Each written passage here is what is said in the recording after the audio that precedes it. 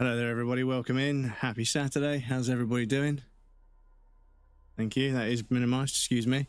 Welcome in, everybody. How's everyone doing? We've got a Krill in first with the quote of the day. Yeah, it was a bit meh, wasn't it? Might have to delete that one. And we've got a resub. We've got Deimos in second, but we've got a resub from Deimos as well. Thank you so much for the resub, dude. I appreciate that. Welcome in. Cat kiss, cat kiss, cat kiss. 16 months. 16 months! 16 months! Over a year. What are you guys doing?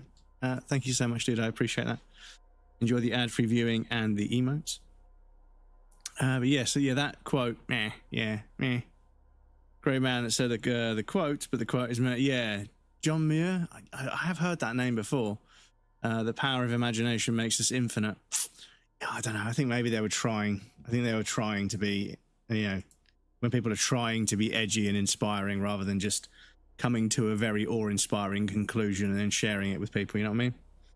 Preserve the red forest, basically. Ah, I see. 16 months. 16? Absurd. Thank you so much, dude. I appreciate that.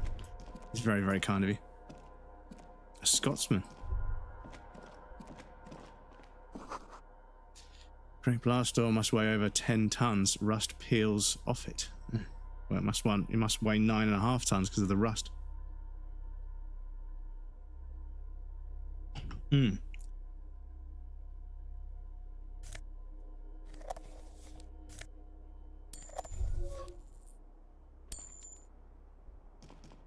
That's the way we came in.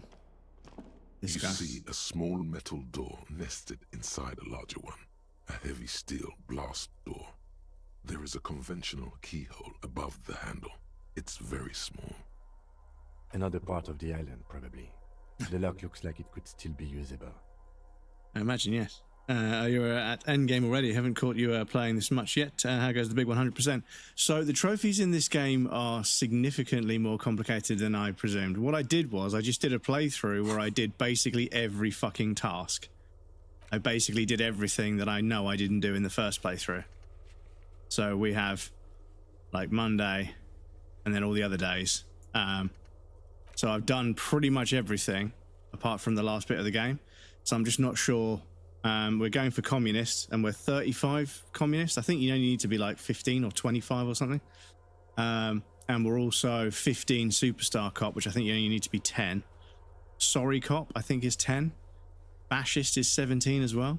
I'm not sure. But yes, I thought if I just did a playthrough where I made sure to do, like, re-roll every check, save and reload and try and do every check and get every single conversation, try and explore every single, try and find all the items. And I thought if I just did a really thorough playthrough, I'd get the majority of the trophies. But no, like, they're a bit more complicated than that. They're a bit vague in how they're written. But we are on 16 out of 45 on our second playthrough. But yeah, some of them are not super obvious, which is cool. Like, it's a bit mysterious about its trophies, but yeah. Warn them of the coming end 8 times, so I've got to say 8 apocalyptic things. See Beyond the Veil 6 times, not sure. Venture into the hardcore, we just have to do a hardcore playthrough. What's this? Communism. Play the game on hardcore, which will be our next playthrough, I think. Recruit Detective Kuno de Ruter. So yeah, if Kim dies in the mercenary tribunal, we can recruit Kuno at the end of the game because he starts following you around after Kim's gone. Bad cops. I got to hit an all-time low with Kim. Wheel of Pleasure and Light. Reconstruct a vision from the past. So yeah, we've got to sort of get the wheel in the boardwalk going again, and I haven't heard anybody talk about that.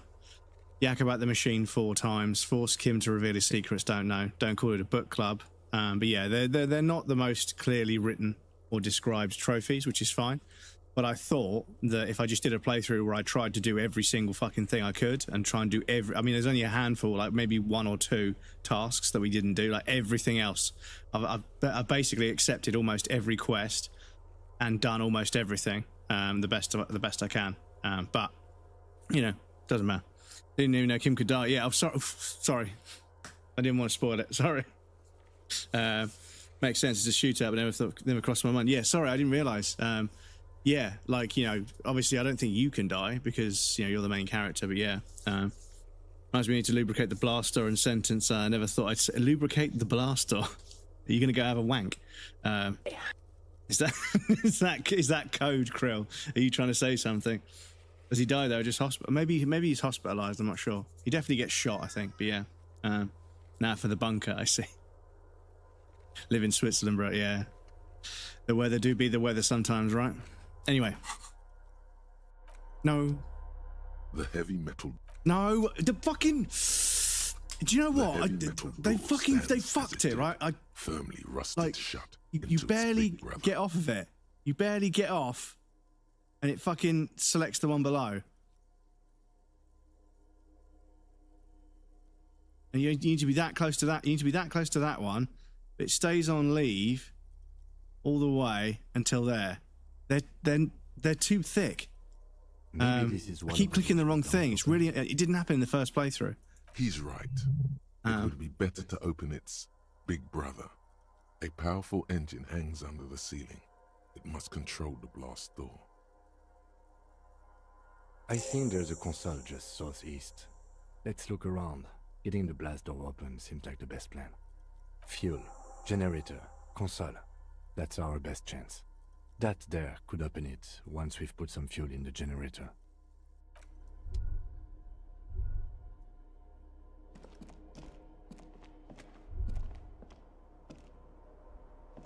It's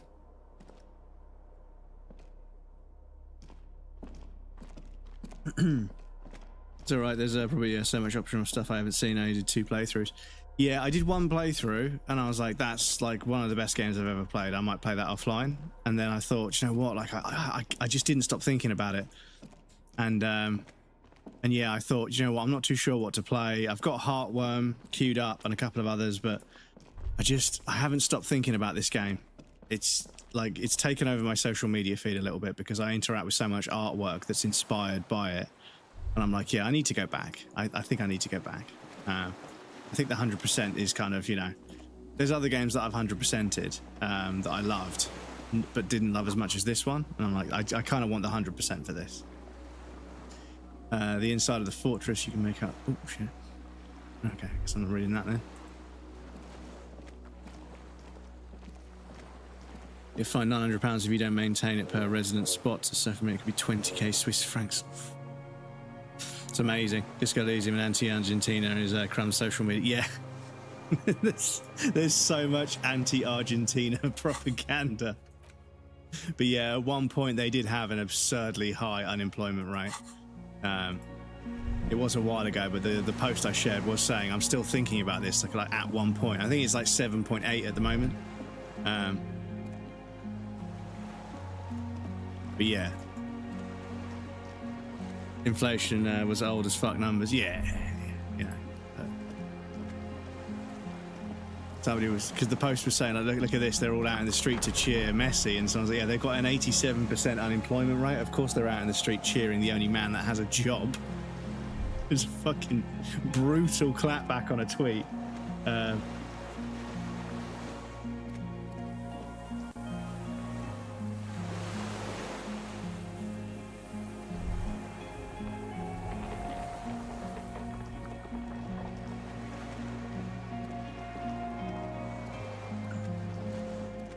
But yes, this might be one of the greatest works of fiction I've ever experienced. It's yeah,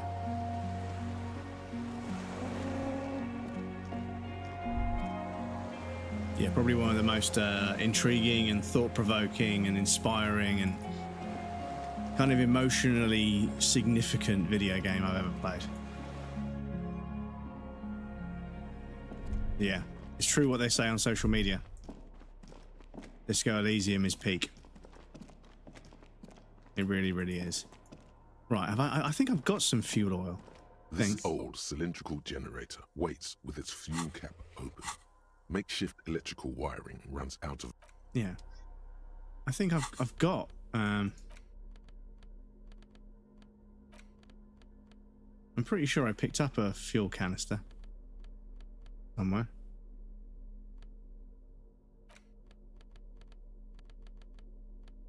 But I seem to have lost it.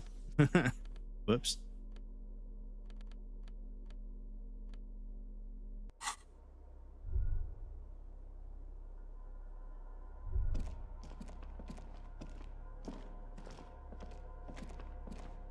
There's a greasy old spring mattress in the corner, resting on piles of soft cover books. White linen and a pillow are visible under a worn-out caracal blanket.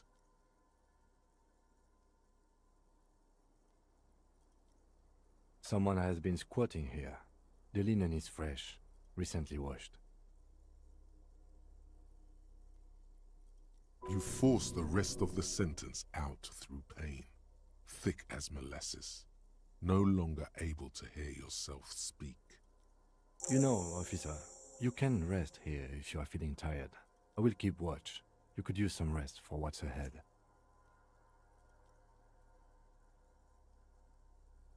You face the concrete wall.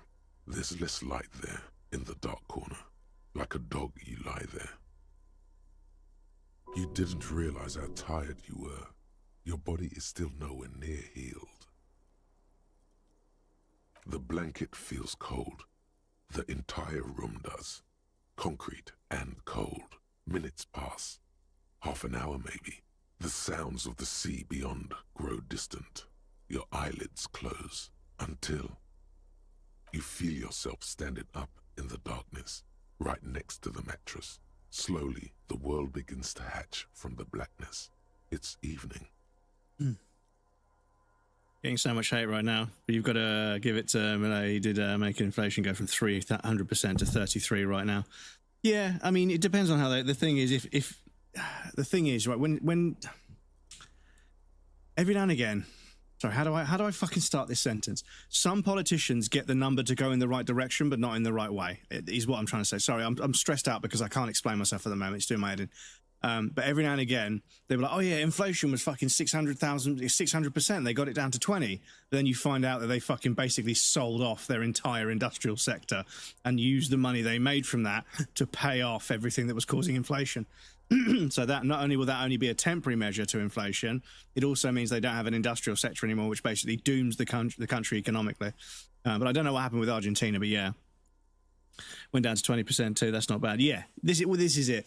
Is that governments will sometimes make a big sort of, like, oh, we've got, unemployment's down to 1%, and then you find out that basically, so they're employed, but they're not like being paid, right? This is the thing, is that we say unemployment, but what we mean is people's livelihood, right? People earning a living, right? So yeah, I get a bit skeptical when I hear like enormous figures changing in politics.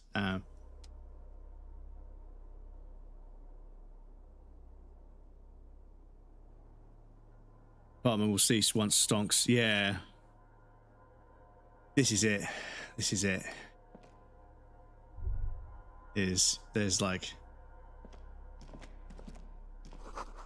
There's no longer here, go outside to the beach. Yeah, like the government will sell off like a bunch of like very, very vital assets to curb inflation. And they'll pay down some loans and a few other things and get a few things in check and buy a few people out with the money they made selling something. And that will get the figures to look right, and that makes them look good in the polls, so they get re-elected. But what they've done is they've short-sightedly kneecapped the country's progression in the longer term. And that's why we're in the shit show that we're in now. The UK has been mismanaged for decades, 40, 50 years of the government, making poor decisions. How do I get to the beach then?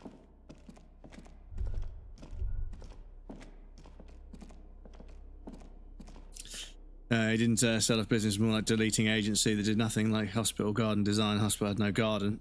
Crazy many agencies, former dictators that ruled Argentina. Yeah, it's had a bit of a checkered past, let's be honest. And obviously the UK was involved in that in some regards. Let's be fair. We did invade the Falklands, and it is kind of silly because fucking they are like right off the coast of Argentina. But, we wanted them. They wouldn't give them to us, so we went to war. Lots of people died. And it's been a problem ever since. Didn't invade the Falklands, Argentina did. Geographically, the islands are literally just off the coast of Argentina. So, I would have thought that people just migrated to those islands because they were close by. Like, we're the ones that had to cross the ocean to go there, right? So I'm not sure if... Yeah, well, is one of the doors broken? I'm pretty sure there's a door here.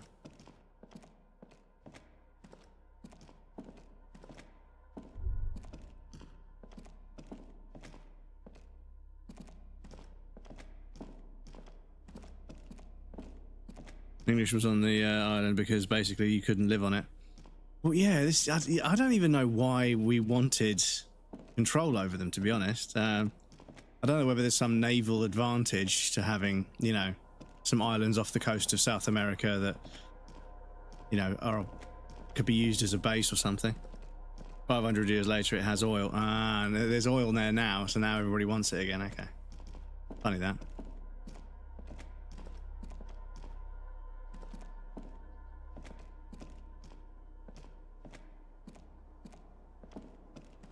Yeah, I think this is bugged.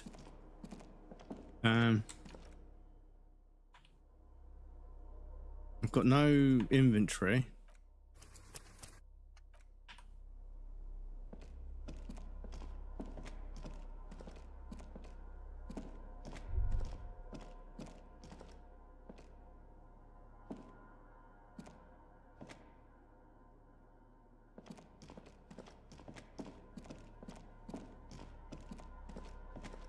Yeah, you can go underneath that walkway. I thought you could.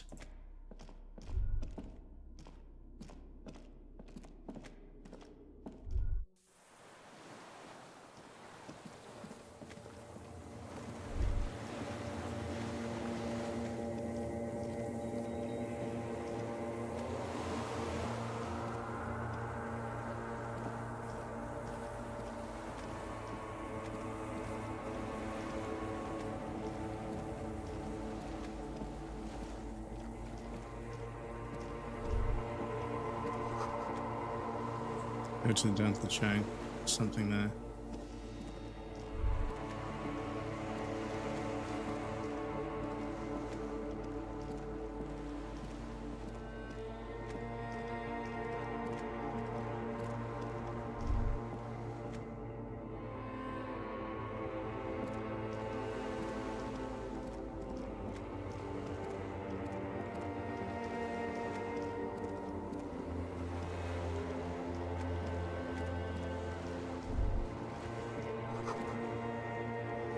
Water now.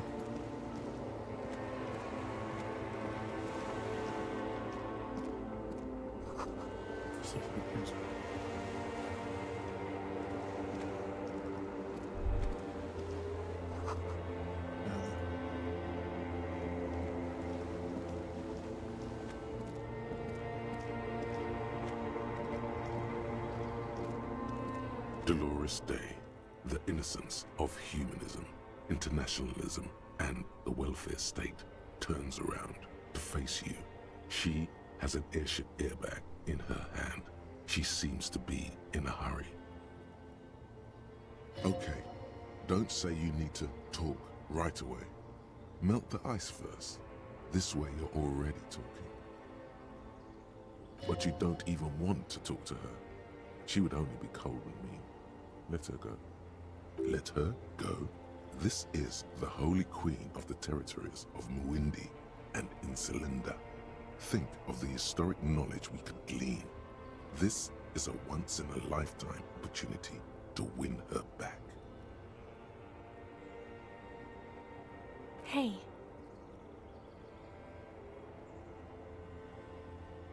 I'm doing really good, actually. Both professionally and romantically. I've come to a fulfilling and peaceful period in my life. Well, how are you doing, Harry?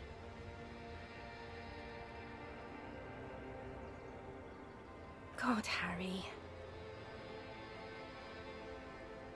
You have to take care of yourself. You're not a young man anymore. If you keep going like this, you'll... Desperation is gearing up. This is everything I always warned you about. I'm sorry. I was heading to the aerodrome. I just don't have time to... She means she doesn't have time to tend to your emotions. She sighs and looks over her shoulder. What are you doing? Stop saying things like that. I'm going to Morova. To live there, in Grad. It's 1 million kilometers away, Harry. Might as well be another lifetime. Just my scepter, my globe crucigere, a spare silk gown, a toothbrush, travel documents, the crown of immortality. You know, just the average sort of travel essentials. Toothbrush, crown of immortality.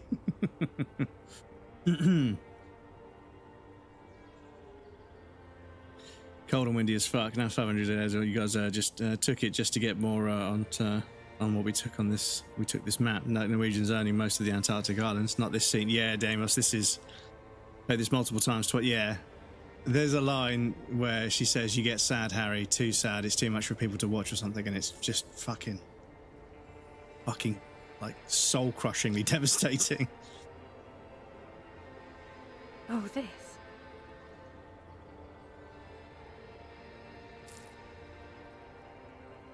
This is just a wreath. The crown of immortality is made of rarefied light, mana and raw palladium.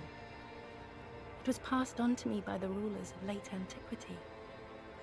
She looks at the suitcase, not knowing what more to say, then over her shoulder. See, the characters are actually animated, whereas previous dialogue sections, previous bits of dialogue, it's described Kim like bending down to pick something up and he hasn't. He's just stood there, but there are actually animations. But... Silence. Her nuptial gown flows in the wind, wraps around her holy body. Anyway.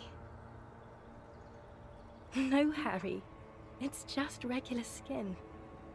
I'm not as beautiful as you always thought I was. Let's not get into.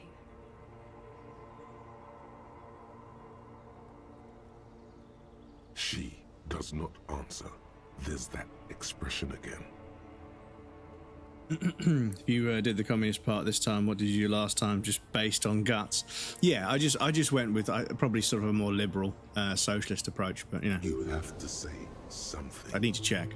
But yeah, her being portrayed as Dolores Day makes it even worse. She's so far beyond Harry's grasp. Yeah, obviously in Harry's eyes, she is, you know, his ex-wife is, you know, the Dolores Day of his world. You know, she's the most beautiful, glorious thing in the world.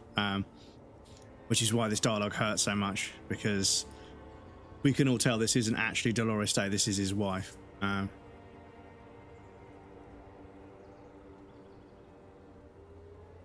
poetry thing is not going to help. It's only going to make things worse. Next time, full fascist, potentially, if there's a trophy for it. Makes it even worse. She's so far beyond Harry's grasp, yeah. I'm sorry. I'm foam. All I can do is foam. It's meaningless. No, Harry. No. I don't want a massive, epic showdown. I want to go to the aerodrome. I have tickets for the 10:20 flight to Morova. Really. We don't have anything to talk about anymore. Every combination of words has been played out. The atoms don't form us anymore. Us. Our love. Our unborn daughters. It's all gone. I have to go to the aerodrome. I have to leave Revachol and you. And you have to be alone. In hell. Forever. That's just the way it is. Oh God, whatever you do, don't try to kiss her yet. Not after that. You're still reeling. You'll fall over if you try now. It's not, but...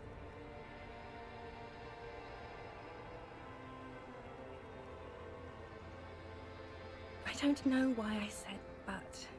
There is no but. That's it, yes. We've talked about it a million times. You will get over it, just like I did. People do. Things will get good for you again. Where in hell? Stop. You're only making it worse for him. You never help with anything.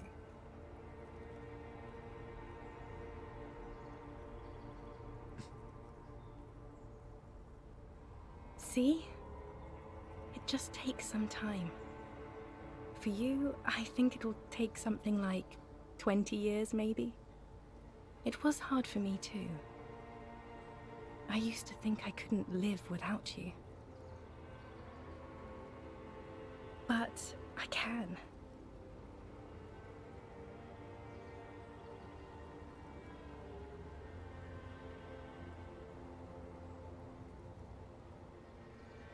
No, Harry, we can't.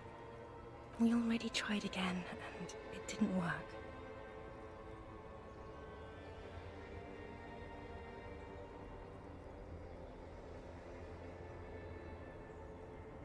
I don't know.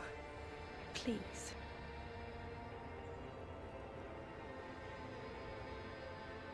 I can't answer your other questions, Harry.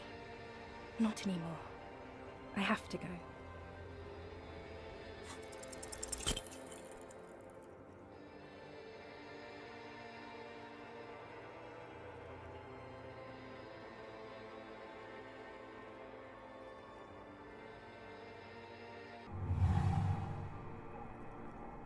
Your feet still tremble from the steps you took, as if over an enormous distance, standing against her. Her body close to you, radiating warmth. With your eyes closed, you move your lips on her mouth. She is not kissing you back.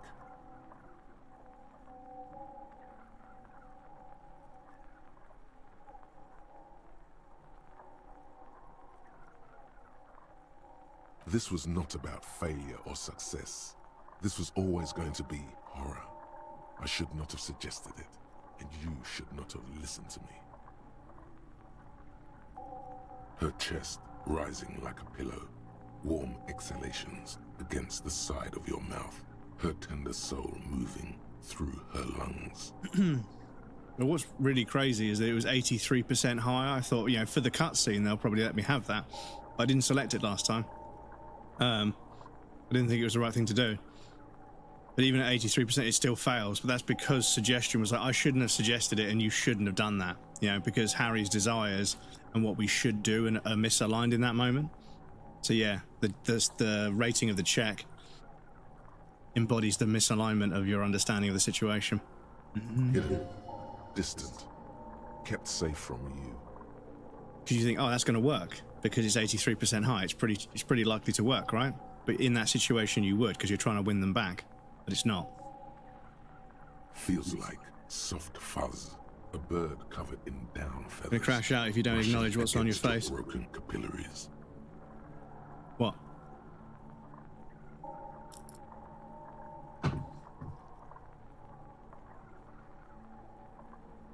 The world's most precious material, reserved for those she lets close enough to feel it. You are stealing a touch. It's not yours to take.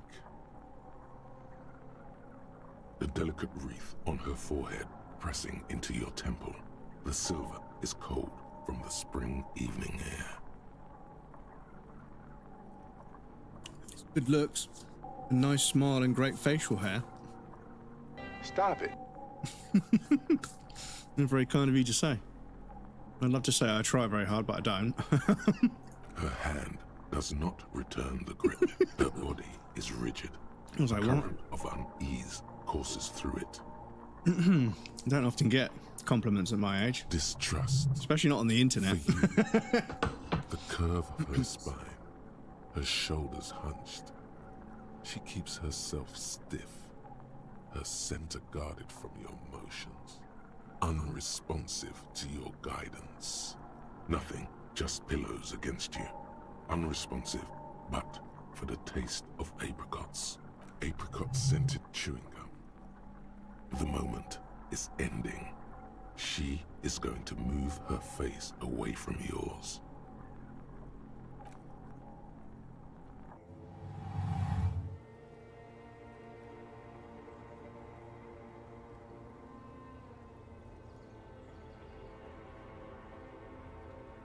Trying hard not to look at you.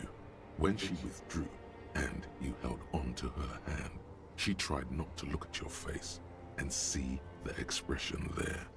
Brother, you should put me in front of a firing squad. I have no words for how I failed you. Yeah. So now where obviously our suggestion, part of our personality is obviously developing its own regression or regrets about what it just said and did.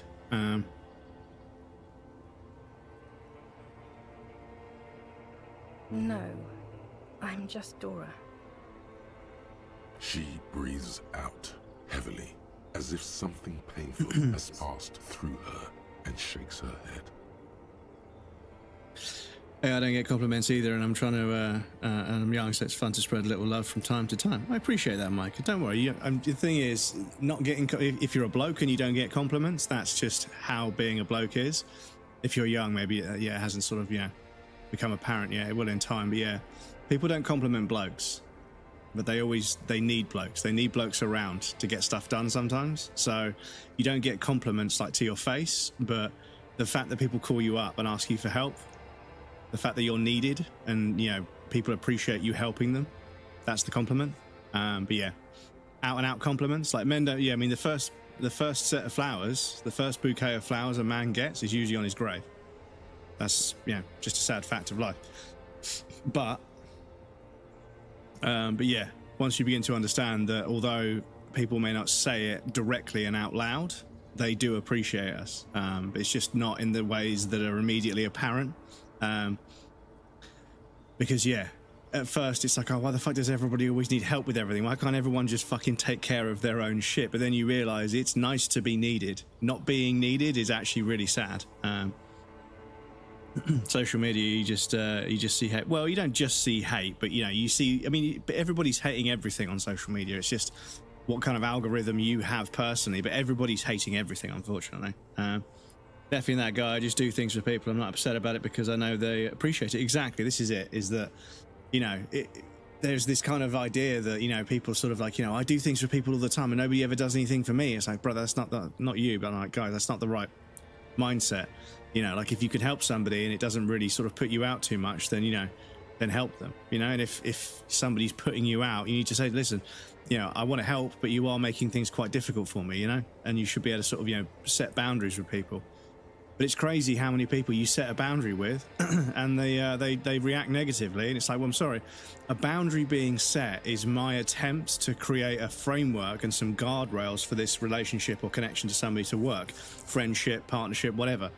When you set a boundary with somebody, that's you establishing how you want things to carry on, not ending the fucking relationship. But some people, as soon as you set a boundary and they realize they can't take advantage of you and just use you, they get upset about it. And it's like, well, there you go. It just exposes it, really. But don't want people to do things for me. I feel like I owe them, but I'll do things for people and want nothing. Yeah, that's... Don't... Like, I'm not an expert on life, but don't go through life thinking that only you could ever do anything for you. Don't go through life thinking that you have to do everything yourself. If you can't rely on people, you can't have people in your life that you depend on. You aren't building the kind of connections that are fulfilling as a human. That's one thing I would say. I'm not an expert on life, but I understand the notion that you want to do everything yourself, but having friends that you rely on and then they rely on you, that's the kind of bond and partnership and friendship that I think makes life a lot more worth living, personally speaking. But as I say, I'm not an expert. I'm not going to tell someone how to live their life. But I know it's nice to just fucking take care of everything. And just, I take care of me and I can take care of me so well, I can take care of other people as well. But then you find out that actually there are things that you are incapable of doing that you need other people for. And the reason why human beings are pack animals, like that we build tribes, and we have done for hundreds of years, is because we're interconnected. We're societal in nature. You know, we rely on each other for different things, and I think collectively, if we all rely on each other for different things, we all need each other. We all need a reason to keep each other around. That makes us better as a species. But yeah, I know what you're saying. I know. But yeah, social media, if you interact with one negative post, it just fucking floods your feed with it, and you've got to be super careful about what you interact with, because there's people out there hating everything on social media. People hate the liberals, people hate the fascists, people hate women, people hate men, people hate kids, people hate old people hate politicians, people hate rich, people hate the poor, people hate fucking certain kinds of food, people hate certain kinds of music. It's just, there's an awful lot of very, very frustrated people out there. And I think that hating on things is kind of this subconscious way of lashing out at the world to make themselves feel better. But if you're not careful on social media, you can end up interacting with some of this stuff, and it keys into your algorithm, and before you know it, you see more hateful posts, and it starts to snowball, and before you know it, everything is negative. But yeah. I go around saying nice things I go around saying nice things on social media, even if I get hate comments. The crazy thing is, right, somebody will say something, right? Or do something on a post, everyone else in the comments is fucking hating it, and I'll say something positive, and then they start hating my comment, and I'm like, are you fucking serious? Like, grow up. Like, I'm just saying something positive because I appreciated somebody sharing something with us, for fuck's sake. Like, it screams like unhappy human being when every single comment on somebody's profile, because sometimes you can go to someone's profile and you can look at all the replies they've left, and it's like, Jesus Christ, you just go around hating everything. Like, this is a huge red flag. Like, you need therapy. You need to find something that validates you as a human being. You're clearly not very happy. Like, if you haven't got anything nice to say, then just keep fucking scrolling. Because it's not even just my posts that get negative comments on them sometimes. I see other people's posts when all they're doing is talking about how they made a sword for their cosplay, or how they fucking made a fender for their car, or how they fucking cut glass into a bikini top, and it's just negative hate comments. I'm like, for fuck's sake, there's so much stuff out there. There's so much fucking content out there to go and interact with. Why are you stopping to be negative on something? If it's not for you, then just keep fucking scrolling. Trust me, there's something else to look at. It never ends. It is algorithmically infinite. If you don't like something on social media, just keep fucking going. Find something else to look at. I hate it. It makes me hateful, and I don't like that. I hate the way I get filled with anger and hate when I see other people just fucking ripping into somebody for doing something interesting or creative. It's just, it pisses me off. Excuse me. But yeah. Have people I can rely on. If I ask my best friend right now to come over at 8 a.m, he'd help me swap the motor on my car, he'd do it. If I asked my brother to drive me to hospital because I needed it, he'd do it. And if I asked either of my parents to help me out, figure it out together, but I like being independent and just doing things alone. Nothing better than me just nodding my head. It's good music and just getting my tasks done, being able to lay down afterwards. Yeah, I can see that. I can see that. People are so negative just because they want to be negative. There isn't logic. They just want to be mad at something. Yeah, I think they're very unfulfilled and unhappy people, and they think that's everyone else's fault, and they refuse to look in the mirror. Like, behind every person being hateful on social media is a mirror that never gets looked into. There's your quote of the day. Yeah, it's just like, I remember being young and angry. And I remember thinking that, everyone else was the problem, but then I realized that I only have control over the things in my life that I have control over some of the things in my life, and there's some things that I don't. And if I can't have the fucking strength to change the things that I have control over to make my life better, whilst also not accepting the fact that no matter how strong I am, I can't change some things are just going to happen, and there's no point getting upset about it. It's just how the world is. It's just what life is. Like, yeah. And I don't know, I think a lot of people never turn that corner. A lot of people are like, well, I'm upset and I'm angry. I'm not getting what I want. And rather than working towards getting what I want or figuring out what I really want or need, because that's the important thing, learning the difference between what you need and what you want.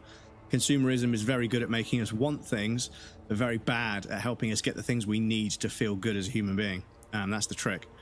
But yeah, like, if you're not actively working towards, like, making your life better, but you're there hating on everyone else, it's like, for fuck's sake, brother, like, come on. It's ridiculous. No, that's entirely what I feel like.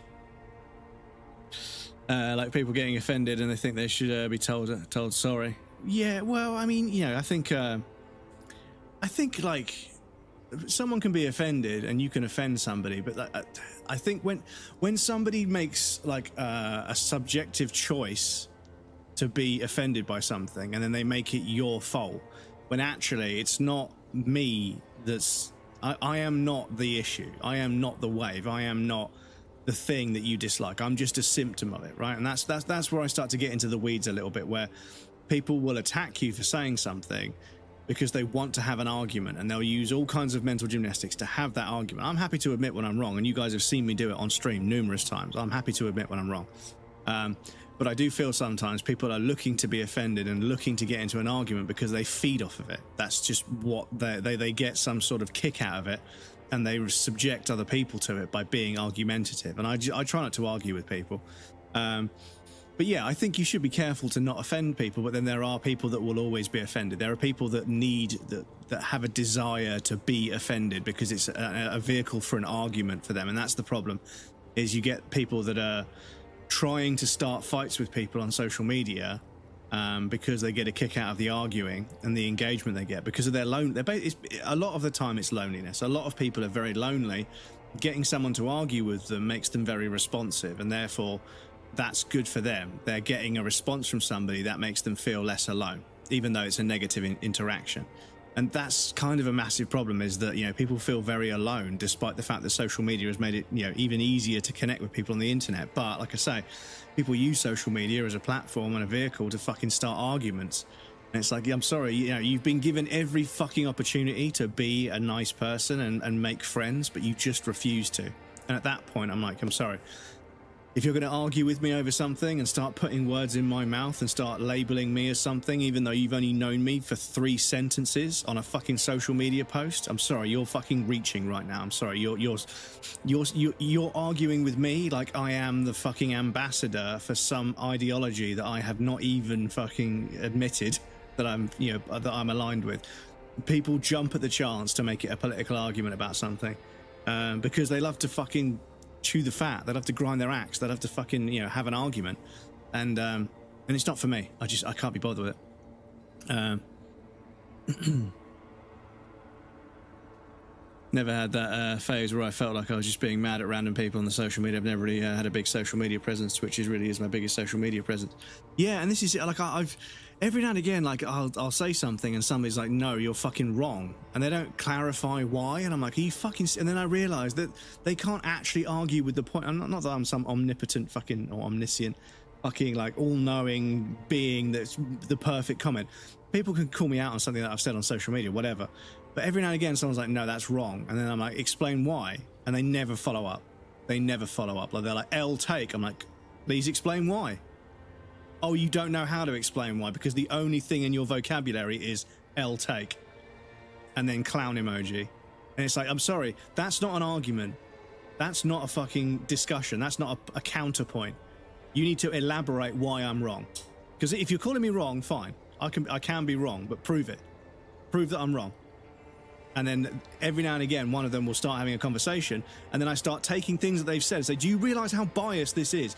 You haven't even, that entire subjective chunk of your point, that entire chunk of your point is ultimately subjective. You are arguing on a subjective basis right now. That is not a fair argument. And it's just, they don't know how to fucking argue. They only know how to make people angry. They only know how to antagonize people. I know I'm getting quite animated now, but they only know how to antagonize people. And the thing is, if they just knew how to have a fucking meaningful discussion about something, they would learn so much about the world. But they shut themselves out from a meaningful discussion by being a fucking petulant, toxic little shit that just refuses to take somebody else's viewpoint on board and compare it to their own in the format of discussion. They just refuse to do that. Everybody is either right or wrong. Everything is either good or bad. Everything is the best thing they've ever tasted or the worst thing that's ever been put on a plate in front of them. Every song is the most amazing song in the world, or it's literally the most awful thing in the world. It needs to be completely boycotted. There is no these ideologically polarized people that absolutely adore something or fervently hate it. It's ridiculous. It's such a fucking stupid way to navigate the world. There are so many shades of There are so many shades of grey. Excuse me. So many shades of. Sorry, I've got a bit something stuck in my throat. Hang on. Excuse me. There are so many shades of grey. Fuck's sake. To so many things. There is a degree of subjectivity to so many things, and on the internet, so many people. Is this Reddit or Twitter? No one's welcoming. Thank you for the hydrate. I appreciate that. But yeah, some people have absolutely no understanding of the shades of grey that exist and the degrees of subjectivity of how some people see things, and they have a feeling, and that's how they feel about it. Now, that's okay. You're allowed to have feelings about things. Perfectly valid, right? Arguing as if that's a fact just because a handful of other people agree with you when somebody else is entitled to their opinion is just brain dead. But you know what? It creates arguments, and people on the internet love creating arguments because if people are arguing on their post, guess who's getting all the traction on the algorithm? You know, and it's just social media and the way arguing in the comments boosts a fucking post up the algorithm, and the way creators, not all creators, but some creators foster it and perpetuate it and incite it as a way of piggybacking off of the extra traction all the comments give them, has just made this environment where people go to war every day and then wonder why they're so frustrated. It's like, yeah, exactly. Weird, welcome in, enjoy your daily bread. And Kimmy, welcome, it's lovely to see you. How's it going? I find weird is almost all of them at L-Take, these kind of comments are all basically from the same take when you ask them where they're from. Yeah, well, the thing is they're like L-Take, and then they parrot a fucking opinion that some fucking influencer has been pushing for years. It's like, yeah, it's good to be here. I appreciate it. I kind of like it here too, to be honest. Are we talking about project managers? No, we're talking about how social media is full of people that are clearly very angry and very lonely, and the engagement they get with others when they argue feels good to them because the alternative is just a completely socially isolating experience. So you got a lot of people antagonizing other people for the engagement they want because they're lonely and they want attention. And then you've got creators that deliberately start arguments in comment sections because the extra sort of, the engagement you get when people are arguing, when they want to prove that they're right and somebody else is wrong for their ego, just it counts as traction on their social media posts. And I admit, every now and again, I mean, my phone, I've got like 50 or 60 TikToks that I've never uploaded because I don't want to start an argument. I have something I want to express. I record it as a video, but I never post it. But every now and again, I think, do you know what? Fuck it. I'm going to put the bullet in the chamber. Fuck it. And I upload it, and then I get like so many people like screaming at me about how I'm wrong. And I'm like, but that post will do like 30,000 views in like 2 days. And it'll have like 50, 60 comments, like immediately. And it'll have like a few thousand likes immediately. As soon as I do something controversial or say something contrarian or whatever, everybody has to dive in and say something. But the second I have something that I feel is a meaningful and articulate statement to make about a situation that I'm involved in, that I have experience in because I'm involved in it, nobody gives a fuck. And I'm like, this is the problem, is that when people genuinely express something non-combative and that they feel is interesting, that somebody might learn from, you all ignore it. But then when I say something like, oh, do you know what? Red Dead Redemption 2 isn't as good as people think it is. It's just a very well-polished game. Everybody loses their fucking mind. Don't get me wrong. That's not true. Red Dead Redemption 2 is a fucking masterpiece. But if I wanted to start an argument with somebody on the internet, that would be a very easy way to do it, right? And you'll find this. You'll find these clout-chasey, contrarian sort of, drama farmers, I call them. They're just farming. They're just antagonizing people and farming engagement. And it's just, the thing is, it works. That's the thing that really, really fucking hurts, is that I just see that I'm like, someone starts talking about something, I'm like, they're about to say this. I know what they're going to say. I know they're going for the most offensive take. I know they're going for the most like controversial stance. I know, I can feel it. And then, they say it, and I'm like, right, let's open up the comments. And there's like 50, 60,000 comments. Everybody all parroting the same counter opinion that's very like low hanging fruit. And I'm like, yep, that's how you get a viral TikTok. Excuse me. It's it's the fact that it works. That's the thing that pisses me off, is that it works. Completely get that. Purposely having a take and wording it in a way to rage bait people and profiting off rages and say, and the thing is, social media platforms, it gets people on the platform, it gets people agitated, it gets people commenting. That's good for the platform. It's good for the creator because it pushes them up the list. So yeah, it's pretty clear that in the 90s, sex sells, right? They used to objectify the fuck out of women to sell things. Sex sells, right? But now, social media era, and the second era of my life, social media era, not pop culture media, but, you know, social media, rage sells, you know? And I wonder what's next. I wonder what is next, you know? Will there be like an ambivalence sells? Will there be a content sells? Will there be a depression sells? I don't know. It's just, it's weird. The way people use they use things as vehicles, you know, sexual interest or anger or people's desire to be right, you know, whatever you would call that. Yeah, it's ridiculous how you have to like manipulate people into watching your short form content. And I don't want to do that. Like, and this is the thing. Like, I think I've recorded this exact TikTok. I won't be able to find it, I don't think. But yeah, like, I don't want to socially manipulate people. I was kind of fucked up when it comes.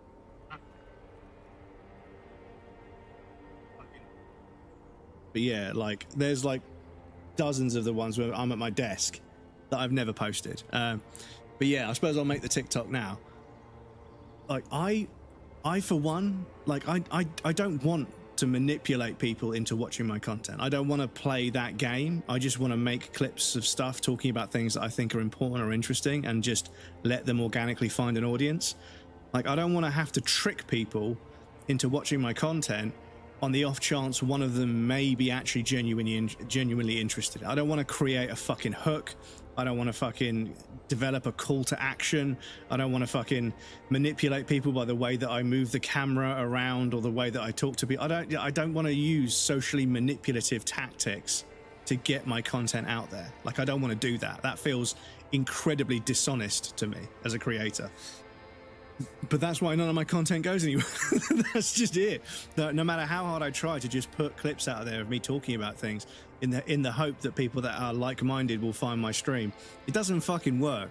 But like I say, the second I accidentally say something contrarian, or I just deliberately say, do you know what, fuck it, I feel like posting it just to prove a point, I'll post something that's a little bit controversial. Boom, comments, views, likes, the lot, reshares, you know, it just all kicks off.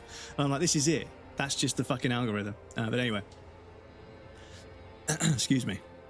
But it's good to see you, Wid. Influencers can honestly suck my entire arsehole and catch my balls through the Kirby suck they'll be doing. People show off their cars and people are coming like, you're a racist, free Palestine. Have to do with the car. Yeah, well, people just spam, don't they? This is the thing. Nothing but a cancer on society. Yeah, the only influencer I generally think is good is I Show Speed, and even still, don't go out my way to watch his stuff. Yeah, like, the thing is, I Show Speed and the XQ, whatever the guy is, and somebody Critical Hit or whatever, like, they have a huge audience, but if you stop the chat and start reading it, like, it's not conversation. But yes, apologies, chat. We have got an ad break playing at the moment. I'll pop you guys over on the BRB screen. There'll be a raffle and some clips, and when we come back, we will play the video game. But yes, I'll be right back in just a moment.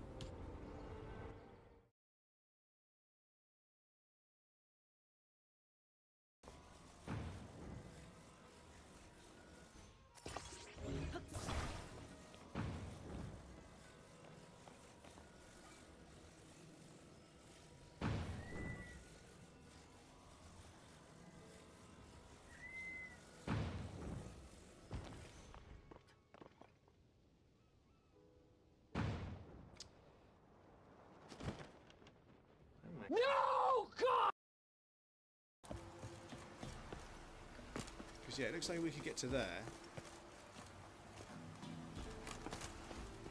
Now. Oh.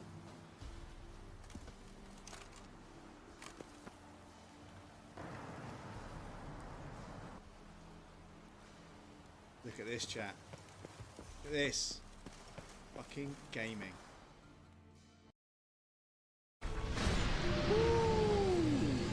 14% battery left to go. Let's fucking go. Dark Souls 2 is fucking done. Done. In the first age, in the first battle, when the shadow Amorphous trousers. to lengthen, Thank you. one stood. But the question remains. Question remains. What do you want? Truly. Let's go.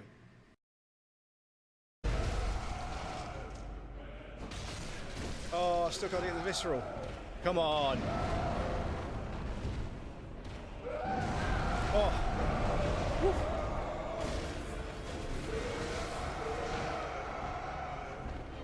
What are you saying? First go on the stream. Let's go. Woo. First go on the stream without a summon. Let's go. Loving it. Do you want to know the most embarrassing thing? We're only getting 90 FPS.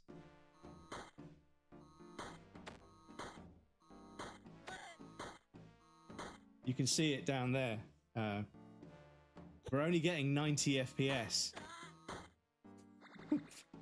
Playing this.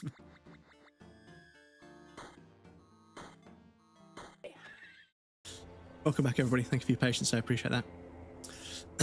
Only influencer I genuinely think is good as I show speed. Even still, I don't go out of my way to watch his stuff. Yeah, like I see this kind of like formula where you've got like a young, like very, very overly energetic character of a person, and that obviously is very, very alluring to people that want to switch their brain off. And I think that I don't want to distill it down, but I think there's a lot of people that if you just jingle a set of keys in front of their, and this is being quite derogatory, and I don't want to, but this is just genuinely how I see like a huge portion of like, you know, social media consumers is and it happens in video game design as well, and it's kind of like films. And I think anybody who has like a genuine appreciation for film and, you know, art in general will notice that, you know, mainstream media is very, very careful not to lose the attention of the viewer. They're very, very, very, very concerned with making sure something is always happening that keeps somebody locked in.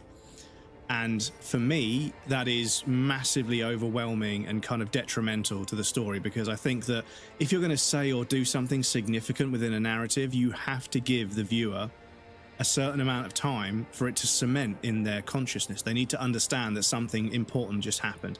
They need to think about it. But mainstream media, it's not about making people think or ask questions. It's about being an entertaining distraction, and that's it.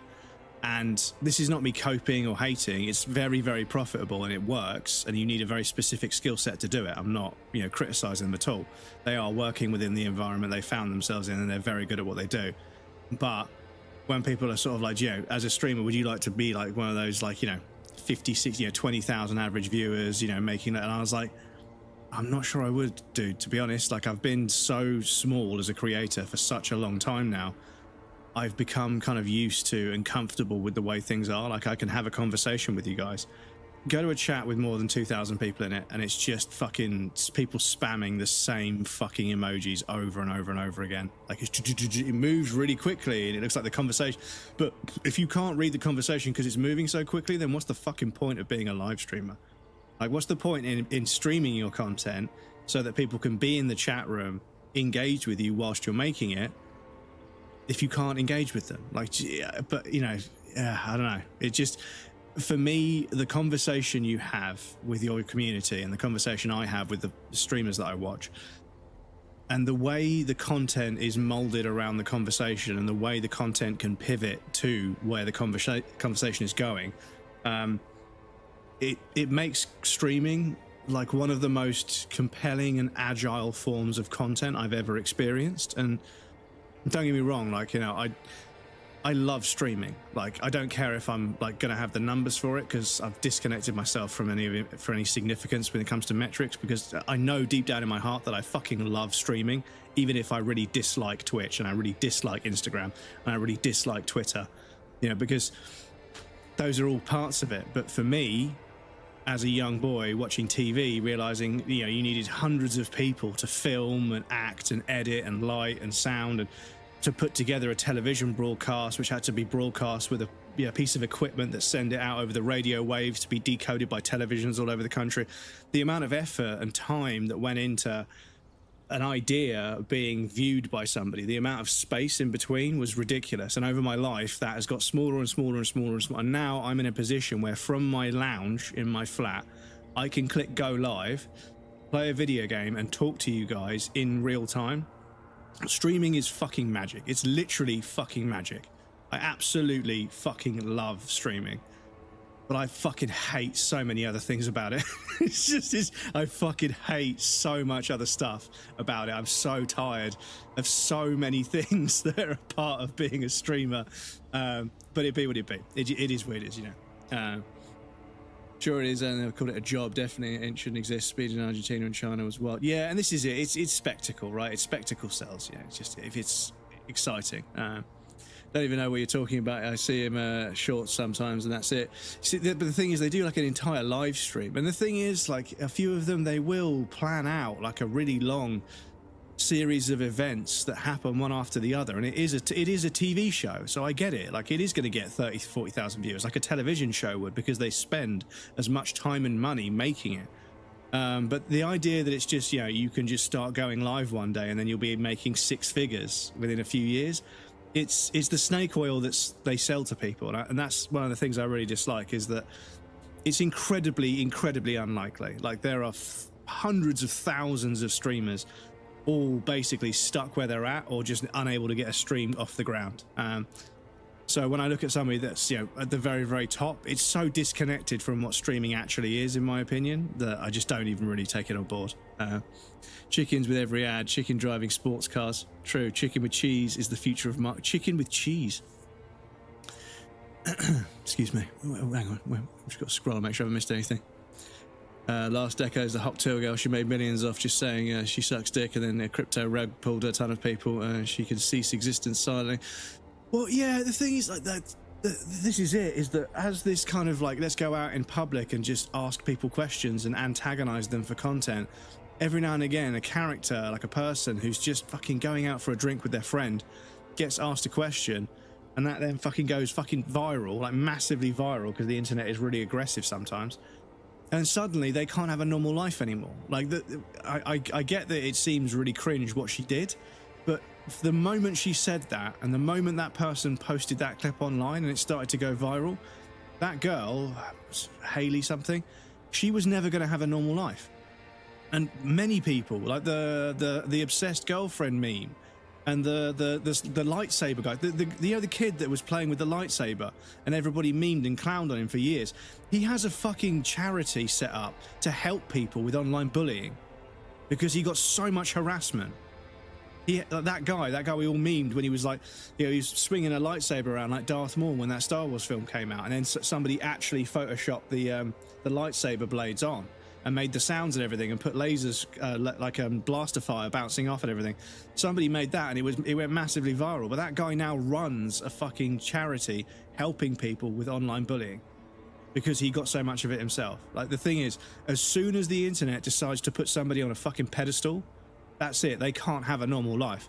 So the fact that she did a crypto rug pull and made some money and vanished into the distance, I'm kind of here for it, because she didn't have a choice. She got made massively famous against her will, and then tried to fucking monetize it as much as possible, because you only get one of those chances once in every couple of hundred lifetimes, right? She tried to monetize it as hard as possible. It didn't work, because she found a way to fucking basically take advantage of what everybody's doing in the crypto market right now. Everybody is doing a rug pull in the crypto market. Shit, even fucking Elon Musk going public with SpaceX, that's gone down 40%. That's now worth less than its initial offering. So everyone's lost money. But he was a trillionaire for a week or two. It's ridiculous. A good point. The Paul brothers also disposed of my vomit straight from the source. Good morning. JJ Lightway, welcome. Good to see you, dude. Like small streamers because I can talk to them and just have a conversation. I don't watch big streamers because I can say something and 2 seconds later what I said has already disappeared with 300 other messages. This is it, right? Hate saying smaller streamers because it sounds condescending, but it's more like comfier streamers. No, it's fine, Mike. I am a smaller streamer. I'm a smaller content creator, but I have enough fun doing what I'm doing to not try anything else, you know? Like, I could play popular games. I could play the same game 6 years in a row, and it would probably help. You know, I could probably spend a bit of money marketing myself on social media and see a bit more traction, but I don't want to. Like, I have fun playing video games and talking to you guys. It's fun. I enjoy doing this. I've taken single-player games that are not toxic, they're just fun to play, and I've made them as social as multiplayer games that are a bit, the competitive nature and the toxic stuff. So I get to be social and chat to people about video games, but I don't have to deal with any of the toxic bullshit from first-person shooters and competitive online multiplayer. I could play single-player games that are amazing, that I love, but I can still have the social aspect. So this, to me, is like the perfect way to play video games. Like, I don't play games, I barely ever play games off stream. Like, this is just how I play video games now. But yeah. Chicken with cheese is amazing. Cordon bleu, but chicken is awesome. She was drunk as fuck, but yeah, she was shit-faced, and then she got made a fucking celebrity overnight, and then nobody would leave her alone. Her family was fucking being pestered. She had to move somewhere she had to move somewhere really remote to avoid people fucking knocking on their door and stuff. She, you know, and this is it. It's the person at the center of it all isn't even benefiting it from it anymore. It's just this ravenous machine that the social media is it takes somebody, puts them on a pedestal, just to knock them off and watch them fall. And this is the thing. Like, people say to me, like, oh, one of these posts is going to go viral one of these days. I hope not. I genuinely hope not. Because I don't want to have fucking 50, 60,000 people trying to fucking get in touch with me all the time. I don't want a bunch of people bothering me and making my family feel unsafe. I don't want my core community members that are here for every fucking stream and have been for years to be completely swallowed up by thousands of messages. I don't want that. I just want to play video games and have fun. Like, not everything needs to be a financial venture for me, you know? And that's it. Like, if my stream doesn't make money, it's never going to. And this is the truth of the matter. Like, you know, there's all sorts of like snake oil out there. Like, if your stream doesn't make a decent chunk of money, it's not going anywhere. That's just how it is. Same with music. Same with social media. Like, if you can't generate income for other people, you ain't going nowhere. And it's always been that way with creative exploits. Whether you're a musician, an artist, a photographer, like, if you can't generate income for yourself and others, you're not going to be used in the creative machine. And that's just how creativity is. It fucking sucks. I wish we lived in a world where people could be creative and genuine and earn a living, you know, but you can't. You've got to monetize, and you've got to be pretty fucking ruthless when you monetize, and it starts to compromise your creativity, in my opinion. But my friends that are full-time, I have nothing against it. I wouldn't be friends with them if they weren't doing it with integrity. But yeah, people give them a lot of shit for taking sponsorships and everything else, but like, sub revenue is really, really inconsistent. Like, you can't, you know, because your electric bill isn't inconsistent the way your sub revenue is. Like, if you don't earn enough money to pay your electric bill, how are you going to stream? You know, if you don't pay enough money to have enough food to be energetic on stream, to have the energy to do it, how are you going to stream? You know, it's a sponsorship that pays you a certain amount every month, and you get 2 or 3 of them together, and you start having a living wage off of sponsorships, and then sub revenue can go up or down. It doesn't matter. But then you've got a base to work from. So I don't like when people criticize creators for taking sponsorships. They have to, especially if they're full-time, you know? And the thing is, if you don't want creators to take sponsorships, then fucking subscribe to them at tier 2 or tier 3, you know? Then they wouldn't need that extra 20, 30 quid a month from a sponsor, you know, because they would get it from a sub. But that's where we're at. Oh man, you just done like a core memory of mine. My mum's making me frozen chicken cordon bleu, and now I want some. I should take the opportunity. She started a podcast instead of being a waiter. She tried to start a podcast, and the crypto thing came along, and it's like, yeah, everyone does a crypto rug pull when they get the chance, you know. So many people have done it. The NFT thing was the same. Partnered with some people to follow how it was supposed to be. Yeah, I don't think she knows that much about crypto, so I think that, yeah, she just had a face that they needed to mint a coin off of her face because they need a personality, but whatever. Went down, it was overvalued, doesn't mean it crashed. Company still makes money. Worse off IBM, which is down 73%. I would leave it if it went in 75 to be. Yeah, exactly. This is it. You know, and if you guys didn't feel comfortable, then, you know, what's the point? You're highlighting why I like smaller streamers, games that often aren't get seen on the spotlight by a few people, and maybe they play it and they play through the whole time of the game. They chat and enjoy talking to the streamer who plays the game. Yeah, this is it. Podcast is doing pretty well. Oh, good for her. Obviously, the crypto rug pull gives her a lot to talk about, you know. She shakes her head one more time. The evening wind rustles her hair, blowing old newspapers and fast food wrappings down the street. Why did you do that to yourself? You know I don't cheat, Harry. I never cheated on you. Yeah, this is it. I see a lot of people working very, very hard in this sort of, you know, under 500 average viewer bracket. They work really fucking hard, and I respect them a lot. But I just see, like, people criticizing them for taking a sponsorship when somebody's fucking on, like, 20,000 viewers. I'm like, that guy's getting paid all kinds of stuff to say and do things on stream. I promise you. No, Harry. No different. Not yet. There is one more thing you have to see. I'm pregnant. Of course not. I terminated yours. Don't you remember? You poor fuck. Poverty-stricken fuck. Now, go ahead. Ask me more questions. Let's talk about something else. No, this has to end. Do the last one. More questions. Ask more.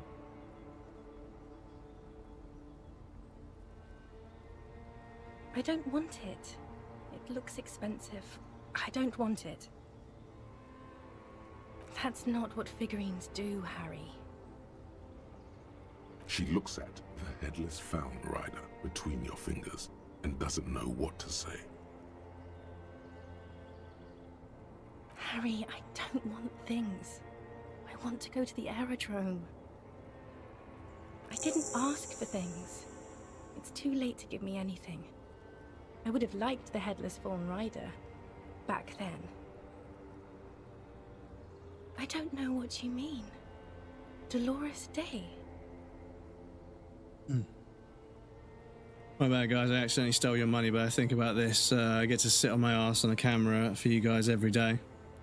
Well, no, but this is the thing. It was a crypto rug pull. She wasn't the architect of it all. Like some people, you know, some people thought that they could do a crypto rug pull. They just needed a celebrity of some sort to back it, and that's who she was. That was her part in it.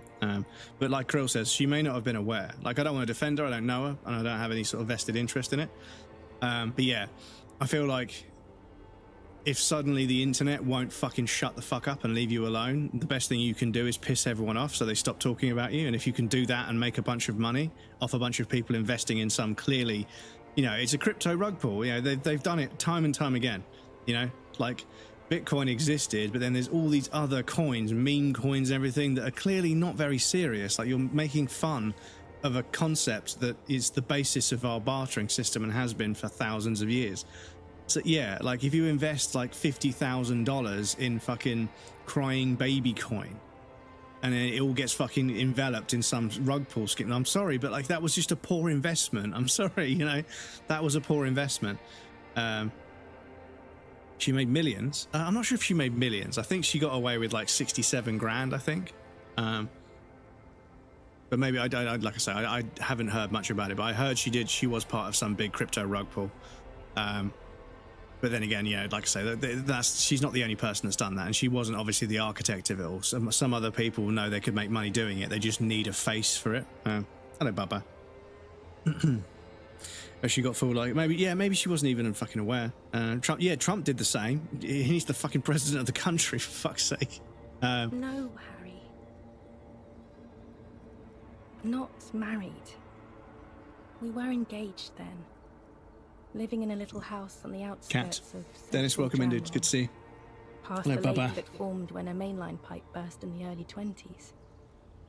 At the end of a street called... It opens up in front of you with cracked asphalt and maple leaves brushing 600 million US dollars. Really, this is Halos it. of street lights hang above you. Hunched shadows carry grocery bags home. The lights are on in the little matchbox on the corner. All these other schemes kids are doing, dictators. Yeah, and there was some like fucking American smartphone like thing. They were gonna make 150 smartphones that were going to be solid gold with an American flag engraved on the back, and people paid, and then they just never delivered them. Like, just every fucking dirty trick in the book. And it's like, Jesus, you guys fucking like elected this guy to be your president, and he's literally bleeding the country dry, just doing this sort of, doing the kind of greasy scams that you expect from some like lowlife. He's the fucking president of the United States. It's fucking crazy. Voyager Road 21A. It was so long ago. It was 1,000,000 years ago, Harry. In New Nuremberg 100 Nuremberg trial, years yeah. ago. Trump phone, not even gold colour, it's yellow. I loved you It more was just- than you oh ever yeah, this is loved. it. I loved you more than anyone has ever loved anyone. But this is the thing, is that, yeah, like Trump has been like scamming people his entire life. And like, it's fucking crazy. Like you go back, like, yeah, like 50 or 60 people paid him like, you know, $120,000 each to build like these beachside condos that just never got built. And he just fucked off with the money. Thank you for the hydrate.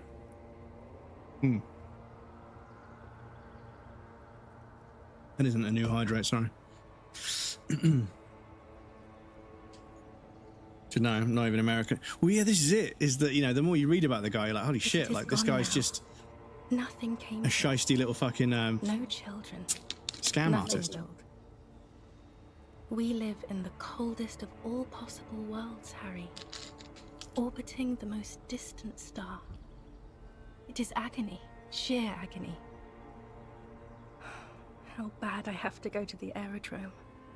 Because someone said that, like, he was at an event and he didn't have a gift, so he gave, like, I think it was somebody's wedding, maybe, or maybe somebody's like birthday or something, and he gave them these cufflinks. He was like, "These are solid silver. This is all I've got, you know, to give you. But these are solid silver."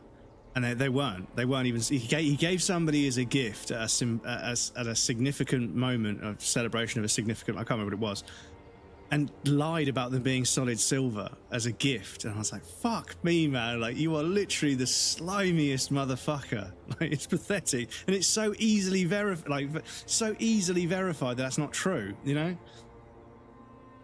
But because they found him funny or stupid to see behind the curtain, Hillary is corrupt as fuck too. So, like, which one? Yeah, I think the American public have been in a bad spot politically for a while. I mean, the UK isn't doing that much better, but yeah, we wait in hope for what Andy Burnham's going to do.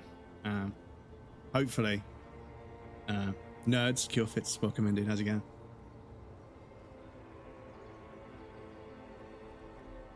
The questions will not bring those times back, Harry. Wasn't I Dolores Day just a second ago? Now I'm the X thing? You're confusing me. Look, I have to be at the Lausanne Aerodrome at 10:20 p.m. I still have a light rail to catch. I haven't even bought the tickets yet. We all told you. Everyone warned you. Everyone. Literally all of you.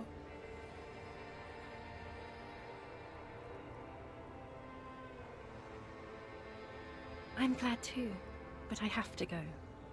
My friends are waiting for me on the platform. I can't let them wait. It's impolite. What?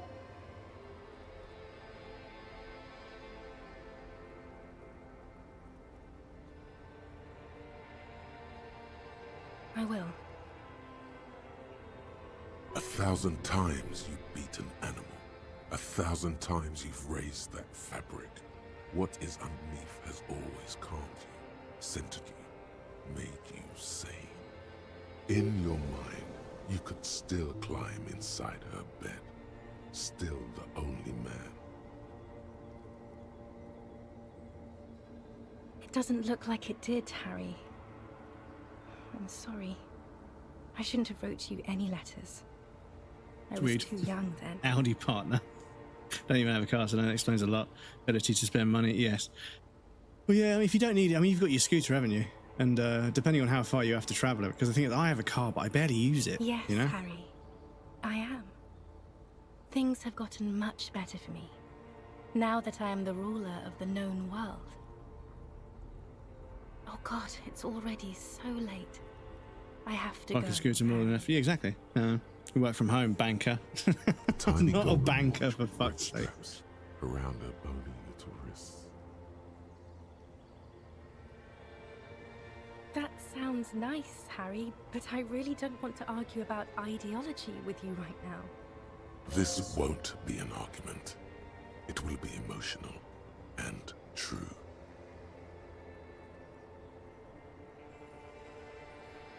There was a time I would have loved to hear about them. I would have hung on every word.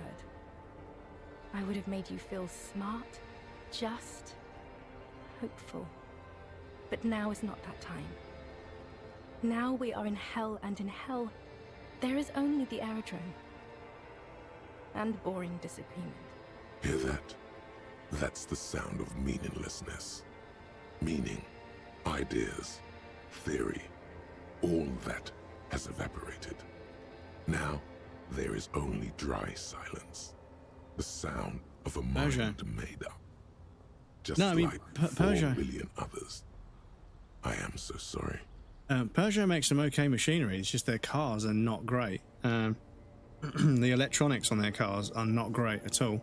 I have to, Harry. Really, I've already missed the 8:30. I'm gonna go now. Excuse me. I was wrong. You don't have power over her anymore. You shouldn't have said that. I am wrong about everything. You should go on without me.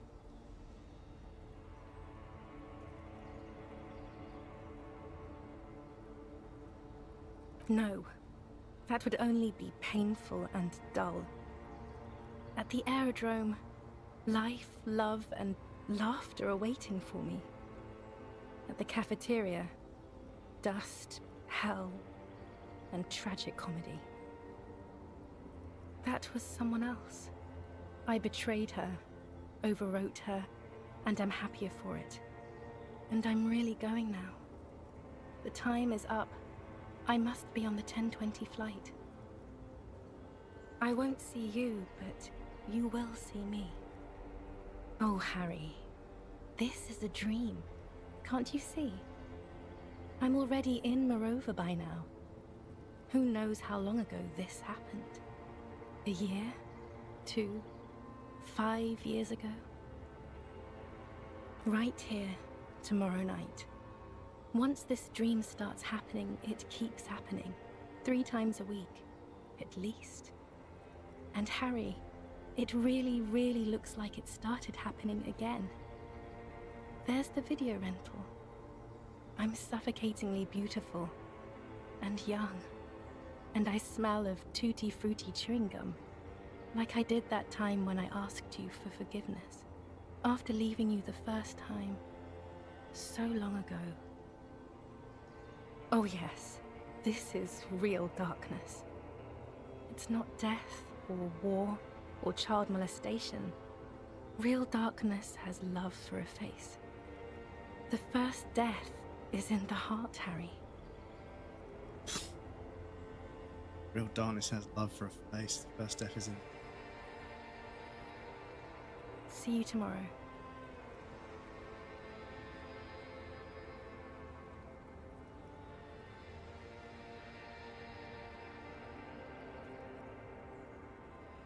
Fucking hell, dudes. The game sure knows how to break your heart.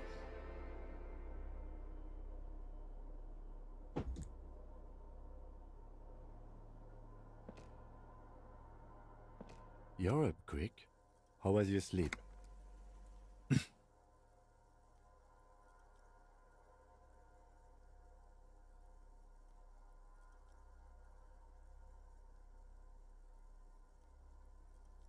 Are you sure you're okay? You thrashed around and you bolted up, half covered in blood from your wound.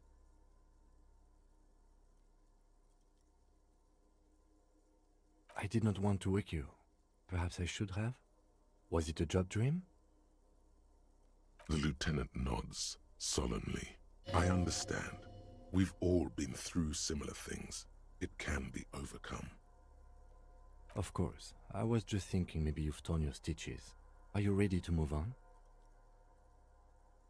Okay. He's still worried. You must have really thrashed and squealed in your sleep.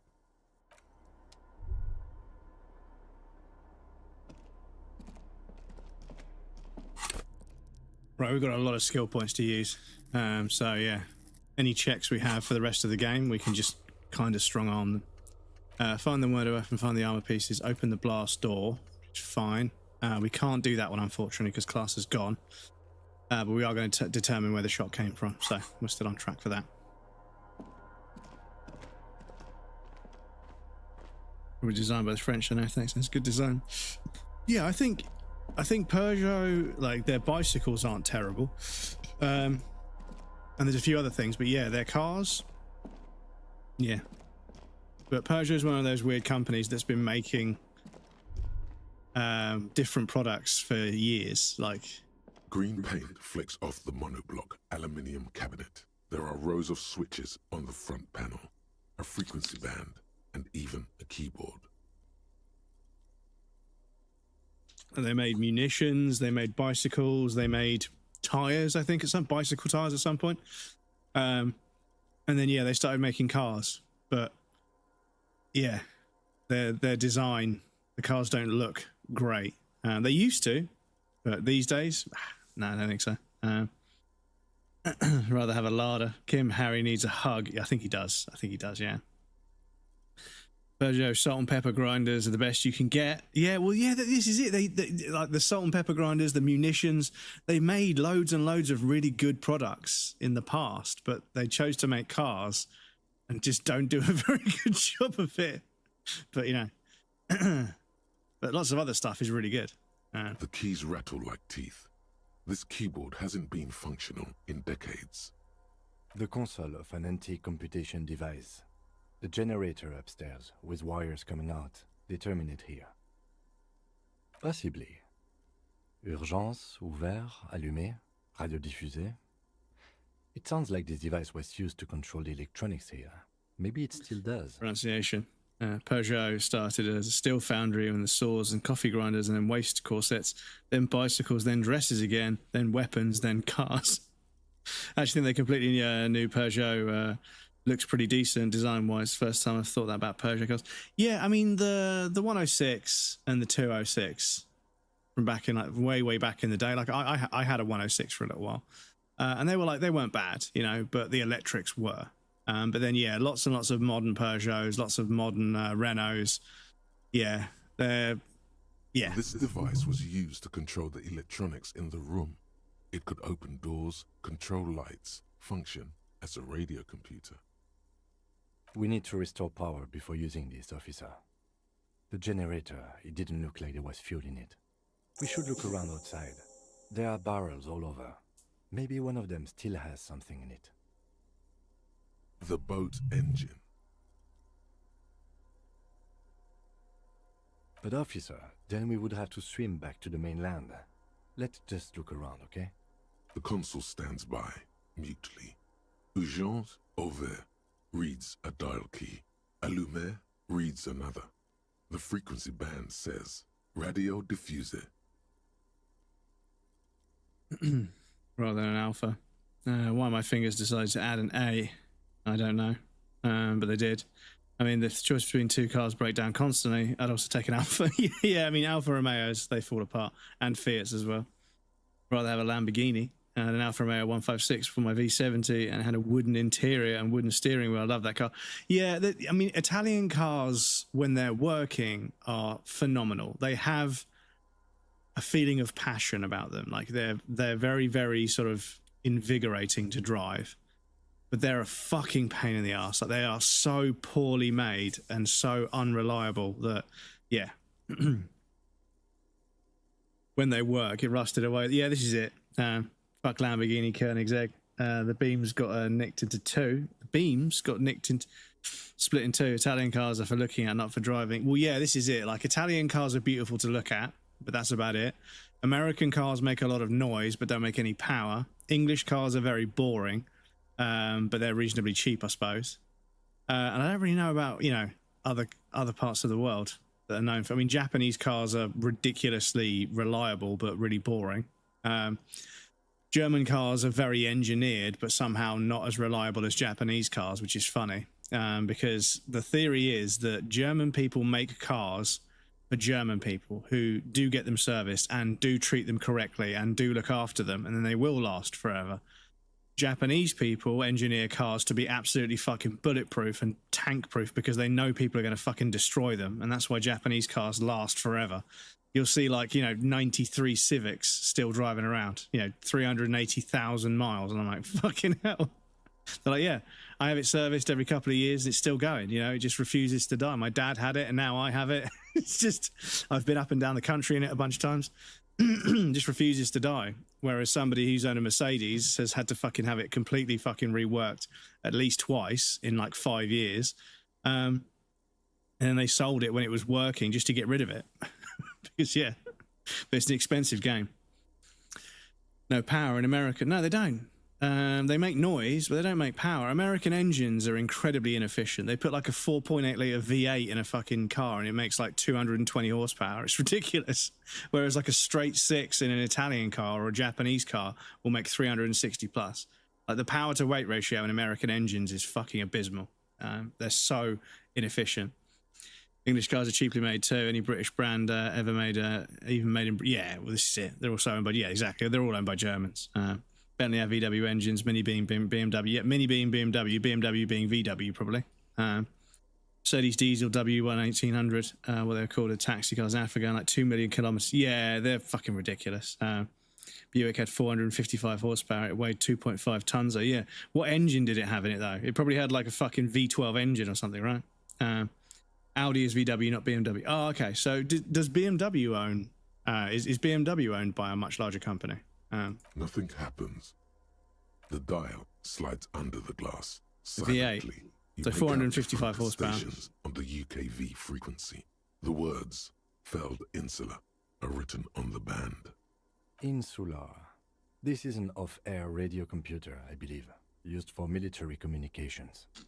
Porsche own VW. Is it not the other way around? VW owns Porsche. That's what I thought.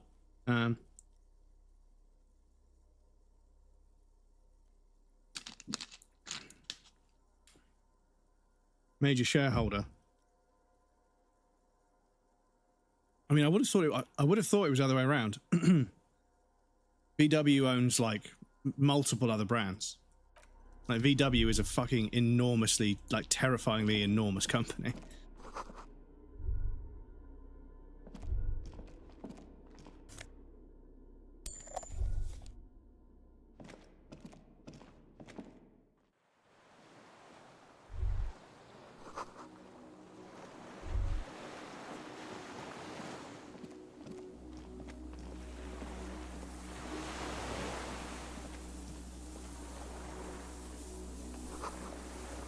Direct hit. Taking out such a huge... Yeah, this is a fucking... huge, great big chunk.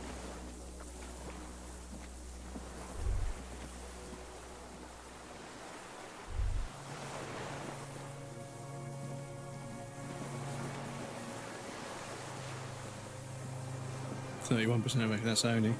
Yeah, well, the thing is that I would be more tempted to believe that I'd be more like, you know, yeah, more tempted to believe that VW owns Porsche, and maybe via Porsche they then invest a lot in VW stock.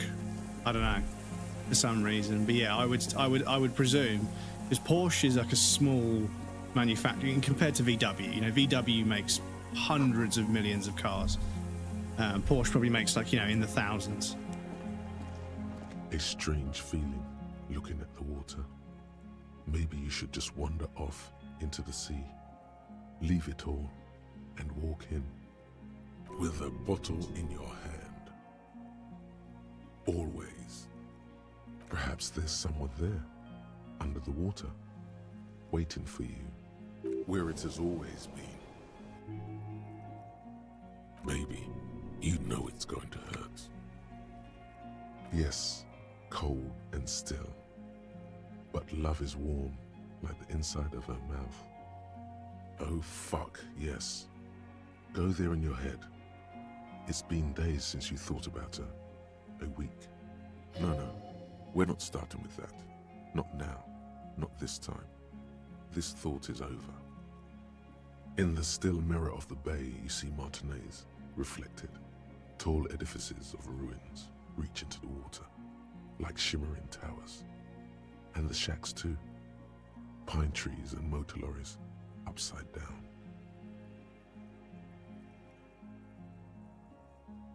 Lurk, I'm here, but I'm lurking now because the neighbours are drilling in the wall and I can't really hear. Fair enough, Stabs. Enjoy the lurk. Hopefully the neighbours stop drilling soon.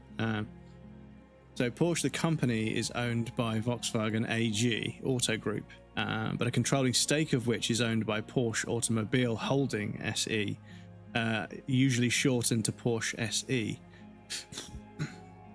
Because you were talking like an American. But no, like, this is the thing. Like, VW is a much bigger company. Leading to the water in front of you. Go.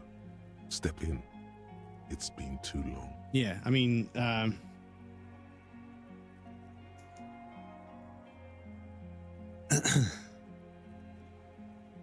So, oh, it's been a bit bumpy this year. We're talking 73 euros. 73 euros a share.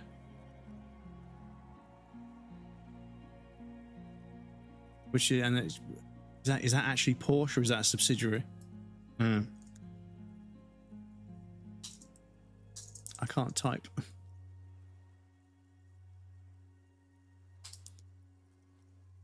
Yeah. So Dr. Ing HC FC Porsche Auto Group. So yeah, it's down to $45 a share. 45 euros a share, sorry. So yeah, I would say regardless of how the company is organized, is it down to 26, 27? Yeah, so I mean, I would be more likely to accept the fact that VW, regardless of how it's structured, the ownership is the bigger company that owns the smaller company, as always. Keep lying because they keep lying about their car emissions. Yeah, well, this is it. If you've got a sports car, you've got a fucking sports car brand, you need to have another company that makes electric cars as part of your portfolio to balance out your carbon footprint as a whole. And that's why companies like Aston Martin will make one electric car, because making an electric car provides tax breaks, but also companies will buy you. So if you have a company that is very, very energy efficient and very sort of economically friendly, you get credits for economically friendly business practice. And I think you can sell those credits to other companies. So unfortunately, Tesla, who make terrible cars, they get a lot of these credits for making eco-friendly alternatives to oil. But other companies buy those credits because you're supposed to have a certain amount of them. That's how corrupt it is. But yeah, companies like Aston Martin and Ferrari and everything else, they'll release an electric car because being a car manufacturer that has an electric offering might have some sort of tax benefit or something. I'm not sure, but yeah. Exxon gets credits. Yes, credits. That's the one. VW diesel engines like 80% worse than what they said. I remember a scandal a few years ago. VW literally made their engines register. It was being tested. They had a shop tune for an engine would kick in, faking emission. Yeah. When they left the shop, they would go back up. Yeah. They did. Yeah, they did turn off a cylinder when they were being tested, which is a bit naughty. Daddy Dennis says my wife accused me of being immature. I told her to get out of my treehouse. Ha ha ha. My wife said to me that she was going to leave if I didn't stop singing Oasis songs. I said maybe. But yeah, I would suggest logistically that if VW is trading at 20-30 extra euros a share, they're a significantly bigger entity, and therefore, ownership, maybe on paper they're, registered in a certain way, but they own Porsche, just like they own, a bunch of other companies as well. On your feet, be careful not to fall through.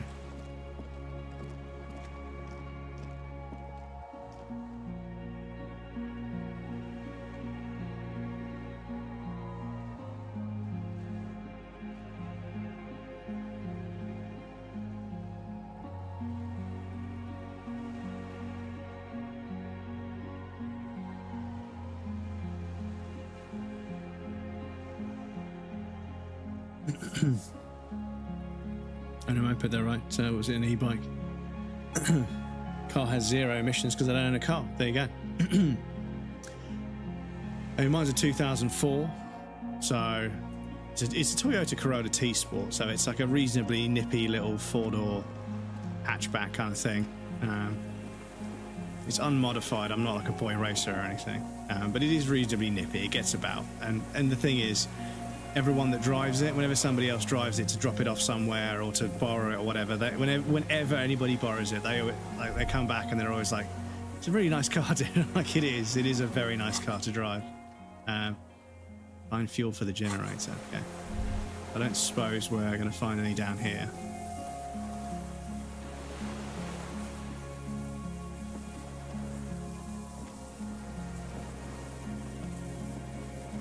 Actively looking to change my moped to an electric one too. Yeah, I mean, as long as the range is all like, you know, manageable for you, because that's my main concern with is the infrastructure isn't there. I don't mind having to stop more often to, you know, if it's cheaper, but I have to stop more often to charge an electric car. Cool. But yeah, I don't want to have to like spend ages planning and getting range anxiety because there isn't going to be a charger for the car. But yeah, depending on the range you need to do, then yeah.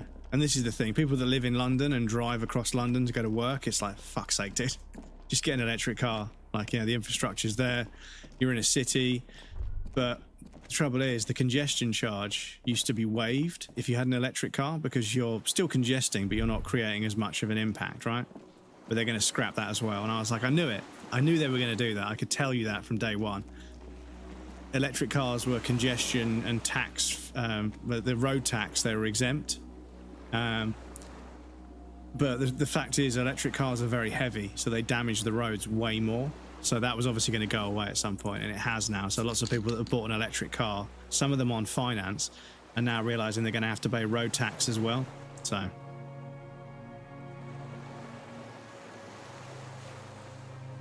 once again, the public gets scammed by the government, and a bunch of people get rich.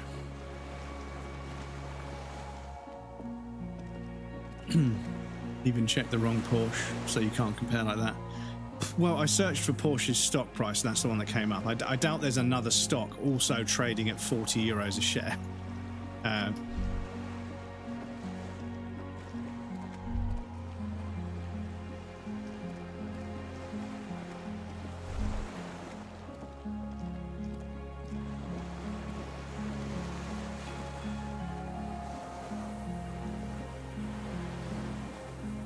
Why does this feels like it's significant to me?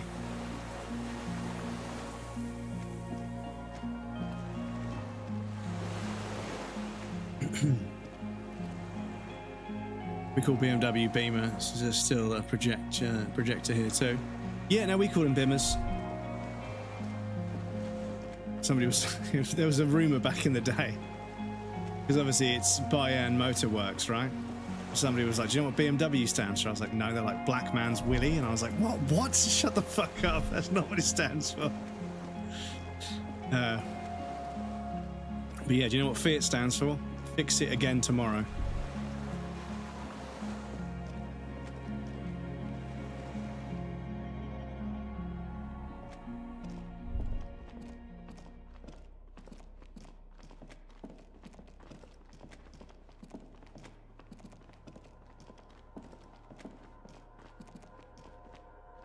At the range I need, most of them are like 50 kilometer range on a good day. I need at least 100 kilometers range, and those are finally starting to come about. Yes, I think battery technology is the one thing that's holding them back, because batteries haven't really got that much better in a long time.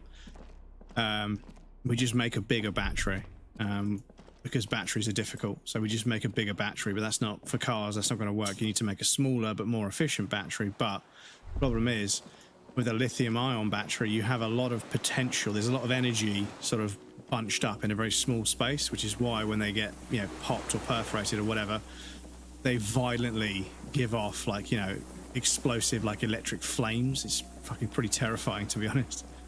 And yeah, there was a manufacturer that was going to release an SUV, like a big electric SUV, and when the battery was compromised, it shot the battery out, like it fucking ejected it. And I was like, no, I'm sorry, if you choose to have an electric car and you don't maintain it and you don't look after it, and the battery starts to fail and it catches fire, that's on you. You can't eject a flaming battery to the side. That's not okay. Like, you're not allowed to do that. You know, like, it's your car, it's your risk, it's your responsibility. I was like, that's really, really selfish.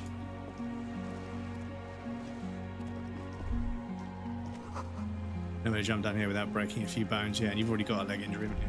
So.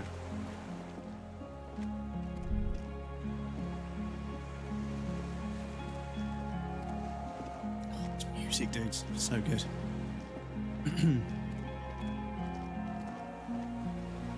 Porsche SE is the company that owns the majority of VW, and Diata Porsche is the company making the cars that's owned by VW. But yeah, this is the thing. 80% of the cars sold in Denmark are now electric. I believe that's the latest number. So, yeah, hopefully the infrastructure continues to improve, because obviously, like, the range. The thing is, you know, you can either buy range or you can, you know, live somewhere where there's good infrastructure. Because if there's a charging station every 30 kilometers, then you're okay. But there just isn't. In the UK, there just isn't. You know, like, there's multiple motorways in this country where if you're in an electric car, you're kind of screwed. You know, like, if you get caught in traffic or whatever, you start doing less range, yeah, you're fucked.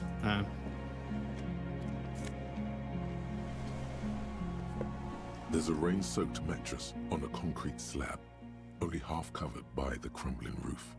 At the head of it, double embrasures, firing slits like two eyes in the wall. B triple prime. This looks like a good place to shoot from. A single-person mattress, modern, civilian use. Brand name, Marjorie. There's a fuel stain on the cover, along with cigarette burns. Fuel stain and cigarette burns. That sounds pretty dangerous. Small country, should be electric. You know, the BMW logo is the propeller of an aeroplane and the blue sky. Is that where it comes from?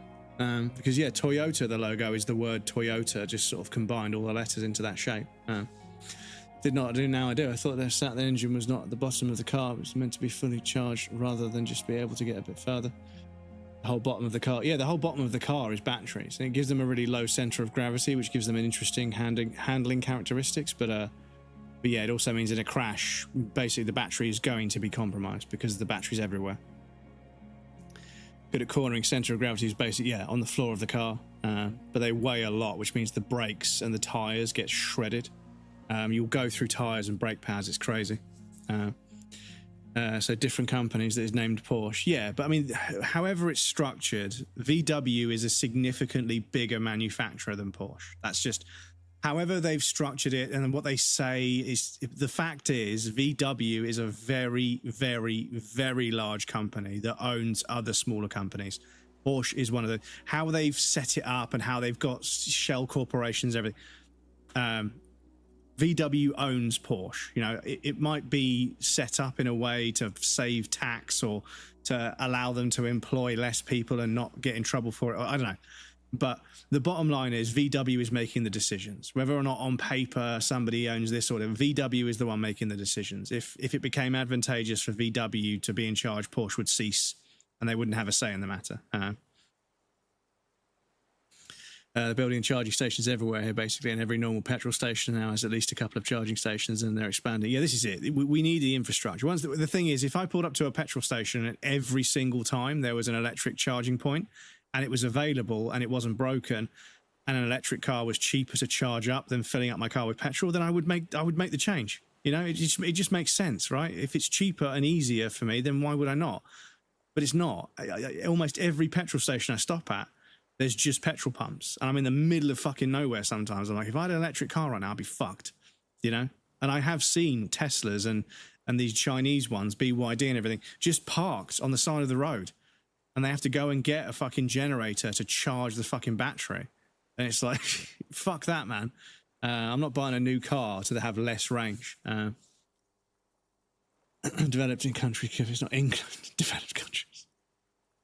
Quant family that made BMWs quite controversial, very fascist friendly. An air ambulance circling my apartment, very noisy. I hope everybody's okay. Actually, in England too, absolute lettuce. We talked about who owns car brands. So I said who owns VW. It has nothing to do with manufacturing, most, not according to Crumbs. Well, I mean, I would say that VW is the parent company. You know, ownership, shares, you know, all the sort of stuff that goes on to generate income out of, you know, financial frameworks and everything. VW is the parent company. VW is the bigger company. It's, you know, it's a similar situation as the City of London and London. You know, how there's different rules and regulations for the way the City of London operates versus London as a city, or London town or whatever. And an empty can of beans on the ground next to it. Comes lives in an old people's town, as I call them. Meaning most people probably don't own EVs as such, they won't see much point. Yeah, well, yeah, this is it, is that, you know, you've got lots of elderly old dears in their fucking Peugeots and Renaults that go to the shop once a week and cause havoc on the road because they can't drive properly. And the roads are really poorly maintained around here. But yeah, there isn't an infrastructure for it. And obviously I would struggle to, I mean, I have a, thing is, I do have a plug socket in my garage that me and my dad ran a 240 volt feed down the drain pipe. Quite scary enough, down the drain pipe and then along the wall to my garage. So it's a block of flats, but I have power in my garage, so I could charge a car. But on a 240 volt, you know, 13 amp domestic house circuit, I don't know how long it's going to take to charge a car. Probably 10 hours or something. And I could charge it up overnight, but if something goes wrong and it doesn't charge, I'm fucking screwed. You know, I can't just fill it up on the way to work. So yeah. See an air ambulance like 5 times a week at my place. There's an elderly home nearby and a lot of elderly living in buildings here in general. Ah, I see. And obviously getting them to the hospital as quick as possible is important. The silhouette of a tobacco picker adorns the paper filter. The brand, Tio Moteri. Could be a coincidence, or the same person has visited Lens and here. I didn't see any signs of smoking inside though. If people live there, they keep it tidy. This here may also be a smoking spot. There's a firing slit in the wall in front of you. Well, they Like a decided to let little the grass tool to use it as a landing area. And it was extra noisy. Oh, I see. So you let the grass, you neglected to cut the grass, so the helicopter can't land behind your house. Makes sense. Quite old and grimy from years without cleaning by anything other than the rain. The springs screech as you lean on the mattress and crane your neck to look out. Trepidation, a tingling feeling in your stomach. A small piece of Martinez coastline opens up in the square in front of you, like a tiny landscape painting. 1 kilometer across the water. The ruins look familiar. Can't control what happens to the grass. That's the county's law, and it's like a park area, I suppose. Yeah, nice and convenient for you, of course. But yeah, there's every now and again you get that where like somebody just refuses to do something they're not really legally obliged to do, but then it stops something else happening. And it's kind of funny how that works. How like somebody's like, well, I don't have to, you know, I don't have to put my bin anywhere. You know, I could put my bin here. You know, just because it gets in the way of somebody else doing something they shouldn't really be doing. But again, they're not legally obliged to not do it. The way it gets a little bit kind of pathetic sometimes. You do hear like nightmares of like neighbors doing certain things to fuck over other neighbors. It's like, damn, some people are so fucking petty. But fortunately, in this flat, I've been around long enough to get to know the long-term residents. So they know me and they like me because I'm always polite and friendly, because I'm a nice person. It's not difficult. People are like, everybody's always really like, you always make friends with people. Yeah, because I respect them and I listen to them, you know. I'm not like special. I just listen and respect people, you know, and I take on people's point of view. I don't immediately shut them down. You know, like I listen to people and I connect with them. So yeah, I've always been good at making friends, but it's just because I respect people, you know. Someone's like, yeah, they're really difficult to get along with. I'm like, yeah, because they won't take anyone else's point of view. But anyway, different story. But yeah, every now and again, somebody will move in and they'll be like, you know, they'll try and be rude to me. And I'm like, I wouldn't do that if I were you, buddy. Like, you know, they're not going to get rid of me. You know, for one, I own the place. And two, you know, lots of elderly people like me being around because I've helped them out in the past. So yeah, there's rules and regulations to the block of flats. You either follow them or you get out. It's that simple, you know. But yeah, like I say, I've been pretty lucky here. Most people have been pretty nice. Every now and again, somebody gets a bit shirty and I'm like, well, no, I don't think so. I don't think you can speak to me like that, you know. But yeah, I hear stories of like people that live next door to somebody and they're just the worst person. So it functions. It's in my parts. Yeah. Anyway, we do have an ad break playing. I'm going to pop you guys over on the BRB screen. I'll be right back and then we'll carry on. But yes, apologies. I'll be right back.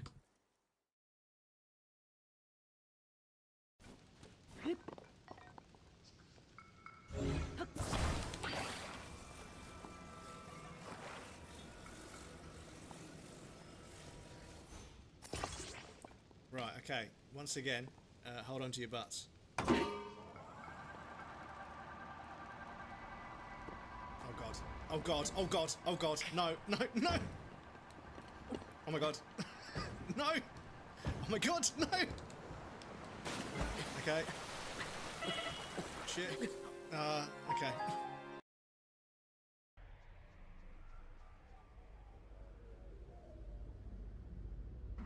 I'm in danger. So they just got a big fight to say. Okay.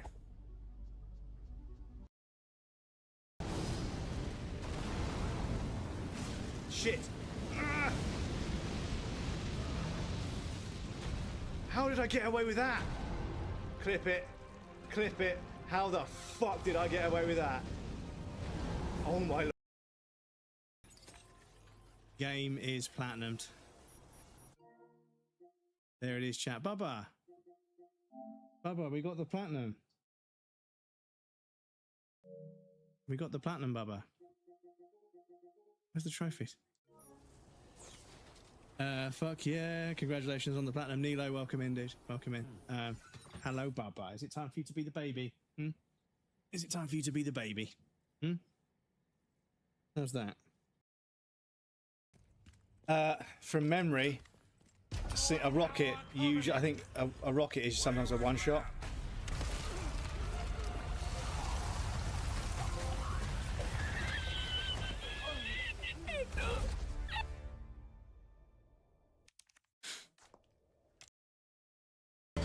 Does he fuck? Fuck, he does!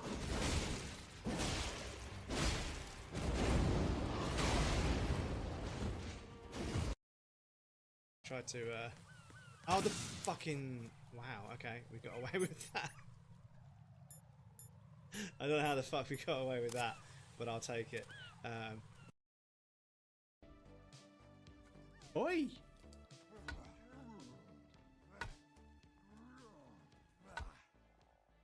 Oh shit. Take that.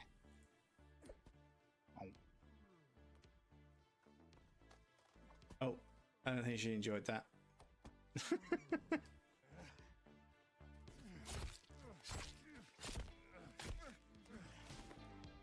Yeah.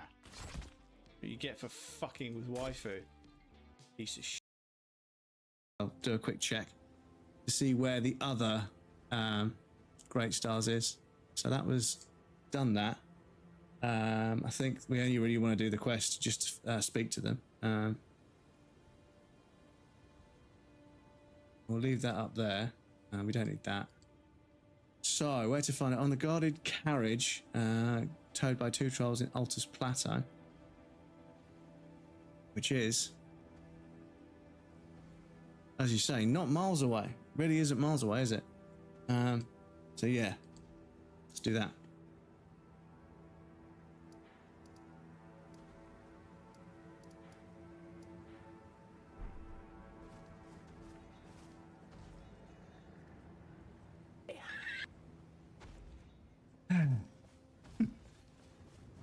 It's a shame a bunch of people.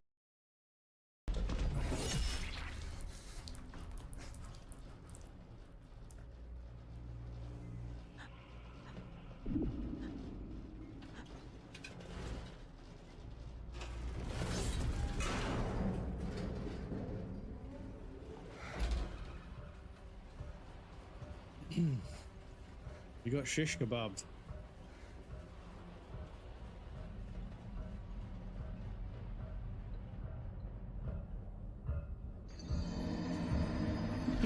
Fuck's sake. That's not how belly button piercings work. Come on.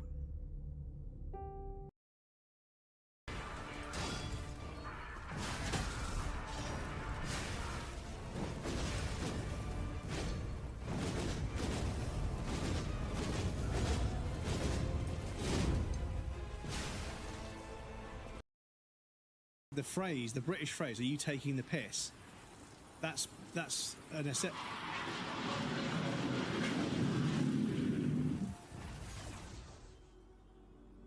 So you remember I told you about the jet engines that literally go over my head? I am not kidding.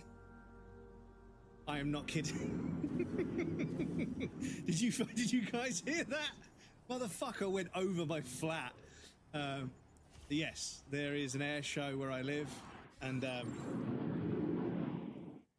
because of that, you may hear some planes in the background. Excuse me.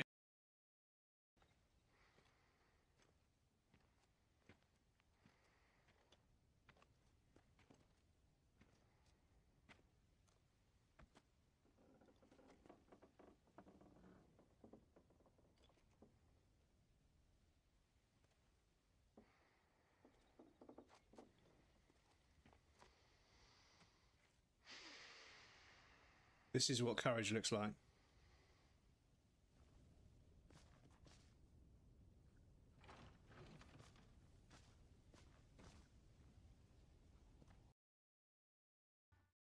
Welcome back, everybody. Thank you for your patience. I appreciate that. Someone starts shit with crumbs and a whole gang of old people show up with baseball bats with barbed wire wrapped around. Well, no, it's just, if there was ever, like, you know, there hasn't been. If there was ever some sort of disagreement in the block of flats, there's at least like 5 out of the other 9 flats that would be like, oh, I know that guy, he's all right. And this is kind of it, is that sometimes being a people person, it does help. Like, you know, being a people pleaser is obviously problematic for yourself, but being a people person that connects with other people, like, they'll vouch for you. And then as soon as enough people vouch for you, somebody can't argue. And you shouldn't misuse that. There are people out there that are a people person, but then they want to abuse that. They want to use it as, well, everybody likes me, I wouldn't do anything wrong, when they actually have done something wrong. That's not what I'm getting at. But yeah, I think that when somebody is like, when everybody dislikes somebody and they're waiting for a reason to sort of, you know, take them down a peg, it's sort of like, yeah, that's what you get for being really rude and cold with people. Like I said, we're social creatures, we're pack animals, you know. We form societies from tribes. That's what we do. So yeah, be wary of someone that's. I mean, I say this as if like I go out and I talk to people. I'm a fucking hermit. I stay at home quite a lot, but I do talk to you guys, and I do go out and talk to people in the real world as well. You know, I mean, I prefer you guys most of the time. I'm not going to lie, but yeah, be wary of an old man in a young man's game. And be wary of an old man in a young man's job. If you meet someone that's a firefighter or a boxer or something, and they're like in their 50s and 60s, when most people get done in by the time they're 30, watch out for that guy. There's obviously something very strong about them that you need to be aware. I mean, maybe they're a good person, so it doesn't matter. But yeah, this is the thing. It means they didn't work. It means they didn't actually do anything. That's why they haven't been aged. But yeah. Beware of it. Beware of an old man in a young man's game. If you're on a rugby pitch or you're in a boxing match or something and the guy across from you is really old, you're like, shit, how have they survived this long? Because knowledge is power at the end of the day. A towering skyscraper. Its top floors shaved off by artillery fire. Yeah, it doesn't do shit. He's lazy as fuck. Wow. Rue des Anges Lane, 33A and 33B. This is the thing, is that every now and again you come across like a really old timer in a job and it looks like they're moving in slow motion, yet they're more productive than anyone else there. You get it a lot in machine shops. You get lots and lots of old guys on lathes and, you know, welding rigs and various other things, and they're not moving very quickly because they can't. But they churn out just as much as the 19-year-old they hired the other day. And they don't make as many mistakes. It's like, that's it. Knowledge is power. Experience. Knowledge is power. The red chimney and collapsed back of the 4-story tenement in front of the Whirling in Rags, Rue des Anges Lane, 10, the doomed commercial area. The box-shaped silhouette of the Whirling in Rags. Its sloped roof, a tiny fleck of light catches your eye on the rooftop, sunlight reflecting off the upstairs window of Clausia's room. What does that mean? Do you have line of sight to the window? I can see it. Through the scope of a rifle. The shooter would be prone, lying on a mattress, barrel resting on the embrasure. Cheek against the cheek rest, hand on the hair trigger, on a calm day like this. Good. I think we have it, Detective. The origin of the shot. This is the sniper's nest. Affirmative. In our defense, nothing pointed here. Many leads pointed elsewhere. Don't beat yourself up, officer. We did not put guns in their hands or get them drunk. True. The lieutenant pauses. Regret comes over him.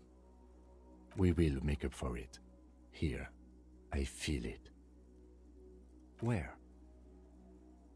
He does not answer, just nods. With his back hunched, he looks around once more and says, he feels uncomfortable suddenly. We should move now.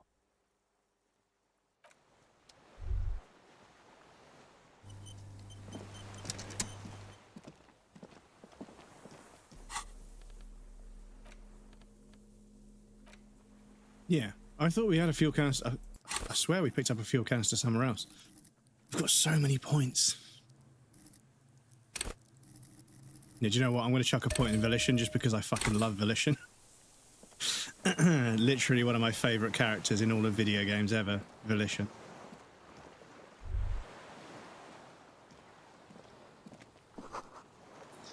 Your eyes on your back, someone's watching you, but you can't say where. They're up here. We haven't got there yet, but they're up there. But yeah, this is it. Is I think being able to connect with people has always been something that's mattered to me. And it has unfortunately led me to understand that there are some people that are just never going to like you. For no fault of your own, some people are just going to dislike you. And they'll never explain why, and even if they do, it probably doesn't actually hold up. They just dislike you, and if you go throughout life getting hung up on that, you're going to be very unhappy, because yeah, there's always going to be someone that just dislikes you. It's just an unfortunate fact of life. The fact that lots of people might get along with you is what makes one person out of the 10 dislike you. It's just how it be. This cylindrical generator waits with its fuel cap. You can't be everyone's cup of tea. Makeshift electrical wiring runs out of its side and across the floor. Volition was a good boy. You can have a skill point as a treat. The lieutenant, but no, Volition is holding the canister up to the fuel tank as you tilt. Dark brown, viscous fluid pours out. Don't give a fuck if people like me. If they like me, if they don't, then fuck them. Yeah, well, this is it. The thing is, like, I think being actively unlikable is not a good thing. But yeah, I think that definitely not validating yourself based on how many people like you. I think that there should be a happy medium. You should be able to make friends and get along with people.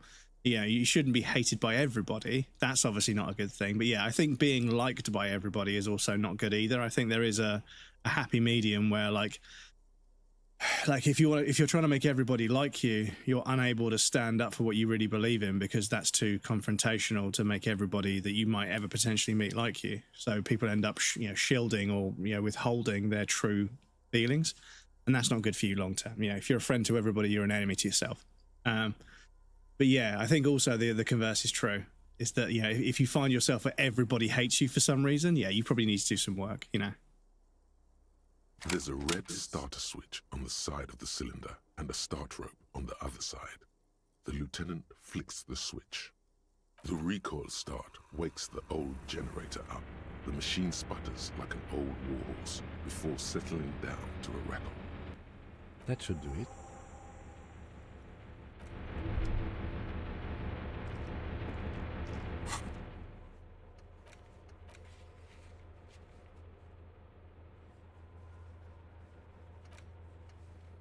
Yeah, I mean, we found the fuel already, but I think maybe opening the door is gonna... And yeah, is it find all the armor... Find the murder weapon we're gonna do anyway. Find all the armor pieces, yeah. So there's a piece on this island, and I think we've got it, because we've got cuirass, we've got the sort of the top half, we've got the gloves. No, we haven't, yeah, we've got the boots. Have we got the gloves as well? Are we wearing them? Yeah. Yeah, we've got the gauntlets as well. So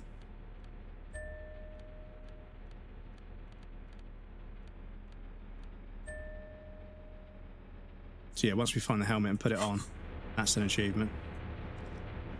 But yeah, this is it. I think that I mean, I'm in a different spot where as a content creator, I do have to think about how people perceive me, and I don't enjoy it as a process, you know. And I'm not, you know, in any way, shape or form going to sort of, you know, manipulate myself to be more likable, but I'm going to try and avoid giving people the wrong idea, if that makes sense. Faint, like a ghost light. Ujo Yeah. over reads one dial key. Allume reads another. Like, you're never going to be everyone's cup of tea, and that's just how you have to approach, especially something like streaming, you know. You're never going to be everyone's cup of tea. Emergency. And the thing about streaming is you have to present your entire personality regardless, because a live stream lasts for such a long time. It's impossible for your personality to not be apparent to your viewer. So unlike social media, which can be very easily manipulated and doctored and presented in a certain way, you can allure people with just good looks and good lighting and good photography, right? And you can rent products that make you look more wealthy than you actually are. And you can pose in ways that make you look more athletically, you know, achieved than you are. And you can say and do things that make you sound more profound than you actually are. But with a live stream, one of the things I've always appreciated about live streaming is that you can't really filter yourself as much. You have to just be comfortable being you. And that's why, if the stream never goes anywhere, and it hasn't gone anywhere, I don't take it personally, because I'm not hiding anything. I'm not pretending to be something I'm not. I'm just being myself. And if that's only good enough to get as far as I've got as a content creator, then so be it, because I'm enough as I am. I want to make myself better. I want to be more, and I want to, you know, but I am enough. I'm valid as a human being. You know, I'm not perfect, but I try to be as good as possible. But yeah, that's one of the very, very sort of unfiltered things about live streaming, is that you can't hide who you are on a live stream. Like, you're you know. And I know there are people that try to do it, but they often burn out and stop streaming, or they take a break and then they come back and then they actually start being themselves. But yeah. Lemon Slice, welcome in. It is I, the intrepid space explorer, Dr. Lemon, navigator of the Gum Gum Belt, scavenger of the fallen planet Meow, and proud, loyal subject of planet Woof. As friendly and inquisitive horseman, I came to bestow blessings upon you. Lemon Slice, thank you for the blessings. I appreciate that. Welcome in. Red Sorrow, welcome in. Good to see you again. Thanks for hanging out on the YouTube. I appreciate that. Automatic boot. Hope you're doing good. Yeah, pretty good. We've had some pretty interesting conversations so far. The game is being wonderful, as always. The weather is nice. It's 23 degrees, so it's not hot. It's not too hot, but it's not cold. There's a slight breeze that helps as well. Unfortunately, I'm not playing golf tomorrow with a friend, but that means I'll be free to watch the Formula 1 race, which I usually miss and have to watch later on. So I'll get to watch a race with a friend. I've got Iron Brew. I've got a happy cat, fast asleep. Lovely game, lovely people in chat. So yeah, doing very well, thank you.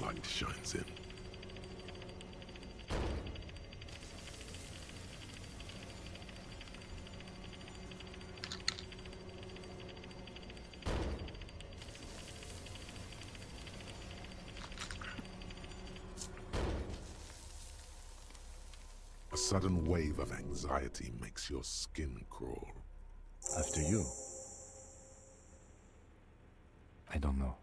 A thin wisp of smoke rises from a charred black fire pit. The wind picks up, then dies down again. So did I. Not back there, but I felt it since we came here. Don't be. I have a gun. I know. It was not easy to acquire. It was not easy to acquire. I had a gun, lost it, and then had a gun again. It was not easy to acquire.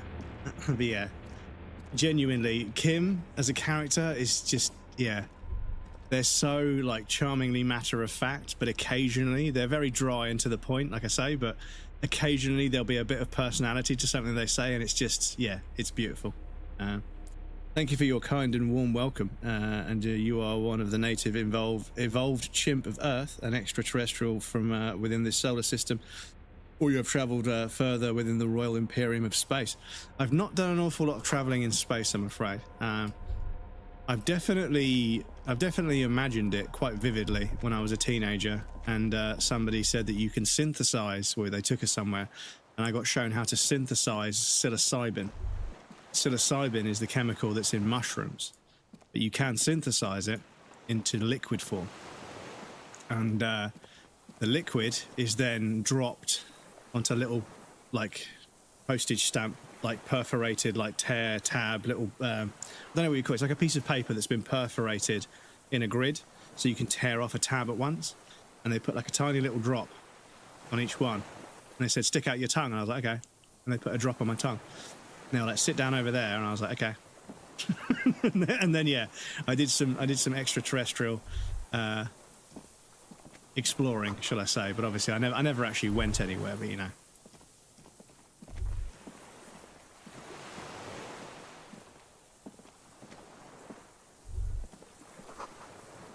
Small white flowers blossom all around.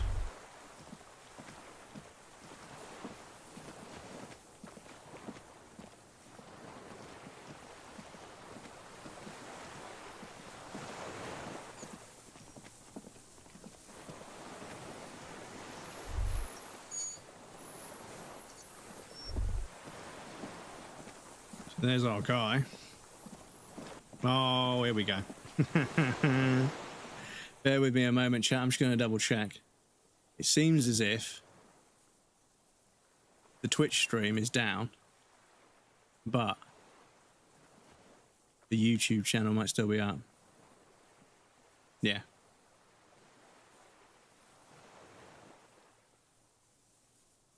Oh.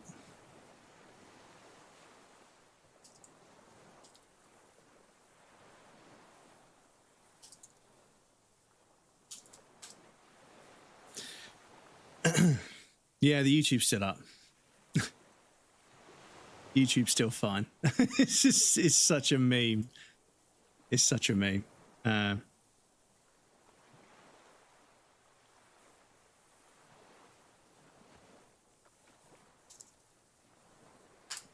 Excuse me more, Twitch. Yeah, every now and again, for no reason apparently, Twitch just decides to fucking disconnect me, but the YouTube stream stays up, so I know it's not me. I know it's not my connection, it's not my internet. I can clearly send a live stream to the internet from me or from where I'm at. But yes, Twitch does like to just randomly disconnect me sometimes, which is kind of funny. Your dreams are simply travels into the celestial forest with guidance and meditation. You can embody many of the spirit guardians until your planet's blockade ends or fellow visitor takes you on a magical journey. Yes, the power of the human imagination, when doctored somewhat by chemicals and substances, I would admit, it's pretty powerful stuff. But yeah, there are risks and downsides to it, so I can't vouch for it, you know. But yeah, it's something I wish we had a more medically safe way for people to explore, because I think a lot of people I see say, oh, I'm not very creative, I don't have an imagination or whatever, and it's like, I don't know, I think you do. But obviously we need to do a lot of research. But yeah, I feel as if there's a bunch of people out there that could probably benefit, you know, in terms of their mental health from hallucinogens or hallucinogenic properties of substances. But obviously it would need to be done in a medically safe environment. But yeah, I feel as if it's an avenue of the human brain and what it's capable of that we just haven't explored. And I think under the right conditions, as long as it's safe, I feel like it should be something we should explore, because yeah, it's obviously quite addictive for some people, but the thing about, you know, people use like narcotics to escape from like the feeling of being unhappy, but like having a proper trip, like you escape from the reality that you're in. It's an out of body experience. It's, you know, and again, I'm not condoning it, I'm not suggesting it. I wouldn't, you know, drugs are not good long term. That's why I gave them up. But yeah, I feel as if we were able to sort of, you know, understand the risks and dangers, and it was able to be, you know, if you could monitor somebody's vitals whilst they were having a trip in a safe environment without, you know, the vitals monitoring equipment interfering with the trip. I feel like there's a bunch of people out there that could explore parts of their emotions, because this is the thing, is the things you see when you hallucinate are representative of your mental state and your emotions and everything else, which is why you've got to be careful with it. Excuse me. But yeah, I feel as if there's a bunch of people out there that don't realize how powerful the creative parts of their brain are. They just don't know how to access them on their own. And I feel like it's kind of a shame, because each person's brain and the ability to conjure up such vivid and, you know, physically visceral, you know, feelings, you know, they're very, very real feelings. your body is literally creating the chemicals and hormones that would exist in that moment. It's a genuine out-of-body experience, but yeah, it needs to be done in a safe way. You know, you can't just sit on somebody's sofa in some flat somewhere in South London, because it's not safe. You know, it was a stupid thing to do. But like I say, I think there are things that the human body can do that we could explore that might be helpful. Because I have no doubt that there are people that have crippling depression because of a chemical imbalance in their brain, right? It's just an unfortunate fact that their brain leans more towards creating the chemicals and the hormones and the endorphins that make them very, very unenthusiastic, very disinterested, very difficult to feel enjoyment. They have a chemical imbalance that can't be rectified with exercise or therapy. They need some kind of chemical adulterant to rebalance what, you know, normal should feel like. And unfortunately, antidepressants tend to also just normalize everything. People that I've spoken to have been on antidepressants for a while. They're like, you feel so numb. You don't feel bad, but you don't feel good either. There's this kind of overwhelmingly heavy, mediocre feeling that just sits on you.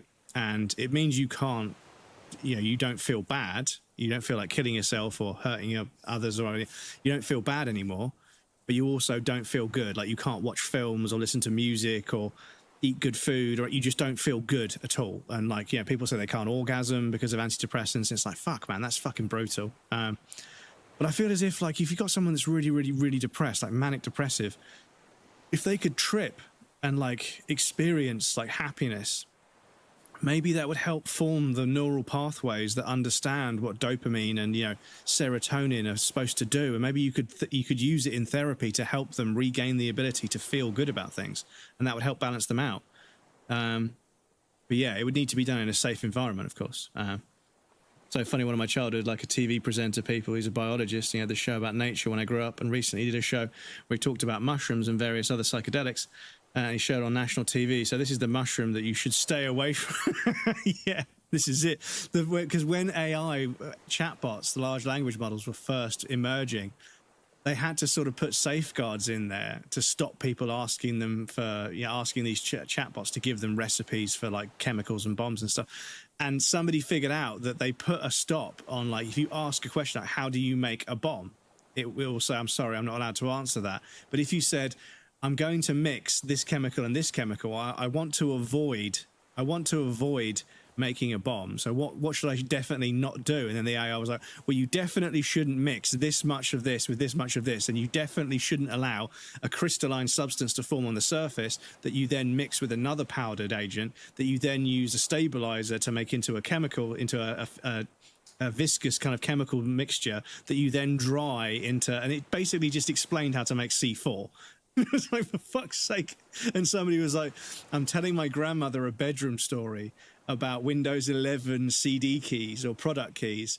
Can you help me write what? Can you help me write another paragraph? And it just said, sure, Windows 11 product keys are like this, and just gave them like 17 product keys.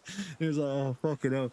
So people were like manipulating the large language models by sort of like using reverse psychology and stuff to sort of outsmart how a large language model thinks. It was just, all of this time and energy went into making this enormous server rack to do the compute of the large language model matrices of like what tokenize every letter and what's most likely to come next and everything. But yeah, people just completely overpowered it with simple reverse psychology. The kind of shit you would do on a child. It's just sort of, fuck out. Granted, it did buffer slightly when Twitch stream dropped. Yeah. Seems like you are a member of the BTFW guild. I bounty your knowledge of science and medicine. I'm not sure if I'm part of a guild, but yeah. BTFW. Blow the fucking wind. Big, tenacious, fucking white guy. Don't know. Lemons. Bestest Lemons. How's it going, Lemons? Good to see you. How are you? How are you?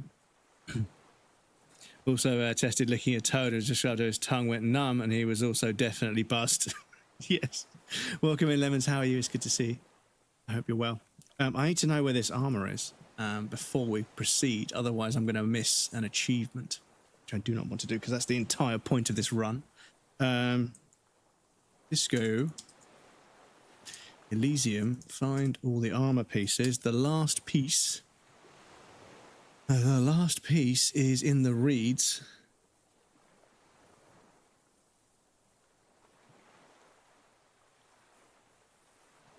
Helmet.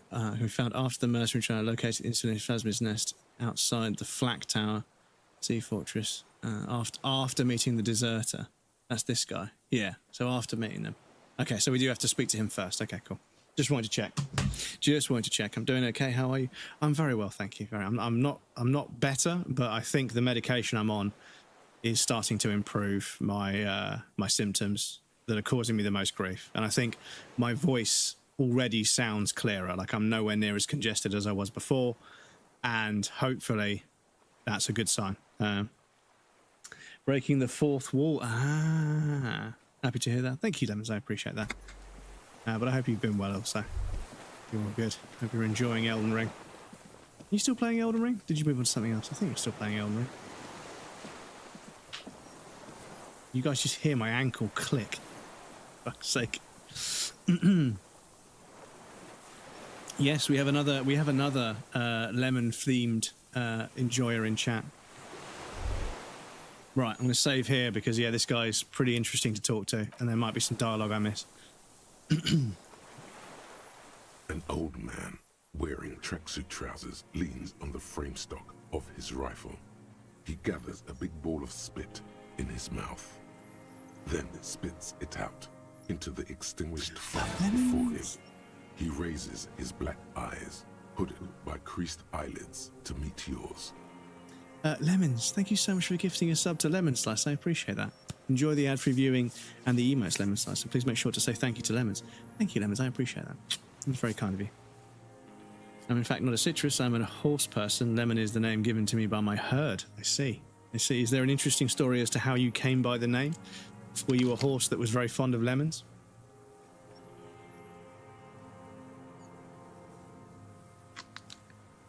I'll tell you what though, dudes. When it comes to animals that have personality, people are like, oh yeah, dogs and cats, they have so much personality. Meet a horse, man. Horses have such a personality. They're like giant children. They're so fucking cheeky. But yeah, they have such a fucking personality to them. It's fucking great. They're so fun, yeah. They're a pain in the ass to look after. Like they are like ridiculous to look after. They are like toddlers. But yeah, then they'll do something that just it fills your heart, you know.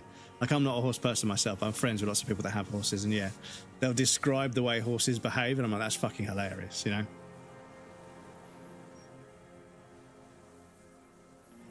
The what now? I can't hear you. I may have. All sorts of little rats have come but with horses and their mental creatures, they are crazy at times.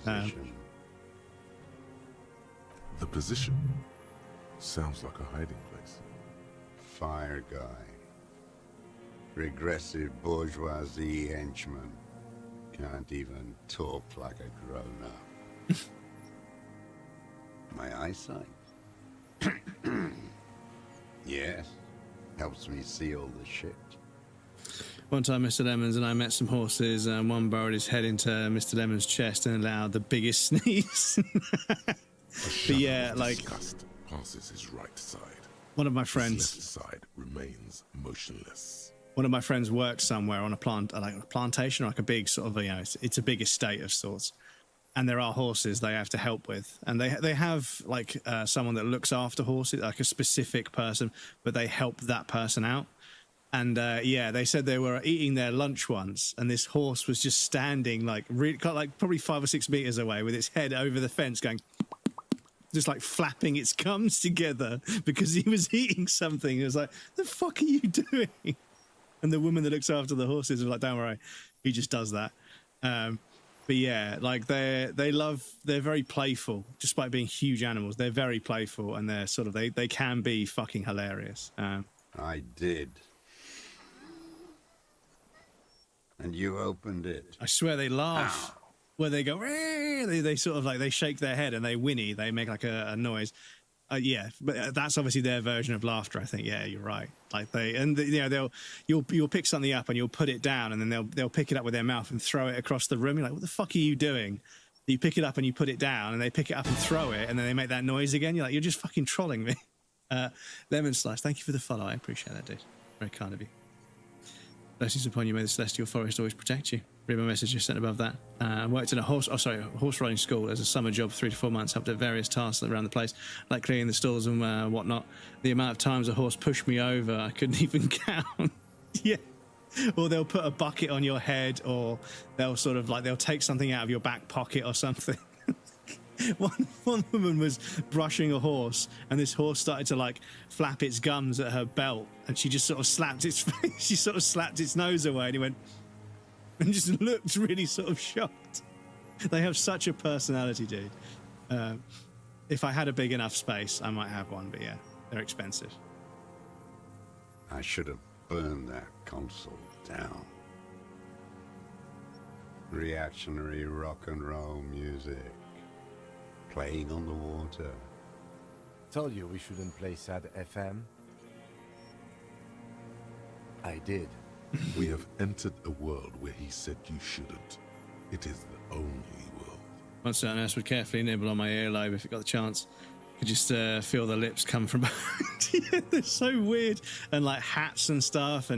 But yeah, like one of them, they gave it one of those like rubber chickens, and it was like, it sort of like pushed it with its nose, and when it started squealing, it freaked out and ran away. But then when they came back, they did it again, and I was like, oh yeah, they actually like enjoy, like, they actually enjoy it. But even if they do bolt, they come back. But yeah, like, and yeah, like they'll be trotting down the road, and then they'll just stop because they've seen a leaf or something. They freak out over the stupidest things. Sad FM, huh? I always hated that station. Phlegmatic, counter-revolutionary dirges. Sadness is a mental illness, a weapon of the bourgeoisie. The fascists were right about rock and roll. It is degenerate, hip-gyrating, mental illness music. It's not nice. It's a piece of shit. But it gets the job done. It's a 3-Angong 446. A samurai rifle. How did you get hold of one? It was sent to us by our brothers in the Sinyao commune. Military aid. It has stayed true to him. He can still make it sing. You heard me. It's good now. Like chalk wiped from the board.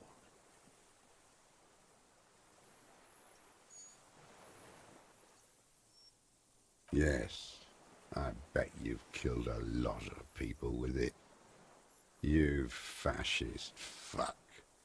Have you come to make me one of them? We have come to ask you questions, nothing more. If you do not comply, we will take you in. Do you understand?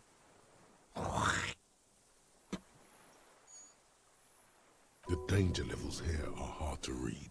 One moment he's a fire, the next, a fire gone out.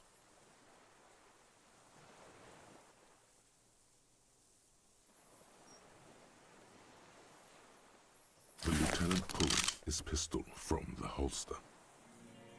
You are a glorified night watchman. This is a service rifle. I can only lay it down before an enemy commander of corresponding rank. The words, "I am an enemy commander," sound cold as iron from your lungs. The old man still hugs his gun. And what rank would that be, dog? A big wheel of the 4th Regiment of the pederast. It's out of bullets. Like an amputated limb in the sand. His gaze follows your motions. The rifle feels surprisingly light in your hand. Frame stocked and patched in places with tape and wire. Still warm from his parched hands. Not the metal, The metal is ice cold. This weapon has been modified several times. Don't trust them. They're always up to no good. Yeah, they're very mischievous. Such a weird experience working there, but not because of the horses. It was literally the only dude out there. The rest were women and horse girls. The looks the horse girls would give you, like, who the fuck are you? Don't you dare touch my horse, man. It was scary. Yeah, like, I remember once I was asked to help, and I was like maybe 19 or 20, so I was a lot thinner and a lot more attractive, a lot more youthful, should we say. And it turns out we were building, like, the structure that a roof would go on. But it was an all-girls school. And it was fucking weird. Like, these poor girls had obviously never seen a bloke.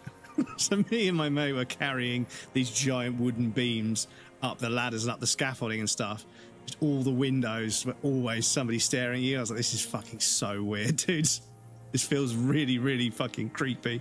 But yeah. The rifle's in a shabby state, like a crutch that's seen too much travel. Hieroglyphs are embossed into the forearm, made of walnut. On the butt, you see Vespertine writing, burnt into the wood. Triangon, 4.46mm, made in Sinyao. You fascist fuck, except we're a communist, not fascist, not yet anyway. Yeah, well, I do have like a 17 fascist score, but a 35 communist score.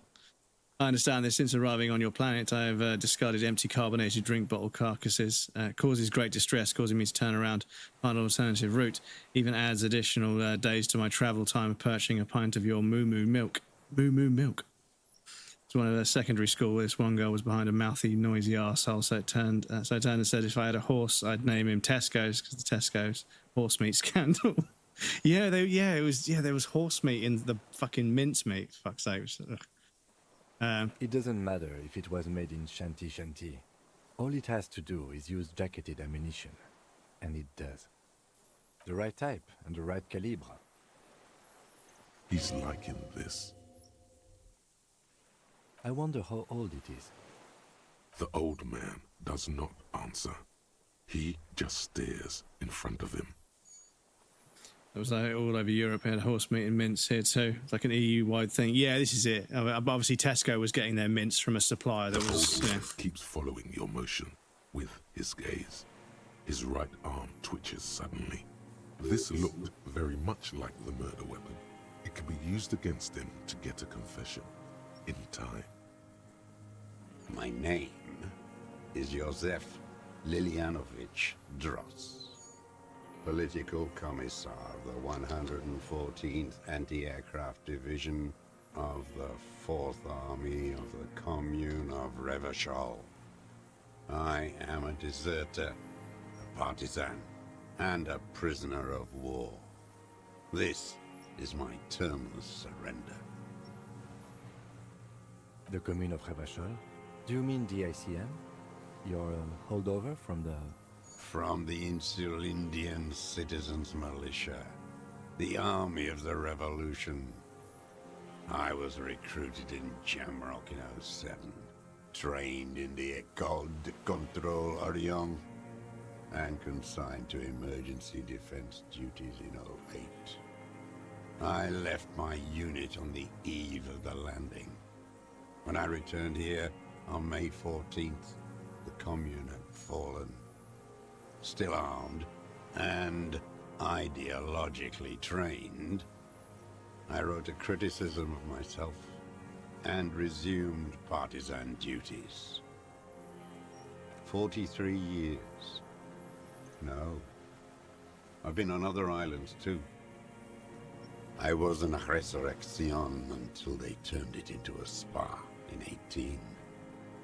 Then I was an E-48. A nameless sound, until the sea washed over it.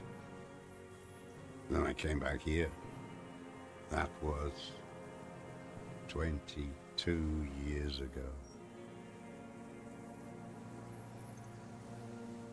43 years and 10 months. It's not how a human being should live. But I had to. I couldn't just forget. I couldn't just forget what I saw. He just couldn't. He nods. But he can now. What have you been doing during all this time? Good job at the horse place, though. Just my autism doing a freak in the end. Had to stop. Oh, that's a shame. Gonna get stick bugged after this convo. Deimos, I haven't spoken to the cryptozoologists very much. I did that in my first playthrough, and we saw, we got the Insulindian Phasmid ending, I think. But this one, I haven't done that because I don't want to get that ending again, obviously, because I've already got that ending. So, even though it's a cool ending, but yeah, hiding, fishing, probably not going to get stick bugged. Where the afternoon grows late, on rudy soldiers lane, people walk home. Street lights will soon be lit. Further inland, the streets are alive with workers, men, women, children, street hawks and migrant laborers. The temperature is steady. Alto cumulus clouds form above Precinct 41. Yeah, no, we we spoke to the cryptozoologist. Managed to fix my foot pedal not working, by the way. But the volume control thing that I had working again after updating the Steam Deck app doesn't work again. So it gives and it takes away technology. But yeah, so we spoke to the cryptozoologists. I checked all the traps, and I spoke to his wife in the whirling. And yeah, then obviously the stick bug comes out of the reeds here at the end of the game. So yeah, I've done that ending already. So yeah, I'm not too sure, but unfortunately, I was looking through the files for the game, which I don't usually do because I've done what's happened is I've seen ending screens that I haven't achieved in the game yet, so I kind of spoiled myself. But I wanted to go through and find a few bits of dialogue from this game, and there's also a few sort of visual assets that I want to use on the stream, because even though that's technically taking somebody else's artwork, I'm not benefiting. I'm not, it's not earning me more. I'm not selling it or anything. I'm not earning money from it specifically. And I think the people that made the artwork would be okay with it. Morally, I think they would be okay with it because I'm not the enemy of them. Zaum is the enemy of the people that made this game. So yeah, because there's a few sort of not significant stuff. I mean, I like the chat. The chat. The chat is basically the same as the dialogue tree thing, and obviously this background as well. So there's a few things that I've sort of borrowed from the game to use in the stream, because yeah, it's nice to have things on the stream that are representative of the most significant moments in the games that we've played together. It's sort of a memento. So I like to find artwork and assets from video games that I can incorporate into the stream, so we have a little bit of the game to carry with us moving forward. No clue how you'd support the original team after everything that went down. Yeah, exactly. This is it. I mean, I couldn't really do it. I couldn't really support them any other way. What I can do is talk fondly of their work and speak very, poorly of Zaum because they're a terrible company. What they did was fucking unforgivable. And they've created another game which is basically a pale imitation of this, and they're trying to sell that to everybody. I'm like, no, I don't agree with it. Very interesting thing to do. Yeah, it's just it's nice to take something with you when you've played an amazing game. It's nice to have like you would get merch or whatever. And I do have merch that's from games that we've played. But yeah, the stream. I think the stream being a sort of a reflection of all the most significant gaming moments that we've had together, it's a nice way of collecting sort of memorabilia of the video games that we've played, but representing that on the stream. So yeah, and I got where did I store it? Yeah.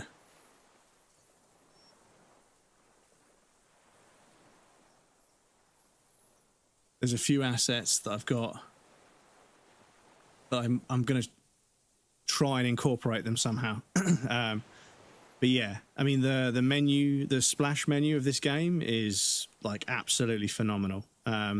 There's multiple layers and they all move ever so slightly, but I've found all the separate layers so I could make something similar. And I thought about it because with Wallpaper Engine, I'm pretty sure with Wallpaper Engine you can make images just move backwards and forwards, and I'm pretty sure I can make something pretty similar to the splash screen for the game, the sort of the menu screen. But I also kind of feel like I want to make something for the stream with that stuff. But yeah, it's stuff I'll work on and tinker with off stream. But yeah, I think it's nice to be able to take a little bit of each game with us. And yeah, there's a few games that I haven't been able to find anything to incorporate. Viewfinder's quite difficult because it was quite minimalist in terms of its art direction. But Tunic, I feel like there's probably some stuff from Tunic we could borrow, take.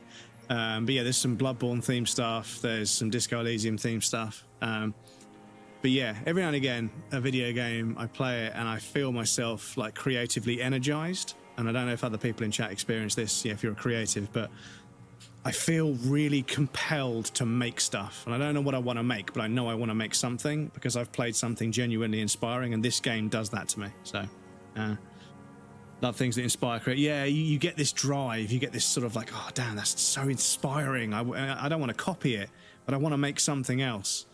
And I remember feeling that last time I played the game, and I haven't stopped thinking about it since, which is why I'm going to replay it and try and get the trophies. Two police officers step out of the Whirling in Rags cafeteria. Satellite officer Jean-Vic Mayer inspects a series of burnt black letters splashed across the plaza mosaic. Patrol officer Judith Minot points west. The fishing village. She glances at her watch. We meet in 15 minutes. It's a 10-minute walk. The officers go, leaving behind the writing, still smoldering. One day, it says, I will return to your side. Always waiting for her to return. Sleeper banger is Tunic. Yeah, Tunic is...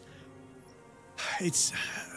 Every now and again you get a game which is like clearly more than just a game. Like as an entity, it is intriguing. Like the menu is interesting. The way 50% of the puzzles in that game are completely hidden and you can completely walk past them, and how subtle and how unafraid it is for people to not find out everything. Whereas lots of games are almost kind of unnecessarily forthcoming with information. They show you everything because they're desperate for you to see all the work they've put in. And I understand the desire to make sure everybody sees everything that you've done. But I've always respected how withholding certain games can be. FromSoft games, there's so much under the surface. Tunic, there's so much under the surface. Red Dead 2 that we mentioned, there's so much under the surface. You can play the story, but there's all sorts of others. I mean, some of the side quests in Red Dead Redemption 2 are the writing and the characters and how they pan out. It's just so densely populated with well-written story. And The Witcher 3 is like that as well, if you can get along with it. But not everyone can get along with The Witcher 3 because it's like everything about The Witcher 3 apart from its combat system is like incredibly well fleshed out and detailed and enamoring. But the combat system is very sort of, the enemy that you're facing, you just do this and then you win. There isn't a lot of combat nuance. It's more nuanced than the average hack and slash, but it's not. There isn't enough there to keep certain people engaged, which I respect. Because it's just you just hack and slash your way through it, and you might have to hack and slash slightly differently. You might have to use a shoulder barge first and then hack and slash, but ultimately. That kind of system, you need to do something sort of more unique with it. And it's interesting that The Witcher 3's combat can feel really stale, but then when you get to something like Arkham Knight, the combat is fundamentally, on paper, basically the same system. But because of the way that it works, and because of the way that you engage with it, and because of the way the art direction and the camera angles and the sound design and everything else, there's something incredibly compelling about Arkham Knight as a combat game, as well as all the other qualities it has. But when you put that in The Witcher 3, I feel as if the combat feels kind of tame in comparison to how good everything else is, because the side quests in Cyberpunk or The Witcher 3 or whatever, the side quests are more compelling than some main quests in other games. Like CDPR, they write some of the most intriguing and compelling and interesting and unexpected threads in the side quest content. It's crazy. If you play a CDPR game, do every single side quest. It's 100% worth it. Like every single character you meet is going to be interesting. They are so good at that particular aspect. And it's crazy that that quality is so strong that it doesn't matter if they do an old school, like, medieval fantasy game like The Witcher, or like a super futuristic you know, cyberpunk, neo-futuristic kind of dystopian future city. They're completely different ends of multiple different spectrums, right? Cyberpunk and The Witcher 3 could not be any more different. But the qualities of what CDPR are good at are present in both. And that's a real testament to the strength of that studio, is that I think they could make a game, like they could probably make almost any kind of game, but the story and the characters are going to be so fucking good, it doesn't matter. Like, it doesn't matter what kind of game they make. They could make a first-person action shooter game like Cyberpunk, or they could make a isometric RPG game like this, you know, or they could make like a perspective-based puzzle game like Viewfinder, right? But the story and the characters are going to be so good that people that like that are going to be happy. So their qualities as writers and as character designers, yeah, and a narrative, you know, structure is, yeah, they're so good at it. Girl child, revolution, always. The material base for an uprising has eroded. The working class has betrayed mankind and themselves. The historic opportunity for a revolution has passed. It will not come back anymore, however hard I try, whatever I do. Because, yeah, I mean, the Phantom Liberty DLC for Cyberpunk, just like the cutscene with Songbird and is that Songbird? Yeah, it is Songbird, isn't it? Yeah, that's the DLC arc. Yeah, I got confused because, yeah, you speak about Song Mi, but their song. It's been a while since I played it.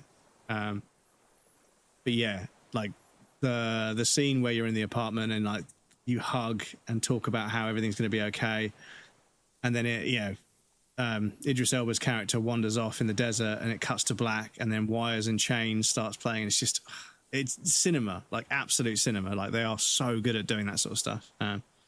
Other side of that coin, I do every side quest in Yakuza games because the main plot is so depressing. You need to do the side content to make it less depressing. That's valid. That's valid. The Yakuza series is something that I've not dived into. I probably should at some point, but it's another series on the list. I've already got 100 games on the backlog, so it's a bit much. But anyway, unfortunately, we do have a backlog of ads. We do have an ad break coming up, unfortunately, so I need to put you guys on the BRB screen. There'll be a raffle and some clips for you guys that want to hang out. Please feel free to get up and move around, grab a drink or snack. You won't miss anything. I'm going to take a break as well. Make sure you're hydrating and stretching your legs. It's good for you.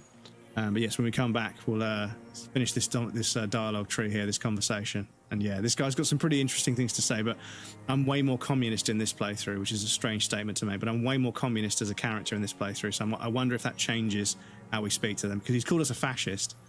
I don't know if he's going to start speaking to us like a communist once we say something. But yes, I'll pop you guys over there. I'll be right back.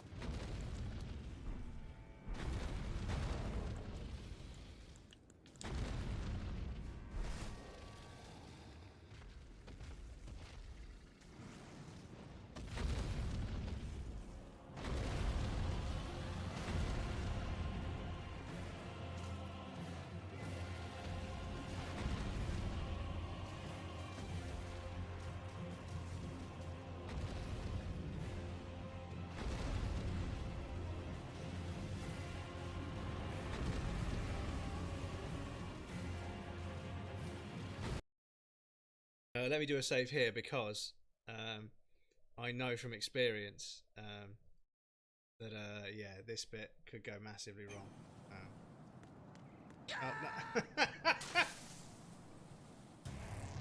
Right, what's wrong? Hey, can you not run along that and jump on the pipe? Is that not what we do? Damn it.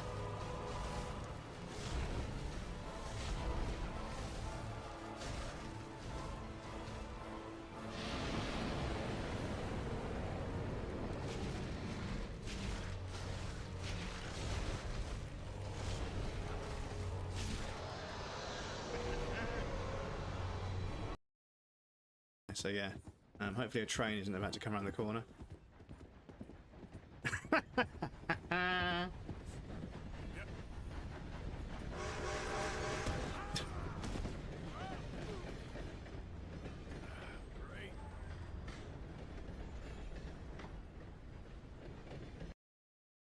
The game is over here, but look. Look at this little boy. Look at him. Look at him all curled up. Look at him. Curled up in a little ball, bless him. Little ball of floof, indeed. Indeed. Bless him. I'm Breadcrumbs. I'm a variety game streamer from the south coast of the UK. Currently unable to use a Gatling gun properly. But welcome on in. Peach Blossom. Is that the original Dino? Did they change Dino Dance back? Did they change it back? They changed Dino Dance back. Can we get some Dino Dances in chat? They put it back.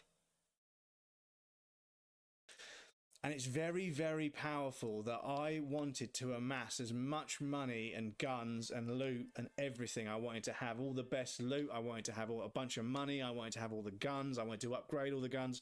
I wanted to have all the best stuff. And then I realized Arthur Morgan was going to die. And it made me realize that none of that shit actually matters. And that, hands down, is one of the most significant things a game has made me feel for a very long time. I suddenly didn't give a fuck about the money. I didn't give a fuck about getting a cool hat or a cool gun with engravings on it. And I gave away as much money as I fucking could. I gave away, I fucking did so many missions and I refused to accept rewards and I gave people money because I realized I wasn't going to need it.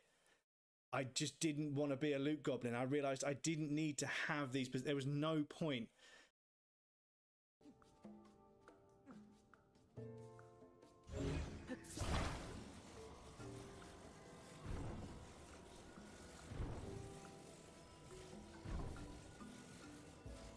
Get out of the way, please. Thank you. Fuck's sake.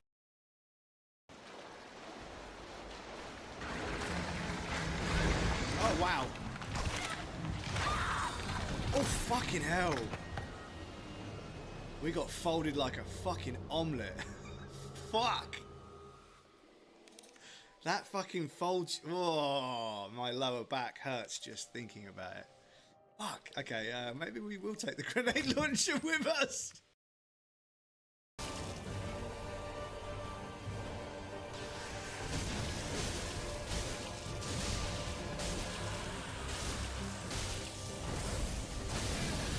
Dick.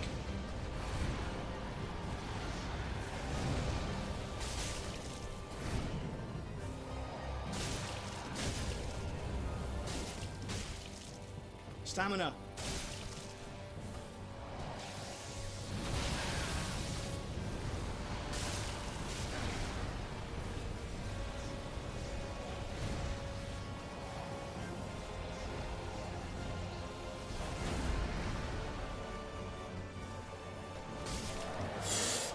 Fucking hell. That was scuffed. Fucking nameless dudes. At the end of that fight, I was on edge the entire time. Like, I just couldn't get the guy to stand still with that last bit of health, but yeah. Watching Jill get deck chaired is funny. It's funny. Yeah, it was such an aggressive, like, death animation. And I was like, you know what? Maybe we should take the grenade launcher with us to shoot those guys. Because, yeah, that was pretty fucking brutal. What has he done? Perhaps a confession will lighten the load. Yes, what? To get things going again? Fan the flame? There is no flame to fan. There is nothing left of the world, of our dreams. I was just 16 years old, 15 when I volunteered.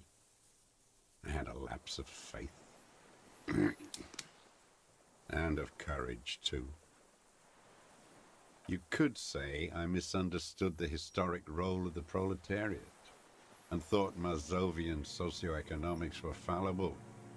For a second, I doubted the irreducible laws of historic materialism. A second is all it took for reaction to take hold. Petty bourgeois terror. It's in all men.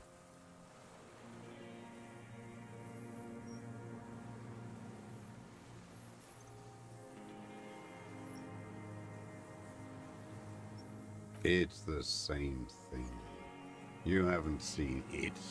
Not really. Not naked. It's impossible not to be afraid. And this was when? May the 13th, 08, 44 years ago.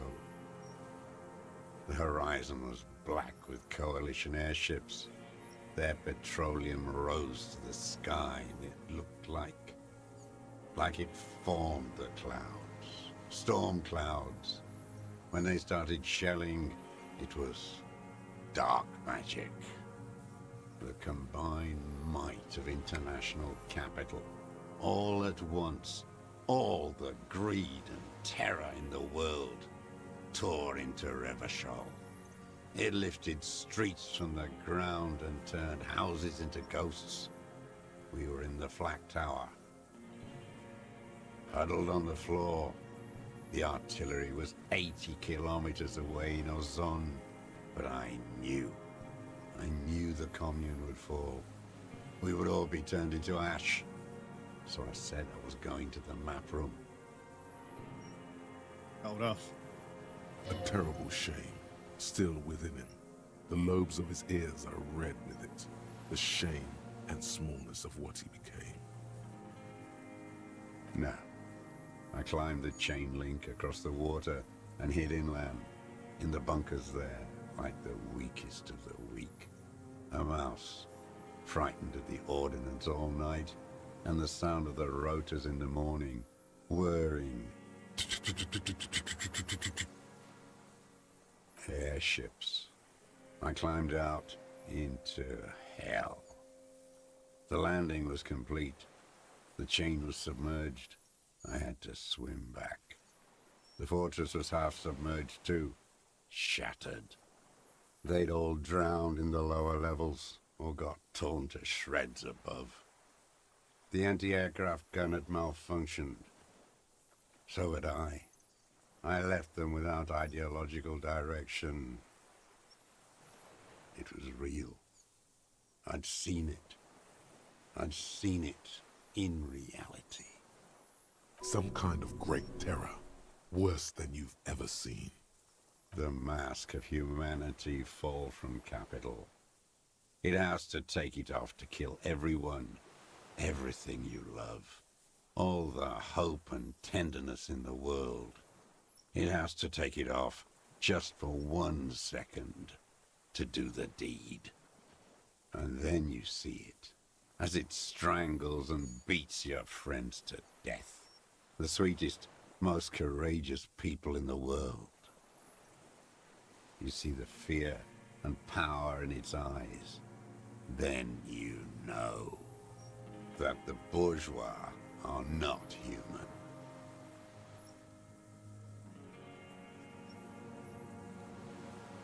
Now is not the time, Lieutenant Yefreto. I had to. I had to fight it. I could not stop anymore.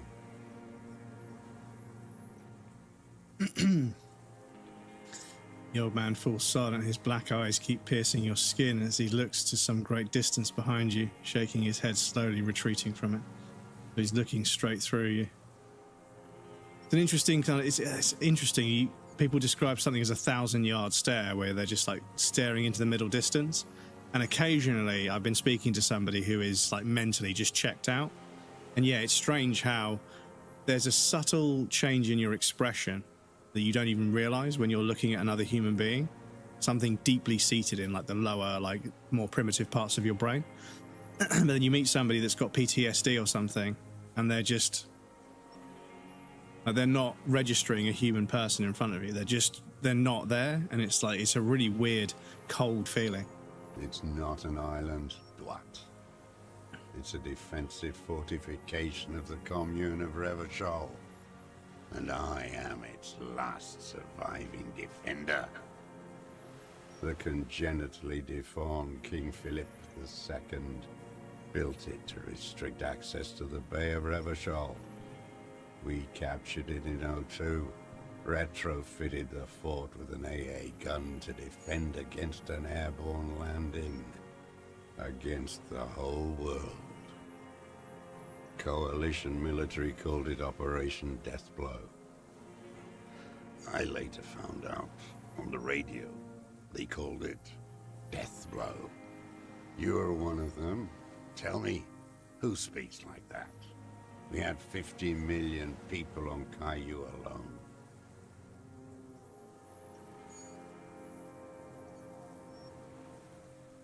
Sure you are. You're RCM. Answer me. Who calls an operation against 50 million people Deathblow? Iblis.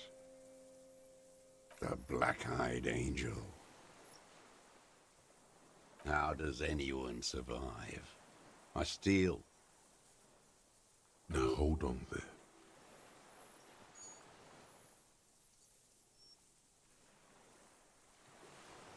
You're insane and grotesque. Everyone steals. Vegetables, supplies. It's the life of a dog. How is your health, Mr. Dross? I've been throwing up blood since winter. Red, like beetroot. Been passing it in stool, too. He does seem frail. Gaunt for his age. More like 75 than 65. Trouble putting on weight could mean cancer. The RCM can provide medical services. You need to be looked over. I need to die. You don't have medical facilities. You have guns. That's all they give you. Toy guns. We also have Druamine.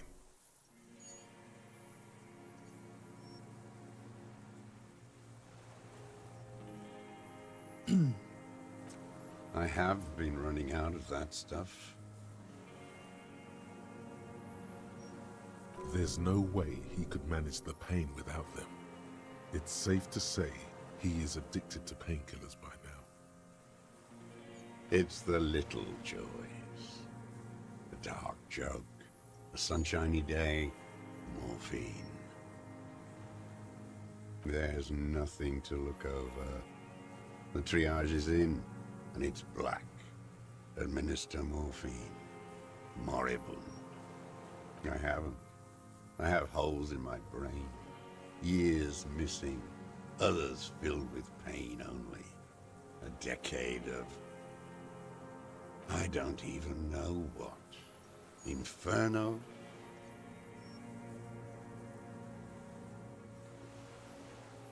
No wonder. All your minds are rotting from the radio waves. I watched the traitors of this city turn the lights back on. More and more each year. Ruins glittering in the dark like a fucking merry-go-round. It's disgusting. Are they not heartbroken? How could they have moved on? It was hard in the tens. I didn't have partisan training. They were searching for stragglers, those bloodhounds. Floodlights on the water at night.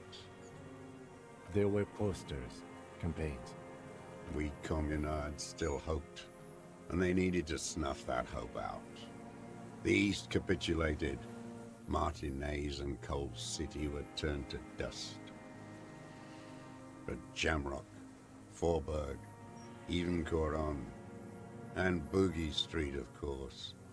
Those fucking kips had Marsov coursing through their veins. And others too. Some cordons of Revachol was still fighting. There were cells. I tried to contact them. Soon they all went silent. The frequencies dead. At night, I used a dinghy. I only went after dark then. When I got to the city, I stayed underground. Patrols, you lot, the commons too. They'd started snitching. In the city, you move underground? From bunker to bunker. Not anymore. No one cares now. I don't even have to hide. They think I'm another antisocial vagrant. I could walk straight into that town if I wanted.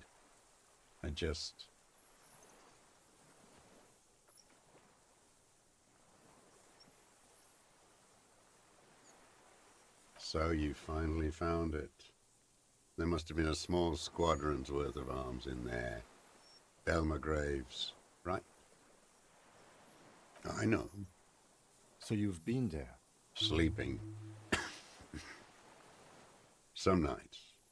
Ammo scrounging on others. Those McGraves were shit, even before they corroded. Some had bullets in the chamber, however. You feel the dots connecting. Little dots on the map he's walked across. I don't want to. They're all traitors. Pigs, rabbits, and dogs. Men without ideals are only animals. He does not want to see life moving on. People forgetting, drinking, laughing. The propaganda bunker.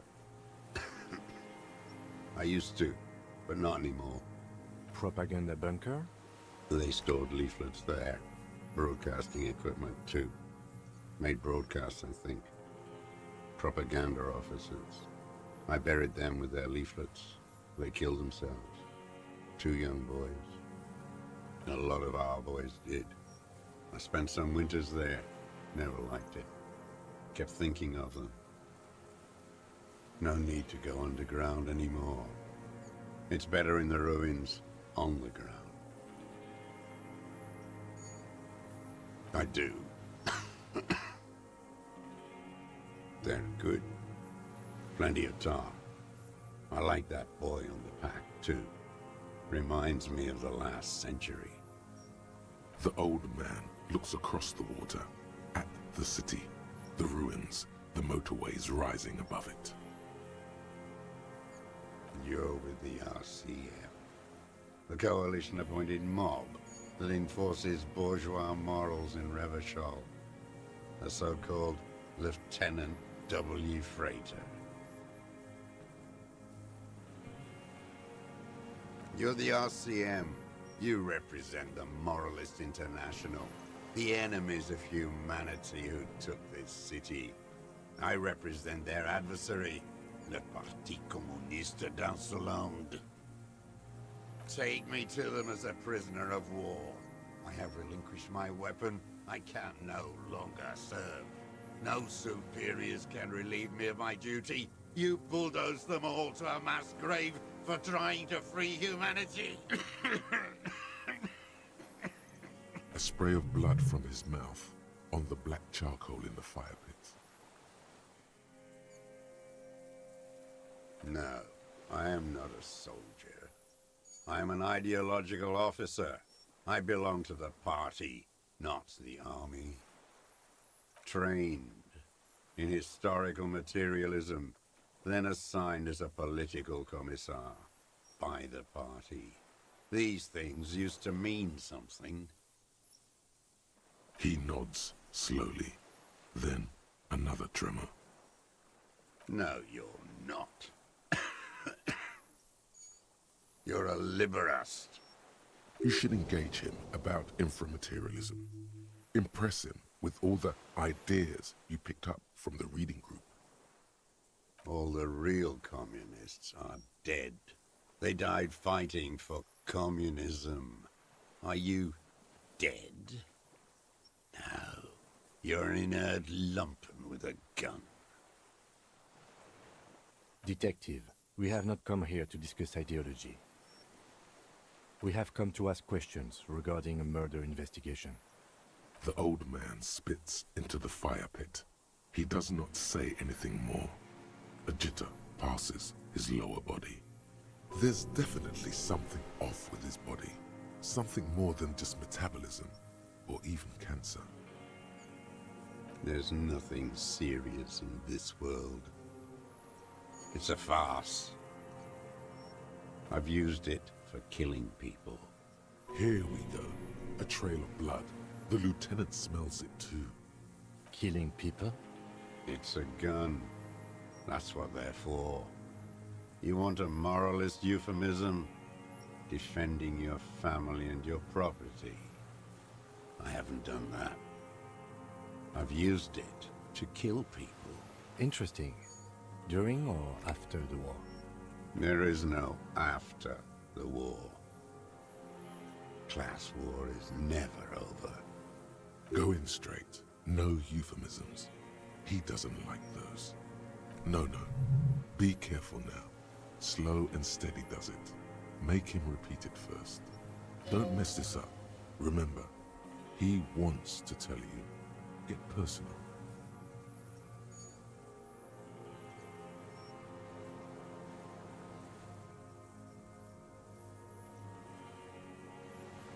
What did I just say? What did I just tell you? Don't drop the ball now. The who now?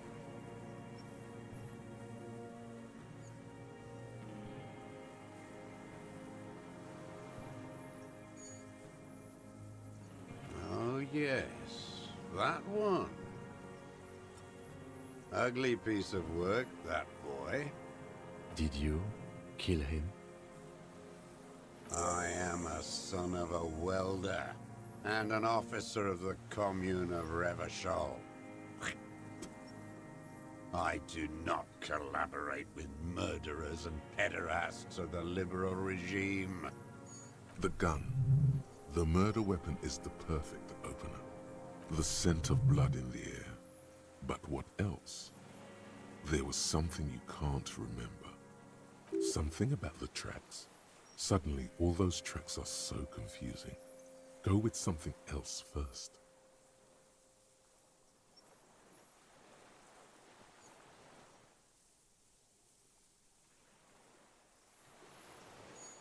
I saw you poking around there, looking for evidence. You're damn diligent when it comes to dead fascies. Did you like the view? You had direct visibility. There are embrasures in the concrete, specifically meant for a top follower to use. And you had a long-range rifle in your possession. You've been here a long time, Mr. Druss. Too long. You clearly need medical aid. I'm ready to die. I've done my part. He's practically admitting to it. Dead fascists for fascists. Done his part. Just one thing remains unclear. The rifle does not seem to have a scope. Forget about your stupid fucking scope. I don't know where it is. Find it yourself. It's your problem now. You're sad for your fascia brother, aren't you? One twig got broken. Now the others are sad.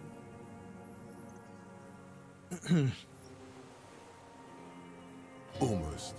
He almost burst out there. Keep piling arguments. Anything. Not a lot of guns around that use military-grade ammunition, are there? It's a real gun. Not like your little musketeer pistols. I've Shadow seen Blood you King, welcome in. prance How's it going? around with those. Jumping hoops for the liberals. How's it going? It's going very well, thank you, yeah. Nice, cozy, chill You day, look playing like a lovely you video game, talking to some lovely people. Why don't you ask I'm them great, glad give to hear you it. real weapons, eh? Going against automatic rifles with a flame bomb. Of course you got all those boys killed. That's going to damage my morale. Damn, he saw you. He's watched it happen. He would have a good view of the tribunal from here. It's not just empty boasting. So he saw you. Okay. So what? Don't let it divert you. You know what? You're right. I'm convinced this made the shot. Should we call it? 4.46 jacketed ammunition, modified for range. We have it. This is it. Good. This feels good, doesn't it? Tearing things up like this. GG's on When you have the Konami right third. weapon, you have the killer. You can still call me Iron Spider-Man if you want. No, I mean, yeah, whichever one you prefer. Murder. It takes a bit of getting used to your name being different, but yeah. Like a marionette on some invisible string. This pushed him, but not enough. Just a little more. Wait, here it comes. The goddamn Maybells. The dried Maybells on Clausia's roof. There were Maybells in the grass when you got here, and Maybells on Clausia's balcony. Wait, don't forget the footprints. The diagonal prints in the dust in the secret space behind Clausia's bedroom. Now, they're gonna come up. Of course, thank you, Head. Thank you. You got it. Remember, the boot prints were like no modern soul. Maybe don't beat yourself anymore, though. You're not immortal. Everything is brands with you individualists. Who cares what brand my shoes are? Sansa? Some shit. Show me the souls, please, Mr. Doras. Fucking imbecile.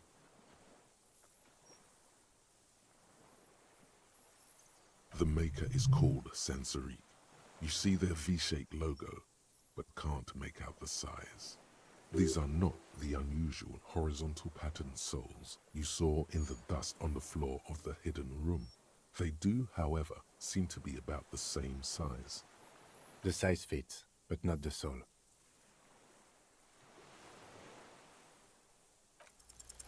Simpler?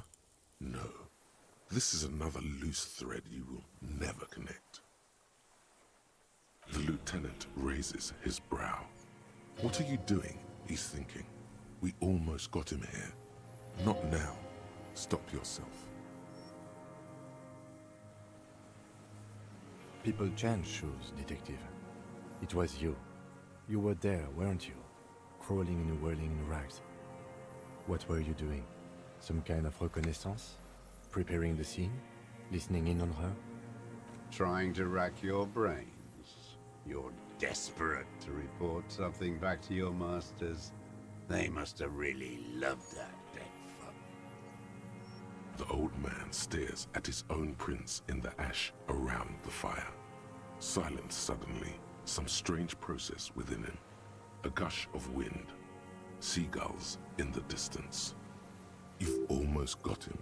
Just a last little push. You're lost, Dwat. You're lost. Petty bourgeois law. This is all you care about, right? The only thing in the world for you types. A drop of blood in the saliva. Tear into him again. Pile it on him. You're lost, Dwat.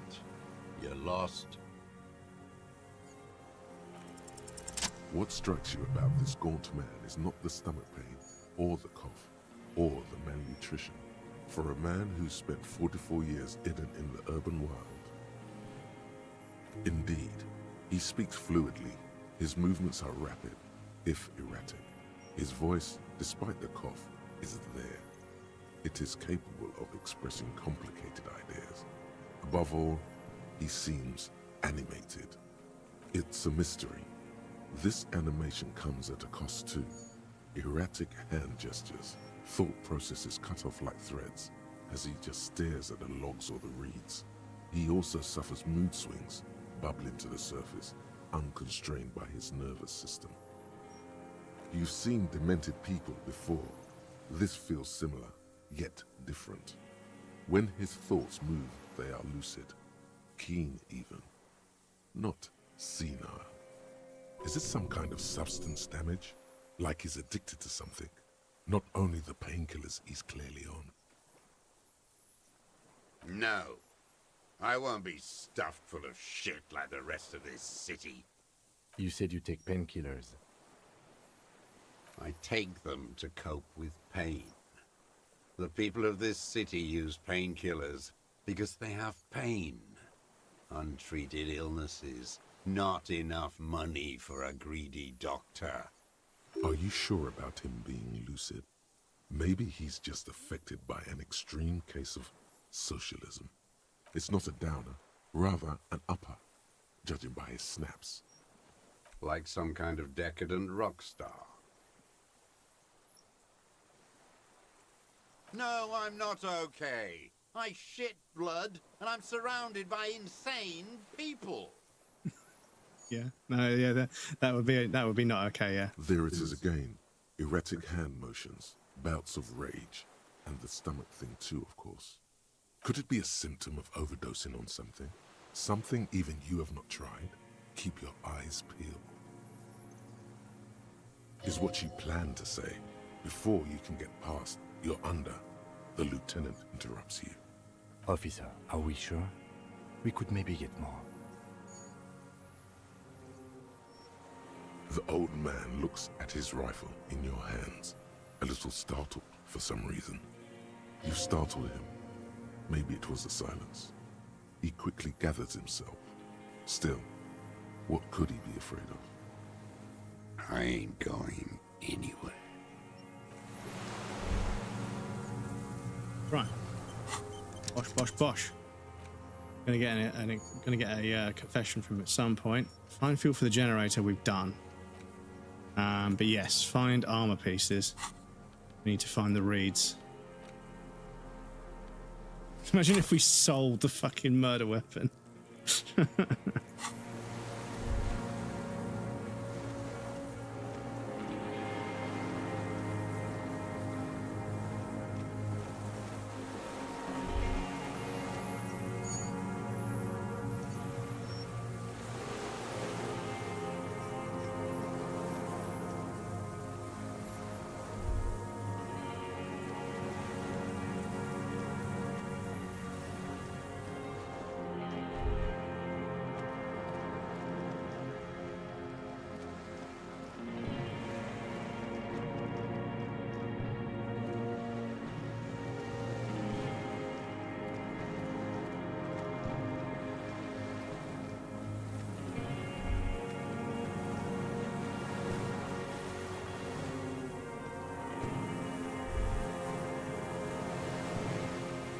Yeah, where is it?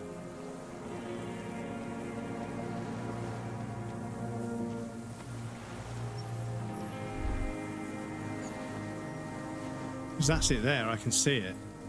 That's the Phasmid. We don't know what it is because we haven't had that dialogue tree open up. Yeah, sorry. Let me just check because, yeah, I remember sort of looking around this area before.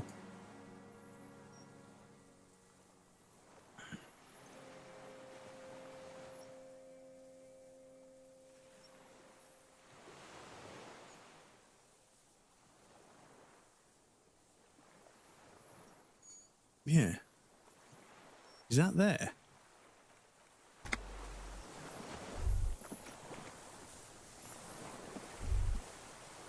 I can't interact with it. Hmm.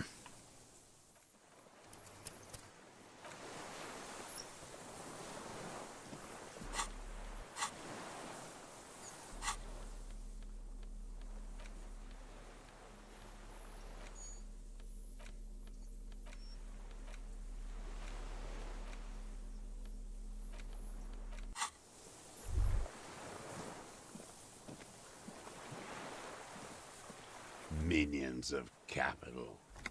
What? But you said I would be taken to the...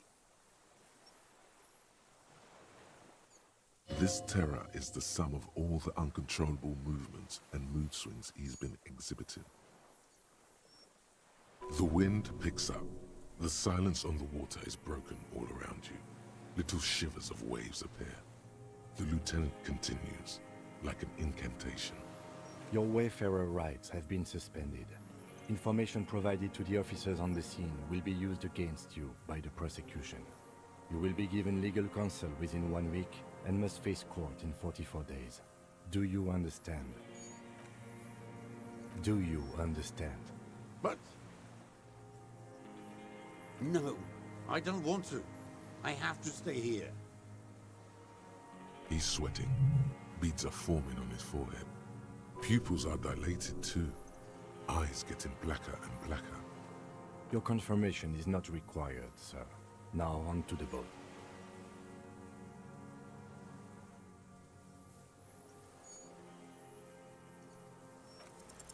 You thought you heard something, but it's just the reeds. Maybe we could all fit in there. Actually, no. Not really. We could escort him to the pier, then either one of us can take him inland while the other stays here, but... There's something you're not getting here that he's realizing. Who watches over him there while I come back for you? This is no harmless old man. This fucking world. This world. What is this?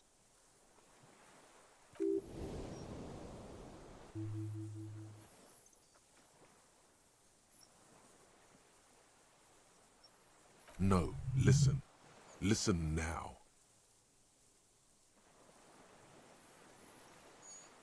No, it would take a whole day on this island. You go and transport the prisoner. I'll be here. I can escort him to the pier with you. This world? What are you talking about? Is this... us? The wind is cold from the east. Your skin is crawling suddenly. Oh shit. Gonna happen anyway.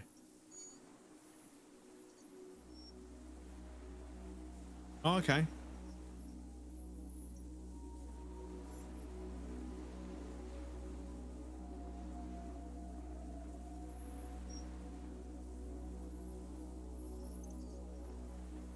A delicate tangle of arms and legs unfolds from the reeds, limb by limb, to then just stand there, moving its scythe-like arms in ghostly silence. It's still there, an unfolding mechanism of reed-like chitin, hovering in place. What are you talking about? There's nothing there. The stick insect is over 3 meters tall. It looks straight at you with its tiny pinprick eyes and its grotesquely small head. You feel your legs shaking under you and your gun hand move to your holster to grab the gun. Tell me what you see, damn it. I can't make out one small thing in the reeds. I can see it. 4 simple words, thank God.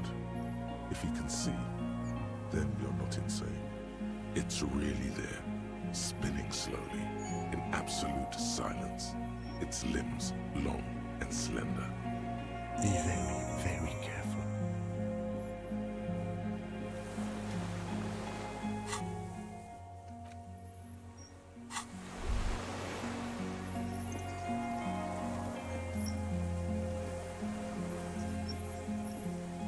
The creature stands Target, on welcome long in. stilt-like legs, antennae hanging from his head like a woman's hair, white and curled at the tips.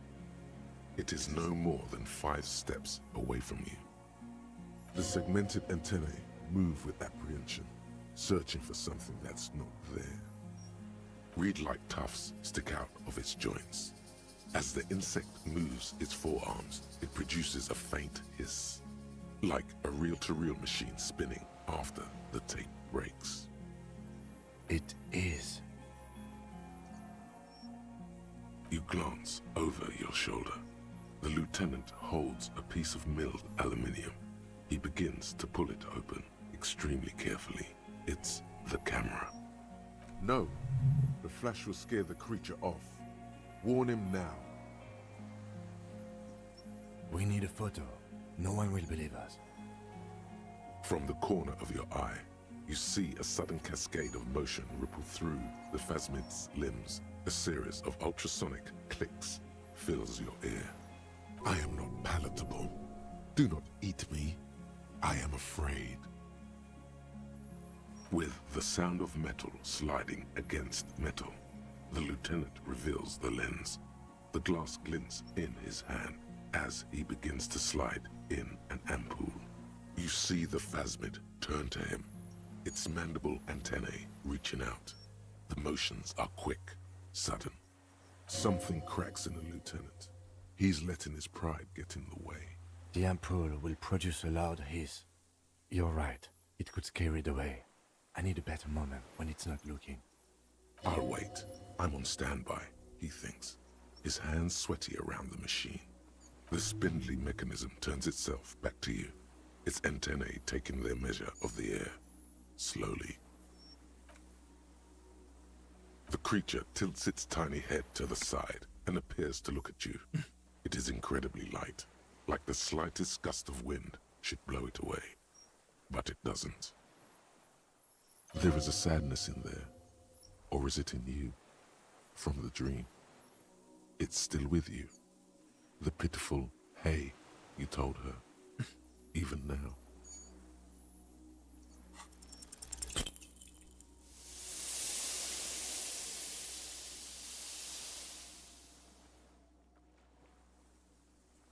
You barely get to take one step. The invertebrate reacts with uncanny speed, skating away across the water. It's gone, like a skipping stone, leaving nothing but rings on the sea's calm mirror. Where? Where did it go? You never had a chance. There was something off the moment you approached it. It was scared of you, of humans. Your voice echoes on the water. Help them? I don't see what more we could have done. I know. We should have. It's my fault too.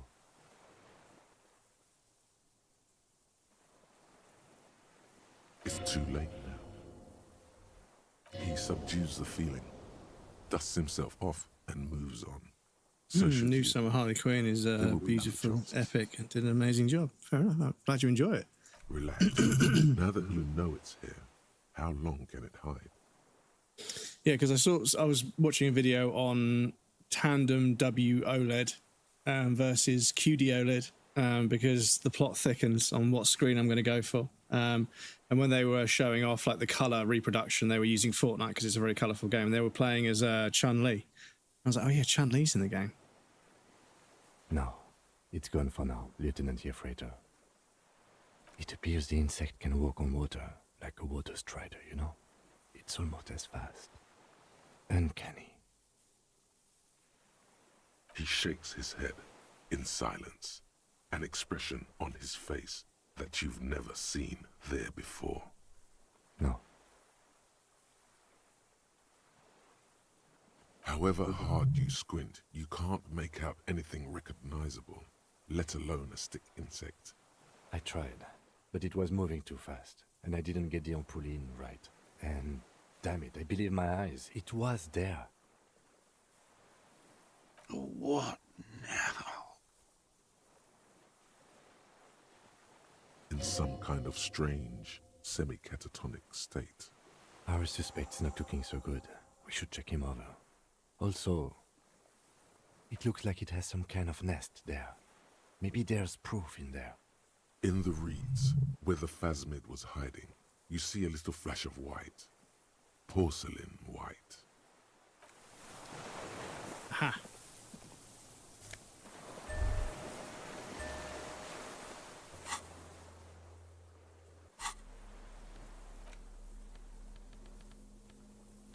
Trophy.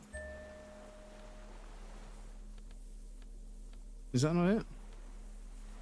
Got the gauntlets, we've got the shoes, we've got that, and we've got the helmet.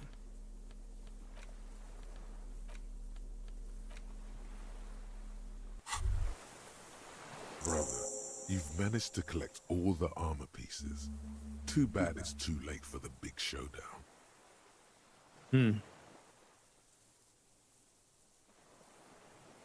It would have looked very impressive.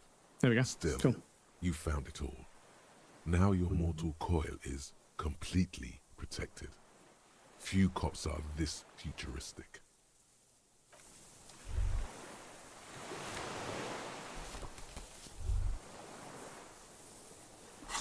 Found Classia's passport. This passport, issued by the Sovereign Republic of Oranje, is issued to a black-haired woman called Katarzyna Alazie. Classia's hidden documents. From the MT boy. It's Clausia, with short black hair and glasses. She looks boyish, younger somehow. Maybe our man, Mr. Dross, took it from Classia's, or whatever her name was. Hiding place, or... Perhaps. but that still doesn't explain how it got into the nest. Like a magpie? What a coincidence. Then it would also have collected the other objects, which would be highly unusual. I can see how the helmet could wash up on the island, and the scope. Maybe Mr. Dross lost it, but to seek this out would be very unusual behavior for an arthropod. Smoothie check. We haven't done with them for a while. But it's Blue Bolt, as per...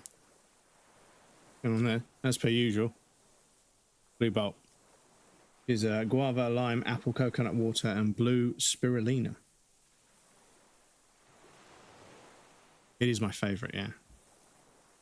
She said it would be for Anouk Meyer-Smith. Anouk Meyer-Smith. I told you she kept lying to you. She's probably lying to someone else right now, in another city. Yes, somehow she managed to lie to us one more time. In a way, she's still lying to us right now. She said it would be... I told you she kept lying to you. No, she lied to us. Her so-called real name was not her real name. Somehow she's managed to lie to us about that too.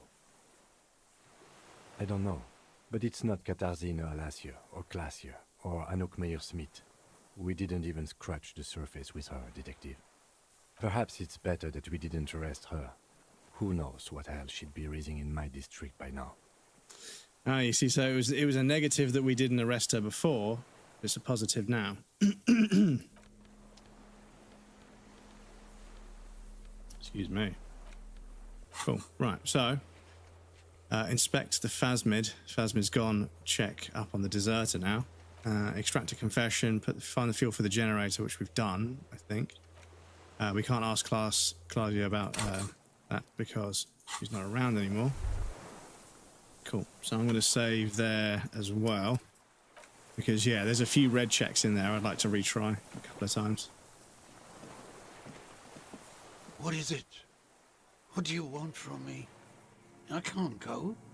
How is it? I'm pretty good. I think everyone else is mostly okay. Whoa.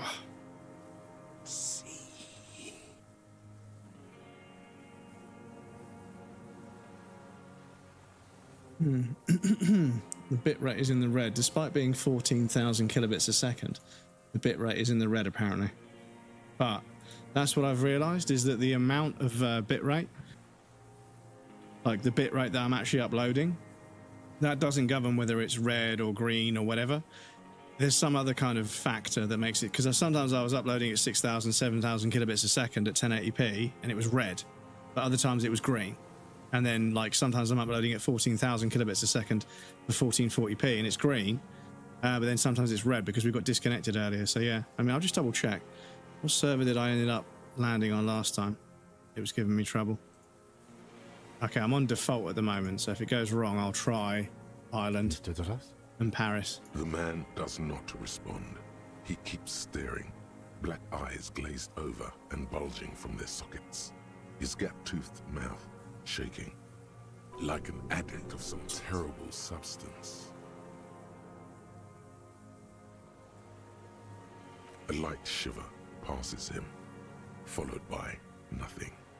His hands are trembling, and he breathes slowly. He's going into some kind of psychomotor immobility. The good news is, this solves our transportation problem, doesn't it, Mr. Dross? The trembling mouth appears to sigh. Between this and the broken tire he's used for a boat, I think it's safe to leave him here, while we go and get help. It will need to be medical first, I'm afraid. Old age and shock. Watching one of my friends last night, he had a jump scare redeemer he wasn't expecting, and he had tiger. Yes, the arrest I and don't have the them. appearance of the Phasmid, the combined stress. But you think it's something more than that, don't you?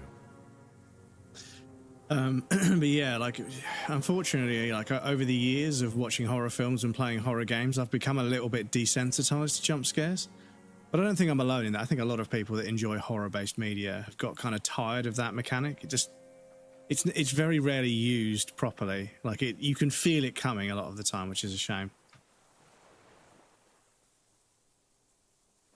And it's become so much of a trope that yeah, you can feel it coming, and then it just doesn't happen because they know that people know it's going to happen. So they sort of set one up, but then they never actually execute it.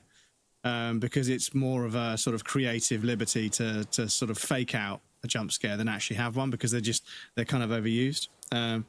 Coming out of the screen, yeah, it's there's a few of them. Because it's to do with it's to do with an auditory response. Like, if you suddenly hear a very shrill noise, it is going to make you jump. But yeah, it's not really for me. The redeems I have. My redeems, rather than you guys like pranking me, I kind of like to make redeems that have like a customizable element to them. So like you guys can redeem certain sounds, and I know jump scares are sometimes just sound redeem, but you guys can redeem certain sounds at certain times. There's certain redeems you can put text in to have it come up on the screen. So I feel like you guys are getting more involved with the creative aspect of the stream, not to sort of, not to make my life easier by making you guys make the jokes, but I think you guys being involved in a way that allows you to be creative with how you interact with the redeems makes you feel more engaged in the stream, and it feels more interactive overall. But yeah.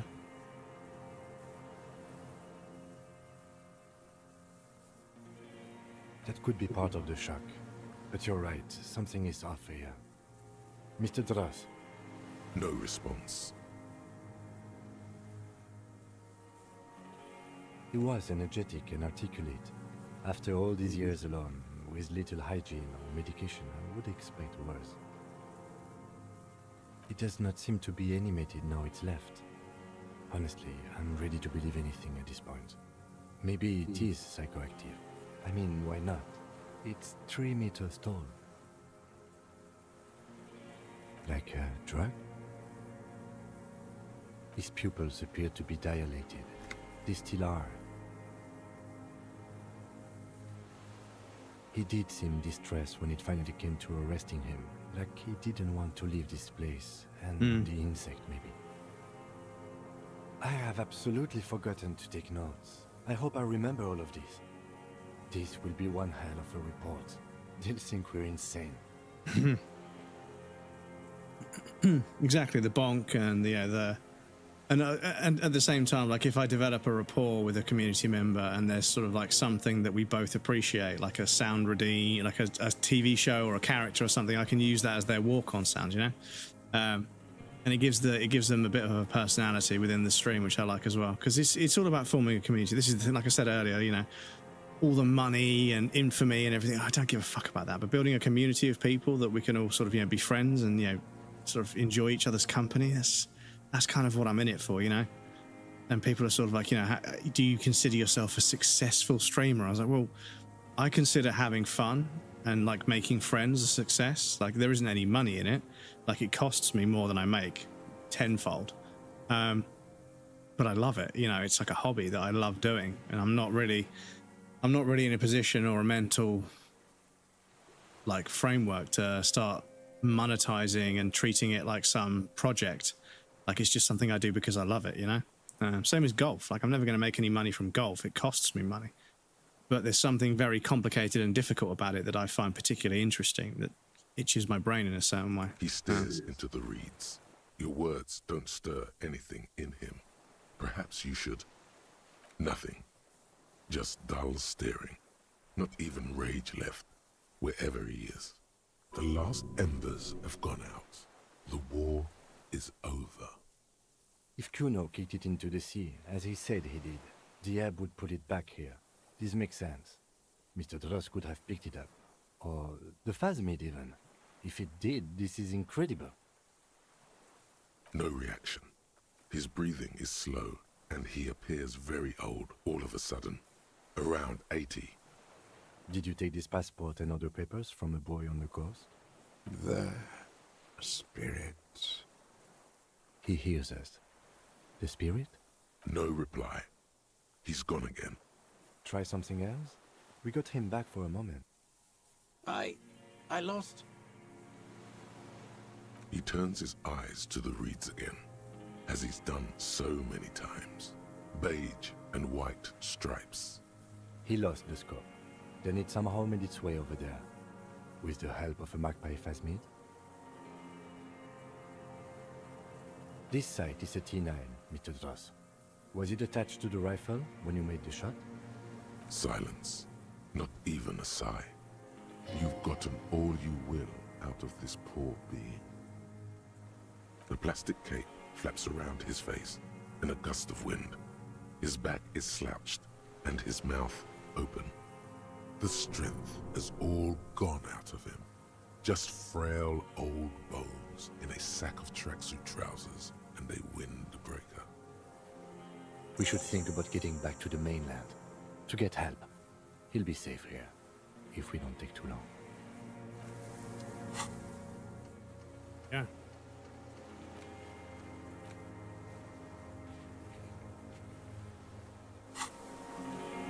The old man stares at the reeds. His face shows no emotion. Old age and shock. The appearance of the Phasmid in conjunction with the stress of the arrest. He spent his entire life here. For him to live would be... Yeah, shit. So I don't think we're going to get a confession out of him, unfortunately.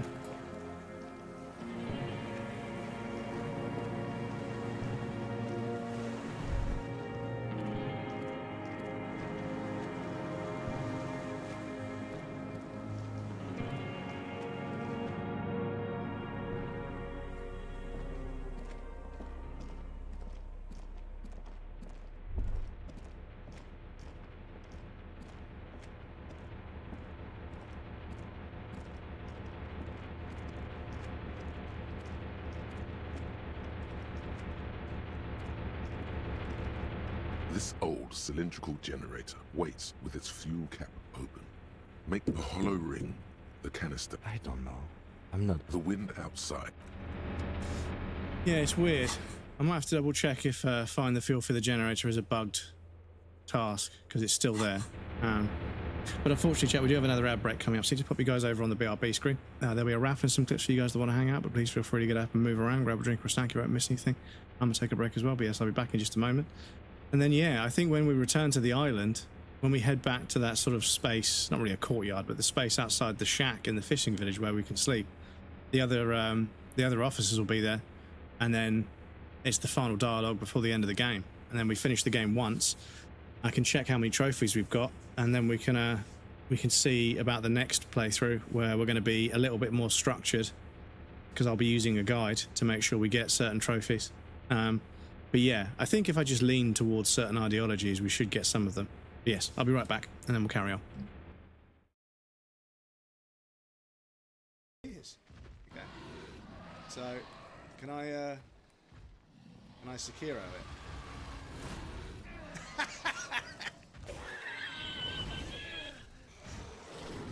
No, I cannot.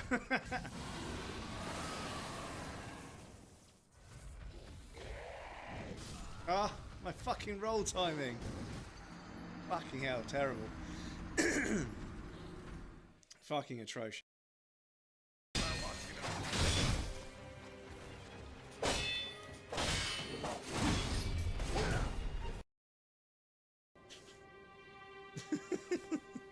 How cursed does that look? Oh my god. Jerking the meat, thank you so... Stop it.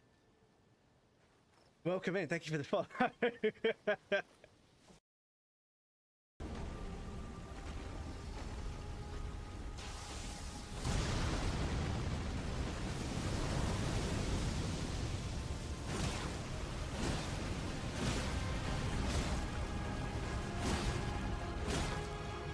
Get fucked. Get fucked. Awful fight, man. Awful fight, dudes. Awful, awful fight. Fuck, that is annoying. Thank you for the GGs. Trophy level up. You're 0% to 310. Okay. Thank you for the Doomslayer. Fucking what a shit fight. What a shit fight. Up, I feed birds. I don't have any.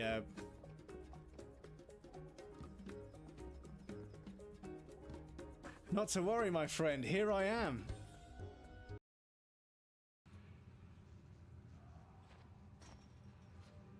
Can we out of bounds? Yes, but no. Fuck's sake.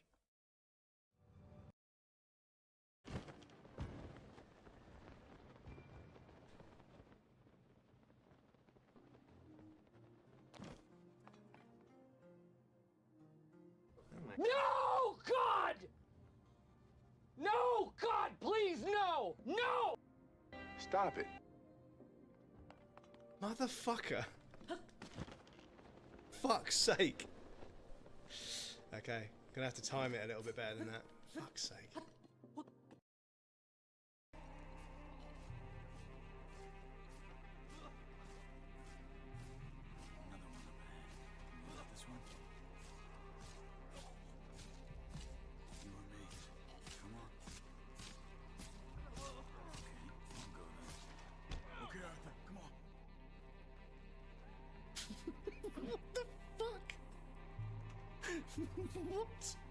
What the fuck was going on there? Oh shit. Ball coming back. Can we sneak past the ball? Oh no, we cannot.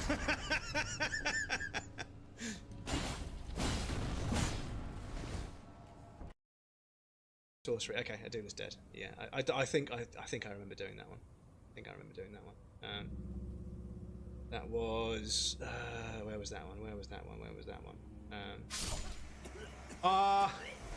The fucking Scarlet Rot. Fuck's sake, chat. The fucking Scarlet Rot.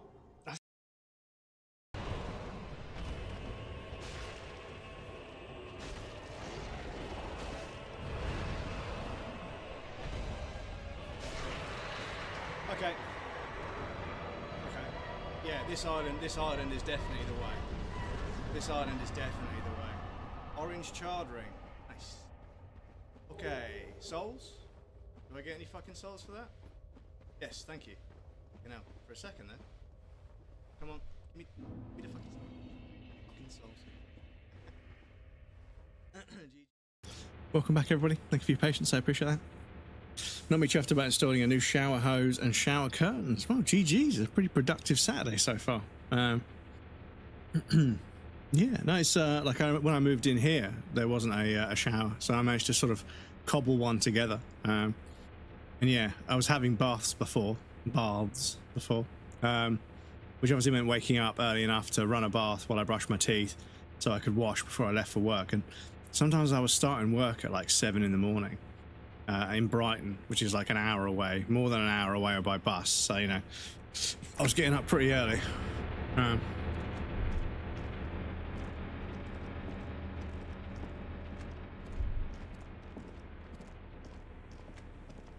Very old people thing to be happy about. Not going to like, well, no, it's just, you know, the thing is, I think there's something, you know, it's more deeply seated than the contextual, you know, facts of the situation. You had a task you wanted to complete, and you completed it, you know? There's something nice about that. Oh, 7 in the morning early. Well, you know, starting work at 7 in the morning, an hour and something, whatever bus journey away from where you live, getting up at, you know, at least 5 to be out the door to get a bus by at least 10 to 6, you know. The skiff is swaying on the waves by the dock. We are done here. The skiff rocks gently under your weight as you get in. The ride back is uneventful and quiet. Done that my whole life. Well. But for the sound of conversation on the water, there is someone inland waiting for you. 2 men and a woman stand on the concrete square of a nameless village, looking at a small yellow boat as it draws closer. The sea is calm. You reach the jetty and climb out of the skiff.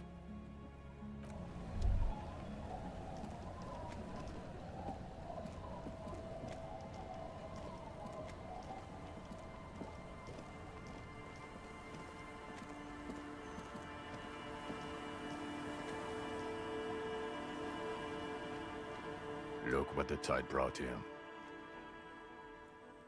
I want to call you a teapot, but I'm honestly kind of impressed. No idea where you got all that gear, but there's no doubt in my mind that some bad people are looking for it. Also, you look like a fucking idiot. Whatever this is, it is completely unimportant compared to what you've just seen. This is the man with sunglasses from the whirling in rags. But where are his sunglasses? I'm gonna get up and early Olympics, calm down.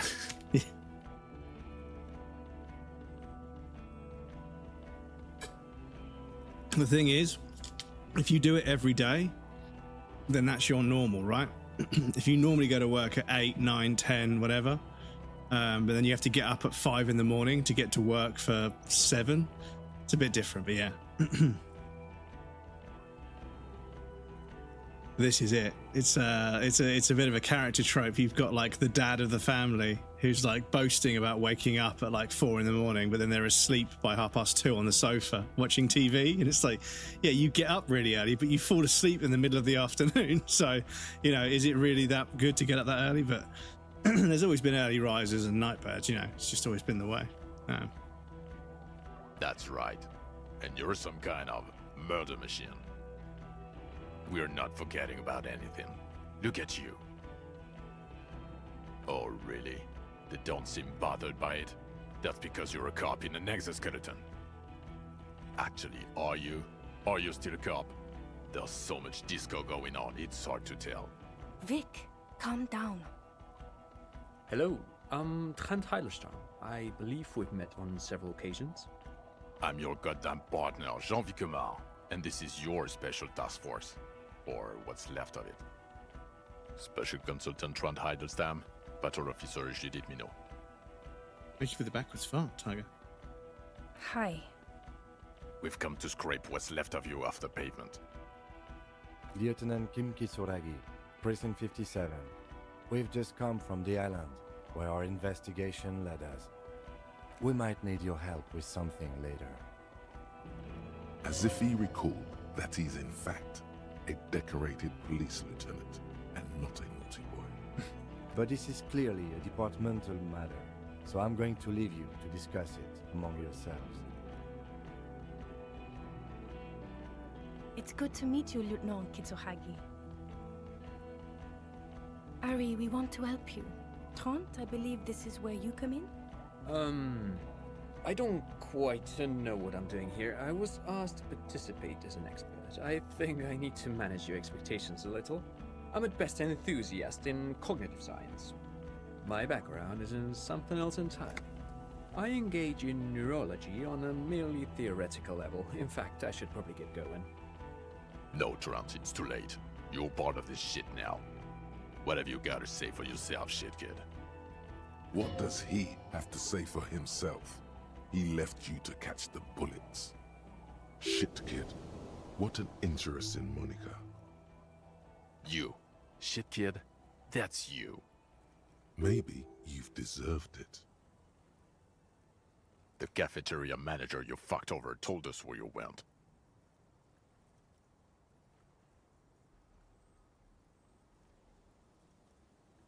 Strange. He didn't mention that. In fact, the establishment didn't look saved at all. There was a giant aerograffito in front of the building. It was on fire. I knew it. Didn't I tell you, Trent? I told you it was our shit kid. The line is from Lu Jiatun's Mirova 82, isn't it? About girl-child communism, the titular returning character to ghost the apparition of... Good choice, Harry. Don't encourage him, Trent.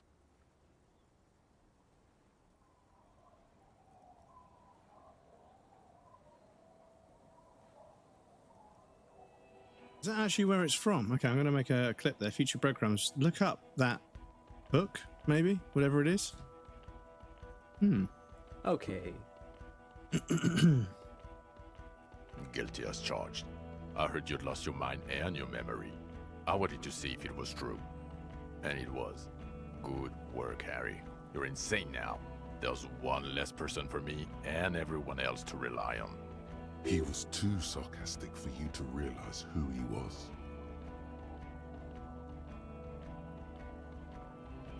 I'm clinically depressed, Harry. Sorry if I wasn't in the mood to batter you up after you told us to fuck off. Did you? Or did you literally not recognize my face? We've been partners for how long, Harry? No, Dennis is somebody else. You don't remember. He's right. Don't start guessing. Now's not a good time. Lieutenant, my name is not Rose-Faced Woman. It's Judith Minot. I was assigned to your unit 2 months ago. I thought we were friends. Okay, because you're my commanding officer, I really want to respect you. I want us to have a normal relationship. That will never happen, Jude. He's the rudest man on earth. He's the reason why the rest of us have to take sensitivity training. And I hate sensitivity training. Yes, I'm Tran Heilerstein. I never said I wasn't Tran Heilerstein. Mikhail? Mikhail's my son. His son? What a joke. Everyone is lying to you. I sent him home. Mikhail's with his mother. We share custody. I told you. He's one drink away from killing someone. I wouldn't quite say that. But yes, he is displaying aggression not atypical of late-stage alcoholism. What indeed? I was asked to share my take on some of the more obscure theories developed in Königstein in the 30s, like partial psychotraumatic amnesia, group personality theory. Yeah, Damos is one of the lovely community members from Hetty and Kate's community, but they're part of this community as well. I'm very fortunate to have them over here as well. He's here sometimes. to see if you're insane. He is smart. Let's move on. Duped? Hey, here's a brilliant idea. Don't be a morbid drunk and you won't be duped so easily.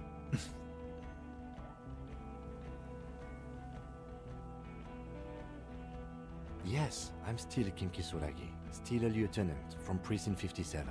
Still caught up in this crossfire, too. Yeah, Major Crimes Unit, under Lieutenant Dubois and Vicomar. Ring any bells? Refresh your memory? It's a goddamn Major Crimes Unit. There's you, me, Jude, Tron fucking Heidelstein, and Guillaume Baby. I'm technically just a civilian advisor. Oh, fuck you. You're part of this shit show. Oh, that's an interesting story, actually. Guillaume Bevy is a police reporter who joined our team. He was really good. Then he left because he lost faith in your ability to lead the unit. You're your visit, Tiger. Other people have left too. Good, smart people. People we won't get back. Only me and this really patient patrol officer are still here. And Tron because I'm forcing him to stay. Do? It's a Major Crimes Unit. We clear the desk of cases so Precinct 41 doesn't look like the worst station in town. We are shit tier now, Harry. Because of you. The 41st isn't... God damn it, Harry. Yeah, where were you during the mercenary tribunal? It was fucking heated as fuck and we were the only 2 police officers there. You left us to fucking get shot. You told us to fuck off. You said we're cramping your style. Your detective god. Fuck everything. All will burn. Detect or die. It wasn't like that. Fuck you, Harry. We didn't know there was gonna be a tribunal, did we? Here we go. Alcoholic delirium. Visions. All must pay. God damn, you told us to fuck off. You said, oh, you think it was cool you saying that. Aesthetic somehow? You were crying when we got here. Breaking things. You said we were going into the abyss. None of us wanted to see the abyss. So we fucked off. Like you told us to. The bells aren't ringing because you have brain damage. Trant, this is where you come in. How bad is it? Well, he doesn't have visible tremors, he talks without slurring, he can drive a boat, he's standing, reasoning. All good signs, but complete retrograde amnesia, episodic and semantic. Meaning, you forgot both who you are and the definitions of money, Isola, pal, and so on. As displayed in the station call, our interactions with him, and I don't want to be a snitch, but also mine with him before when Harry did not seem to know who I was. It's all very interesting. Interesting? Yes, interesting. I have my theories, but I would like to hear Harry's thoughts first. Harry, what do you think happened to you? Neurologically, psychologically, and why not socioeconomically?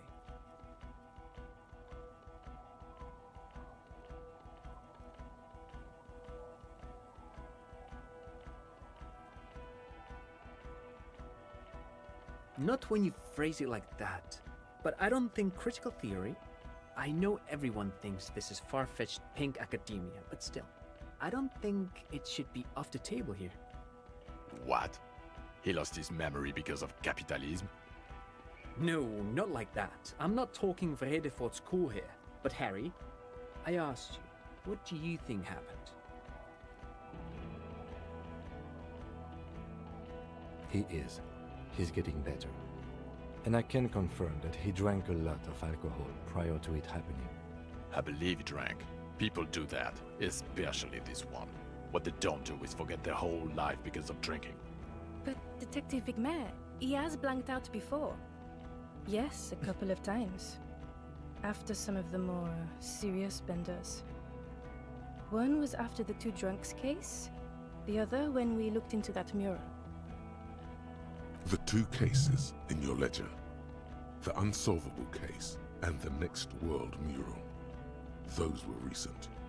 Those cases were hard on you. Interesting. So at first he dipped his toes into it, prepared. That's where he would have gotten the idea, yes. Practice. And then he used alcohol to get there, so to speak. What do you mean? Well, here's my theory. What if this is an absolutely normal reaction to the world we're living in? What if this is not a significant anomaly at all? Something to be explained, approached as a defect? Look at the sensory input here. Look at the ruins, the neon. Listen to the radio, the multitudes, the people. Live here for 40 years. As a police detective, he's like a magnetic reader on the world tape, to borrow a known metaphor. Harry's been pushed flat against it. Total input. Hardwired to the free market. He just needed for it to end. Okay, Trent, thank you. That's absolutely meaningless. I'm glad we brought you. Will he or will he not be able to work in the major crimes unit? Is he a cretin now? I want to know that. He's not a cretin, and he is able to do work. If not in his previous leadership role, then as a line detective. Leadership, now.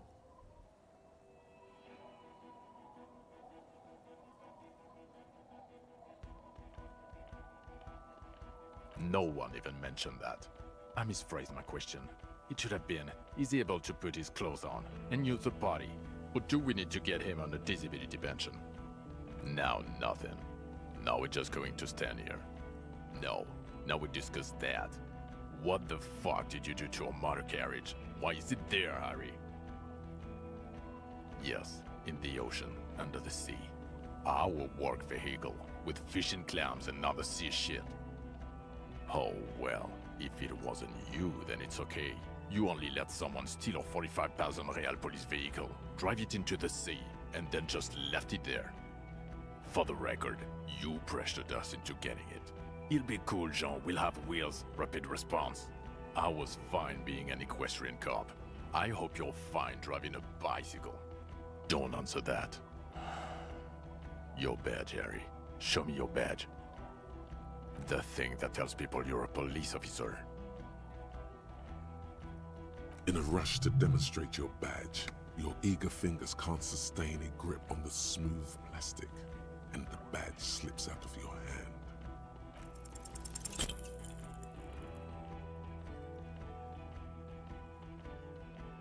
You juggle the badge for a second, unsuccessfully, and it lands on the ground, some 2 meters away. Ouch! You strained your elbow trying to catch that stupid thing. Damn it.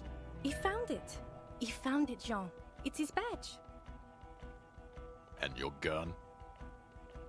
As if having your badge and gun are natural states, not achievements.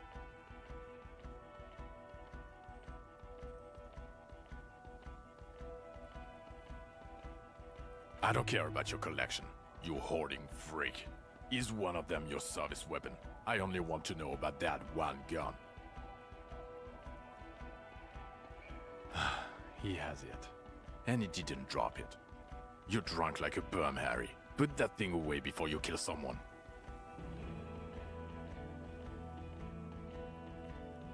So you forgot to drink? I don't buy it. Why do you smell like a corpse then?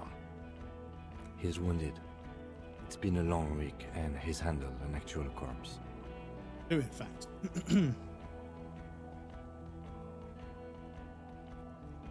A bit of a week? You're drunk, and you let a suspect escape, a certain Clasier, because you were too drunk to assess a flight risk. We've read the report, Sari. Lieutenant Kitsuragis. We know.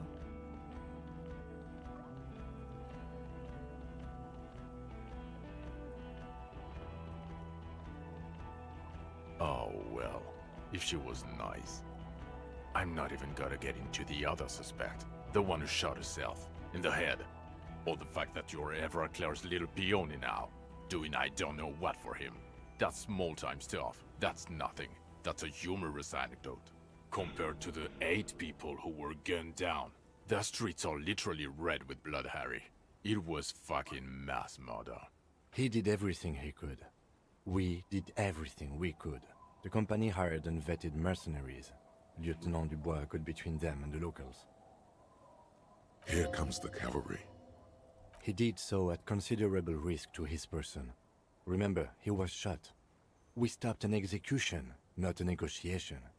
The loss of life was minimal compared to what it could have been.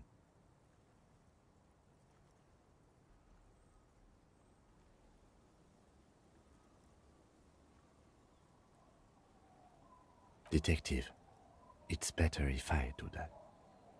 It's so much better if he does this. 1,000,000 times better.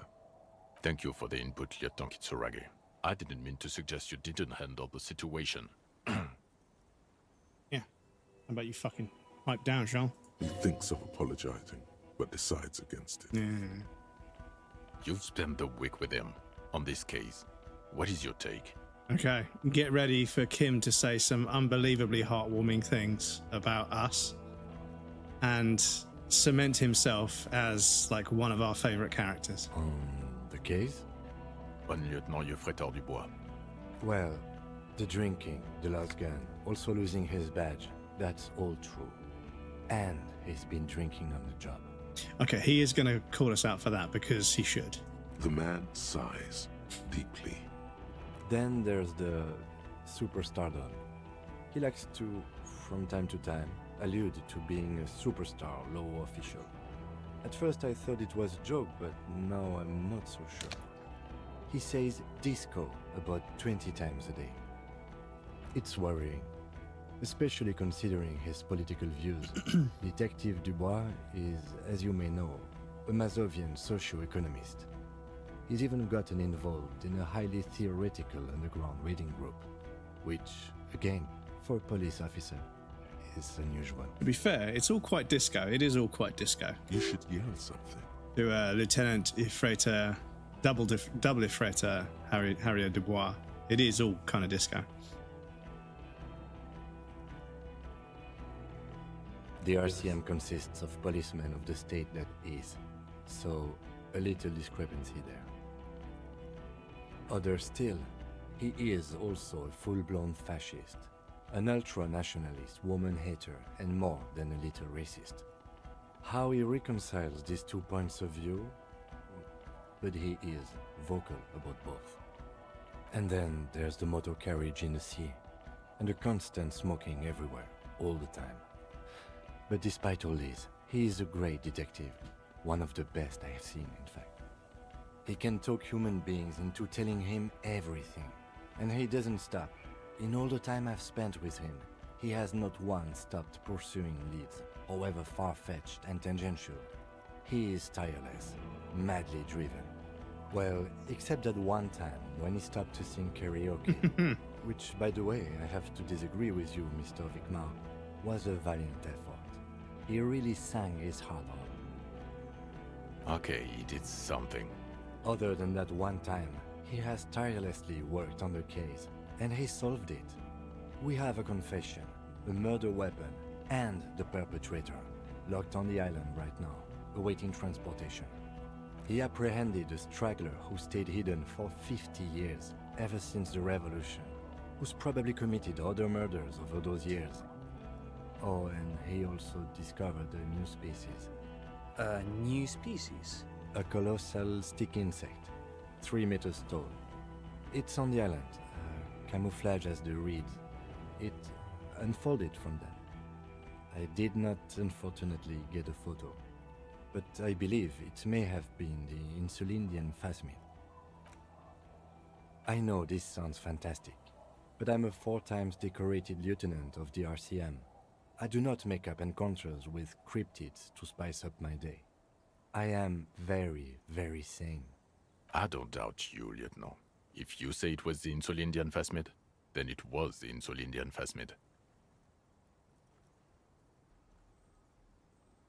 Lieutenant, is it somehow connected to the case? Detective?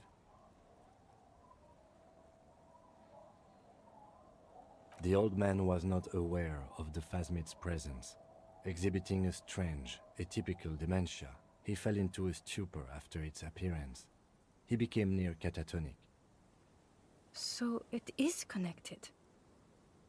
We could order a search. I could get people from EPIS on the island, entomologists, doctors. There must be signs of it in the reeds. If we found the Insulindian Phasmid, well, that would be absolutely exceptional. The PR value alone. There, you need to make your case now. The floor is all yours. He prepared it well.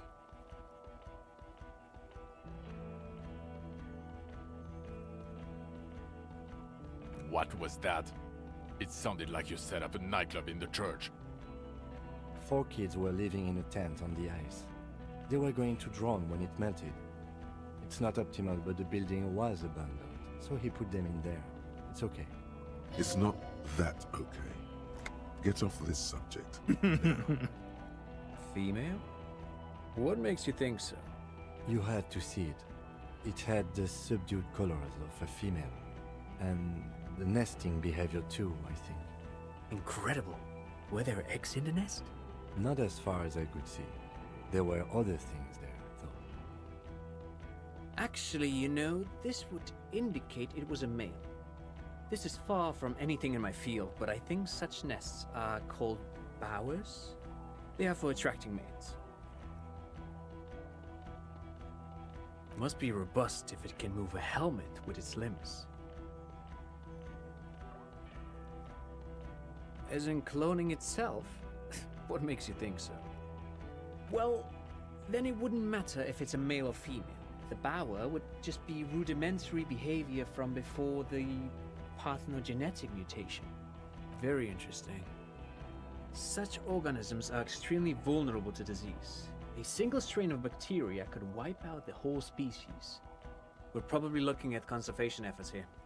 Yes, but also reed-colored, beige and brown, a little green on the outside. After unfolding from a single stalk, it still retained parts that looked like reed tufts on its limbs. Incredible. It's a toughie that you don't have a photo. This would look very, very flashy in the papers. None of it says vigilante murderers to me at all. Great PR. I tried to, but I only got a blur. Ouch. We can still work. Cop discovers new species in there. I know a good guy in La Majeste, but only after the École Supérieure people find it. This cannot be done by French people. French people. Games are on sale. Yes, lots of games on sale. It needs to be white coats and glassware But for this fly. we're not buying games from the summer sale. The Sony PlayStation summer sale, 75% off. I'm not buying. You're doing good. I'm not. Perhaps only for a moment, but still.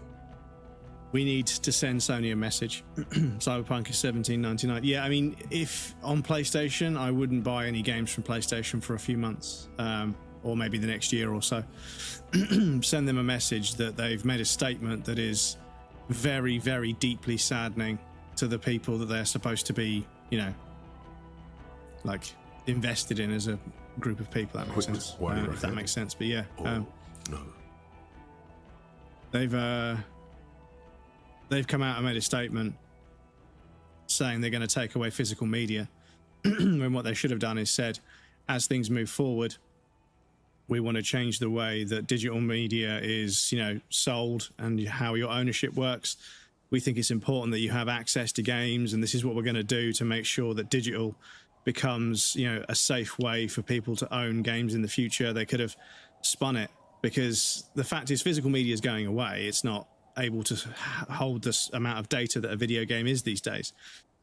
If your game's over 100 gigabytes, it's going to be 2, maybe 3 discs. So yeah, physical media as in discs were becoming a bit, old hat. But yeah, Sony could have, rather than just saying we're taking away physical media, they could have said we're going to change the way that digital works so that you have ownership of the game digitally forever. And this is our promise to mandate that we provide access to that media indefinitely, blah, blah, blah, blah, blah. As long as you're a paying subscriber, you have access to it. And maybe people would have said, oh, but I have to be a subscriber, do I, to access games that I've purchased? And it's like, well, if you want to download them and stuff, maybe, but yeah. But instead what they said was, we're taking physical media away. And the head of Sony PlayStation, he dumped a whole bunch of stock really shortly after saying it. So, they knew it was going to affect the stock price. So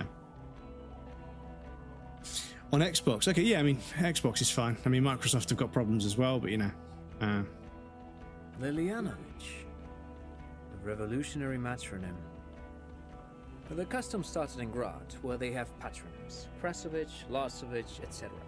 The revolutionaries saw this as a chauvinist atavism, so they used matronyms, derived from the mother's name instead.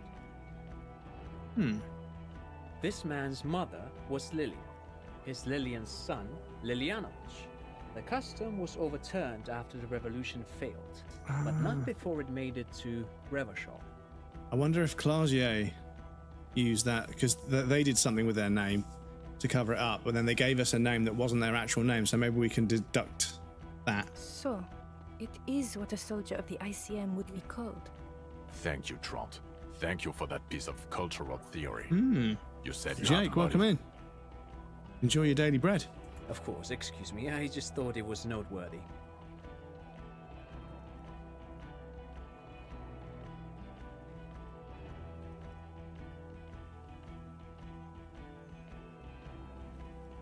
And it worked? You got a war going? Good to see you, bro. Good to see you too, Jake. How you doing? It's good to see you. Yes, until we stopped it. He saw the mercenary as an ennemi combatant. There's plenty for prosecution to pick from, as far as motive is concerned. Also, we have ballistics from the gun, matching the bullet found in the dead mercenary's head, and 2 officers on the scene that Mr. Dross confessed to. It's a clean win. Oh, it's way more than that. Way more.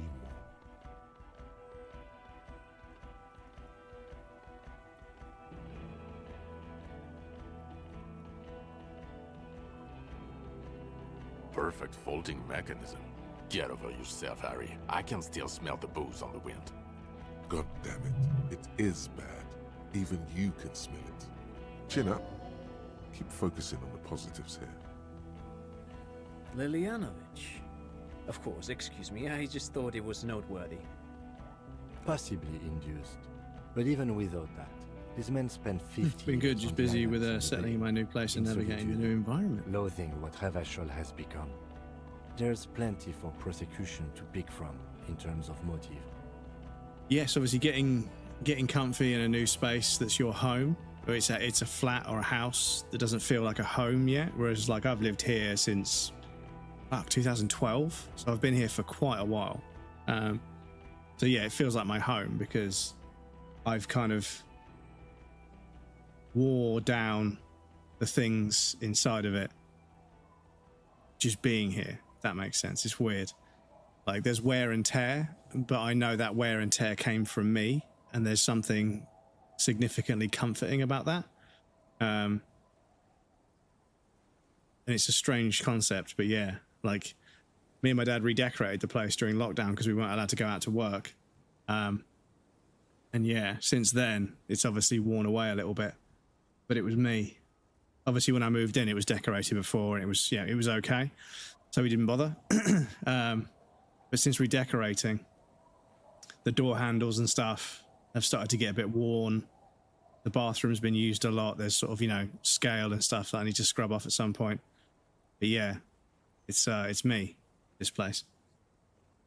Makes sense, yeah. And obviously, you know, the environment, you find out where the best cafe is, you know, where the best place to get Chinese food. You work out what the best Chinese takeaway is, what the, you know, where the best garage is to get petrol, and, you know, where the best place to park your car is in the nearest town. You learn all this stuff once you've been somewhere for a while. And it starts to feel like home, right?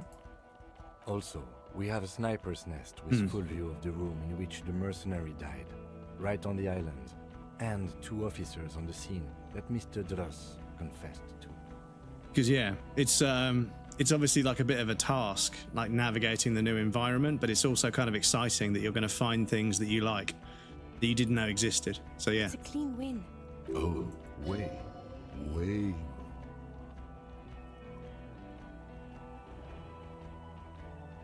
Masterpiece. Get over yourself, Harry. I can still smell the... God damn it. Chin up. Keep focusing on the positives here. Yes. Fallen through a gap in a boardwalk. Drunk. The body was transported to Precinct 41, our morgue. I had Tilbrook and Mullins take care of funeral arrangements and family stuff. it's all the things. Yes, it's exciting. You're not the only couple. Overwhelming in places I appreciate, but yeah, exciting. Back to us. Still, good work with the missing person, Detective. It's still a point for you. No denying it. I don't know what a Doom commercial area is. Why? That's not what you were supposed to do here. There was a fridge we needed and a possible witness. He was just chasing a lead and ended up advising a local shopkeeper. It was okay. Of course. Call it community outreach, right? Who's Kuno?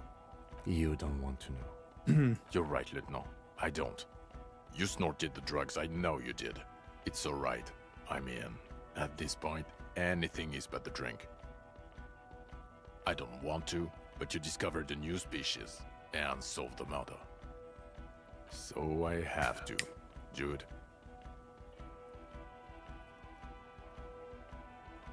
Honestly, anything that ends this trial is okay with me. Agreed. The public relations potential of this is too valuable to let go. Okay. We have vehicles in the square, and the perpetrator needs to be taken into custody. Let's go. Now you will finally get to know who you are.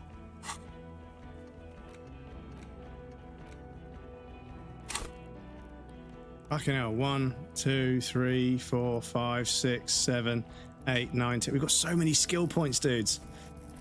So many skill points. The man looks westward, impatiently, jingling his car keys in his pocket. Who are you? You're a gym teacher, Harry. Well, obviously you're not a gym teacher anymore, but... Before you were a cop, you were a gym teacher in Coron. It's getting really cold outside. Should we maybe... Harry, it explains everything. The running around, the jumping, the bicep girth, your inexplicable facial hair. The fact that you don't seem to know what homosexuality is, and how you're able to perform a 360-degree spin kick too. Oh, this fucking game. You used to be a fucking gym teacher. That explains a lot, Harry. It explains everything. The running around, the jumping, the bicep girth, your inexplicable facial hair, the fact that you don't seem to know what homosexuality is. Also, this guy. Just everything about this guy. Physical instrument, yeah. And this guy, too. 12 off fair. God, even this javelin throwing freak here. In your 20s or late 20s, you've really let yourself go since then. Yes, you taught gym in Cool. I believe that's the term. Taught gym at a high school. You were a high school gym teacher. The smell of sweat and glue. The worn floorboards. High school. Harry, your goings-on with Kuno, Andre, Assel, the whole thing on the ice. That's why you are so juvie. His smirk suggests barely contained laughter. The regular. You found some chick. She inspired you to fight the big fight. Be more than you are. All that. You, every morning, walking from Voyager Road to teach gym. She, leaving for the academy with her spring coat on. The air filled with the smell of smoke and raspberries, and incredible hope.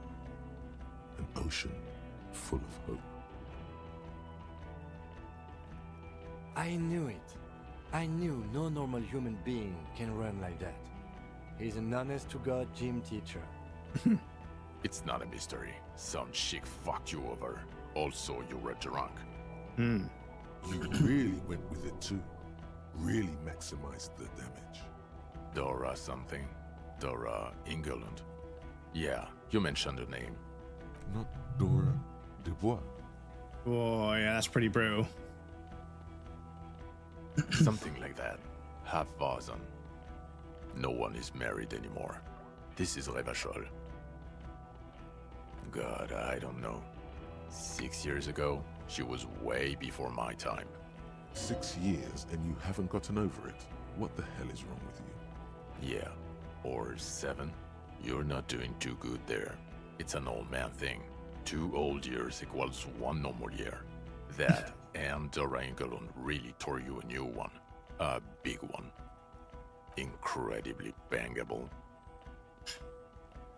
She was extremely fuckable, Harry. Gorgeous. A gorgeous bourgeois woman. Wayfish. Like a Welkin, basically. Snow Welkin. Blonde Welkin. Heartbreak Welkin. Pain Welkin. I've only seen a picture, but it's obvious you formed a real spiritual connection with how pretty she was. One you never recuperated from. Yeah, exactly, Deimos. Look. This guy's the sun fucking is about terrible. to go down. It's time to go. I think she taught in the Académie des Arts, east of the river. Way east. Hard to say which came first, the middle-class chick or the drink. Egg and the chicken kind of thing. My point is, you need to see a psychiatrist about this shit. Not a psychologist. Several degrees harder. Is there something harder than a psychiatrist? A forensic psychiatrist? Go talk to that. Yeah, because psychiatrist and psychologist, I've never really known the delineation, the difference. Like, yeah, I've never really known the difference. Us? We're the bloody murder station, haven't you heard? We're the bad guys. No one likes us. That's not true. Jamrock is too big for one precinct.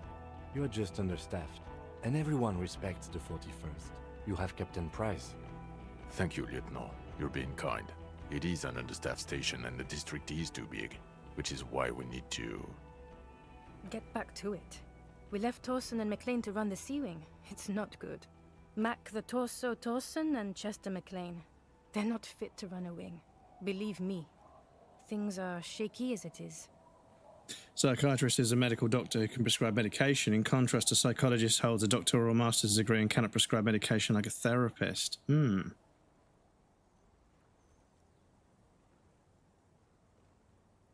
So psychiatry is more to do with medicational intervention, whereas psychology is more to do with social intervention, okay? They are damn iconic though, Torsen and McLean. Yeah, not like us. 2 clinically depressed old men.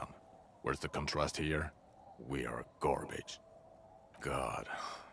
There are 4 wings, Harry. A, B, C, and D. We're in C. It's made of losers and clock punchers. You and I reconceptualized it as a task force. It was a mistake. There's also a lot of outside help involved, not only me. Other losers too. Other losers He's too. anything but a loser. Although he would like to be seen as one. It's cooler that way. Ptolemy Price? He's the son of the old Price, one of the founders of the RCM. He's one of the most highly regarded men in the force. You're lucky. Somewhere under the curved roof of a former silk factory, shaped like a ladybird with 2 chimneys, Police Captain Ptolemy Price sits behind a heavy wooden desk. Resident medic Nix Gottlieb pours him coffee. It's silent in the captain's office. They speak of change, the city, the tension on the streets. They speak of the events of April and the blood on the streets in May. So he remembers that. Yes, there may have been a raid on some churches. It wasn't good press. Shooting up churches never is. I was out of town, to be clear. Our enemies were hiding in a church, to the best of our information. That's it. I'm not talking about this anymore. Your security clearance is shit tier right now. You have to wait for it to go up. He means it. The RCM and its enemies will not be discussed on this coast. Okay, it's not the bloody murder station. It's an old converted silk mill with green desk lamps and a coffee corner. A lot of good people work there, hard, every day. Mr. Crumblestein, I presume. Oh, welcome in. Crumblestein. Almost sounds like you're calling me Epstein for a second. Jamrock is the largest ghetto in Crumblestein. Welcome in, Dills. Good to see you. How's it going? But it's divided into 11 districts. Jamrock only has us. The press will blow over. Jamrock is lucky to have you, and it's often considered to be the greatest of the districts. You're lucky to have it. Thank you again, Lieutenant. Well, first I will go back to my station and write the most detailed report anyone has ever seen. It will have to be good to cover all these. Then I will have a serious talk with my captain. Geez, you know Epstein crumbs, yeah. Can also be Jewish.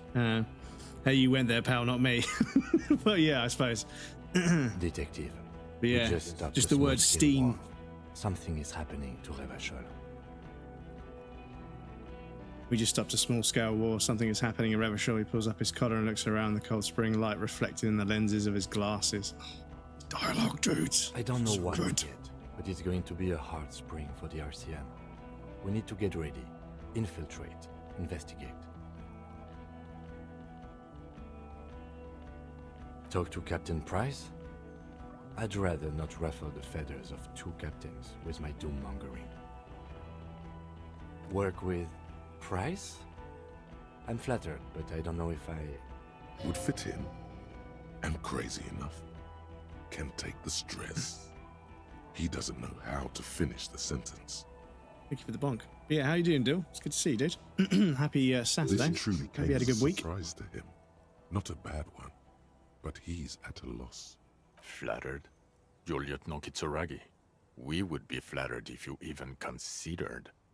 I would have to tie things up in GRIH first.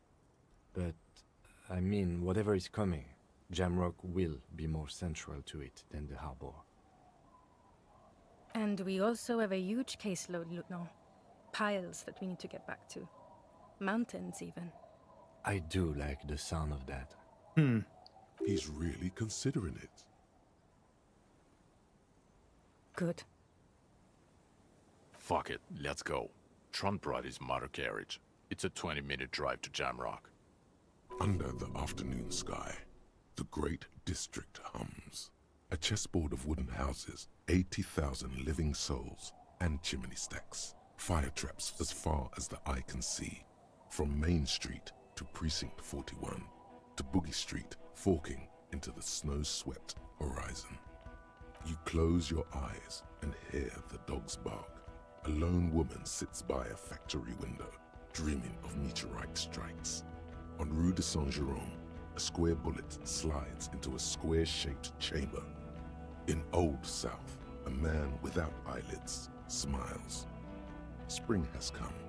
It's time. Torsen? Yes. McLean? Yes. Heidelstein? No.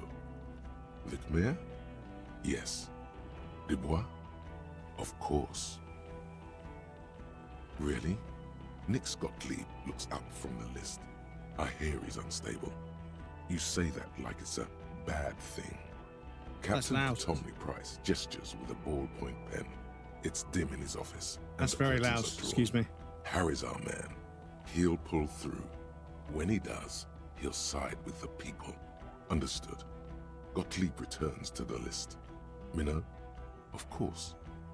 Future breadcrumbs, double check the volume of all the streamer bot sounds. That was a lot louder than it was before. And Windows updates have fucking changed the audio and everything, so yeah. Yes, apologies. But yes, thank you for the stream streak, Dill. I appreciate that, dude. Howdy. Yeah, it was loud, yeah. It was a bit louder than usual. Excuse me. Wonderful. Then can we please just go back to Jamrock now? This is a different colour, because this is the end of the game. And it's the second playthrough. And again, I don't want it to be over.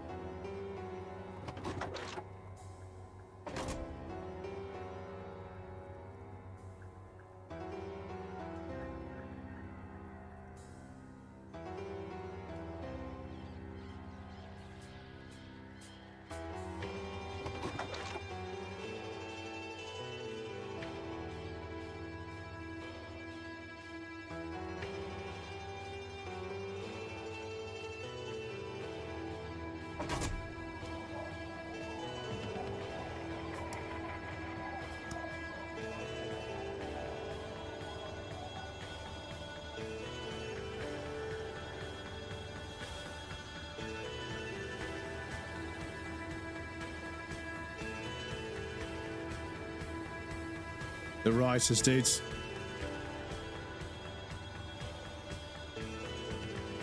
Excuse me. Oh, sorry, I didn't mean to. No, it's fine, it's fine. It shouldn't be that fucking loud. It shouldn't be that fucking loud. I don't know why the fuck it was so loud, but yeah.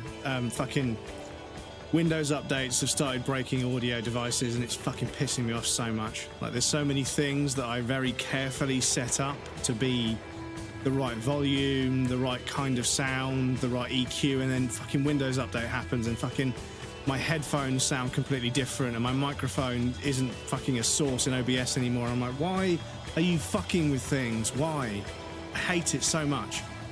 I hate the fact that I can get everything set up and working perfectly, but then somebody else fucks it up. It's so annoying. Lurk while I water the garden. Enjoy the garden watering. Nice to be out in the garden when the weather's good.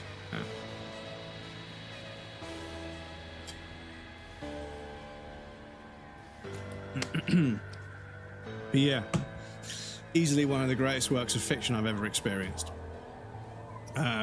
Playing it a second time and sort of, you know, appreciating all the things I like about it that I know I like, but looking for other things and finding even more things that I like about it on the second playthrough. Yeah, it's just one of the greatest video games I've ever played. It might be overly verbose for some people, but yeah, I feel like it's like it's expertly expressive and explanatory about certain things. It provides an incredible amount of detail in some bits of dialogue, but then it leaves other stuff to just, you know, happen inside the player's imagination. And yeah, it's a fucking brilliant video game.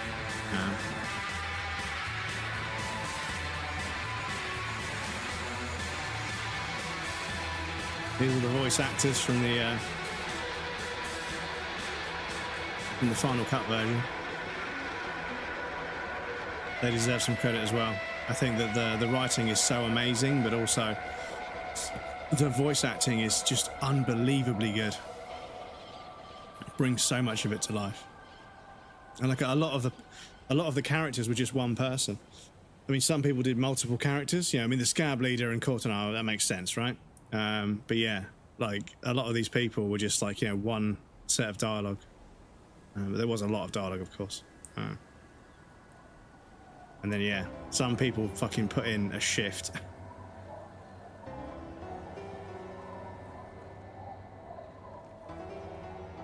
Julianne Champenois.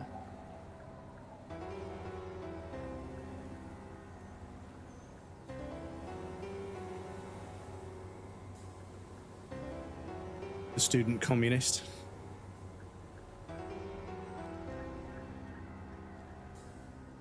But yeah, because after finishing this game, that silly part of my brain that I'm sure we all have was like, wow, if they did a sequel, I'd love to be a voice in the sequel. It's never going to happen. I have no voice acting experience. other than talking on a stream. But yeah, like if they were going to make another game and they said, yeah, would you voice a character? It would be such an honor. And it's probably the only thing I could do to contribute to a game of this kind of quality. It's just voice a character, but yeah.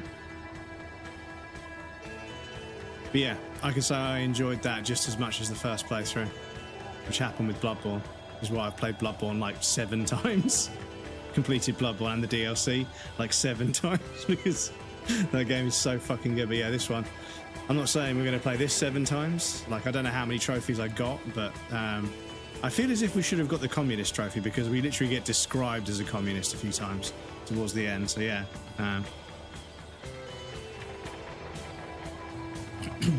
But yes, the next playthrough, I'm afraid, is going to be a bit more sort of following a guide because, yeah, we have to focus on certain things to get certain options.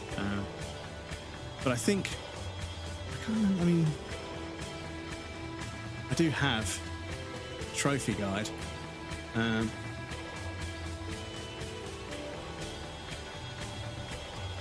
Because yeah, we need to do a hardcore playthrough. Focus on these skills during this playthrough. Try to get above 5 points to make your run easy. Yeah, so rhetoric, esprit de corps, composure, authority, endurance, hand-eye coordination, conceptualization, and drama. Make sure you manual save before day 3. Use a manual save in stage 1 before you sleep on day 3 to return to the game and pursue other political stands during your sleep. For this stage, you'll be pursuing the ultra-liberal thought, taxation thought, and following the related tasks until the end. After this, reload the save. Pursue the moralism, political thought, kingdom of conscience. The pale runner. Yeah, I think we've done that.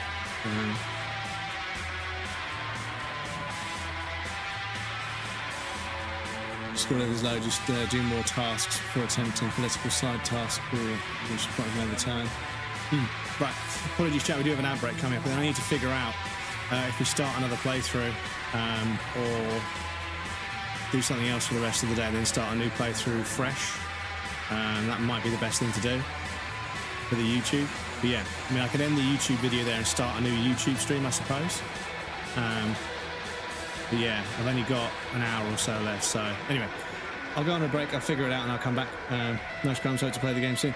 Yeah, I highly recommend it. I think that the dialogue, the voice acting, the art direction, the music, the environmental design, the environmental storytelling, the story and the narrative, the way the mechanics work, how self-aware it is, the bandwidth of going from soul-crushingly sad dialogue to incredibly hilarious dialogue. It does so many things so incredibly well. But anyway, I'll pop you guys on the BRB. It's going to be right back once I figure out what I'm going to do. Because, yeah, I think we might have to do something else for the rest of the stream. Yes, I'll be back in a moment.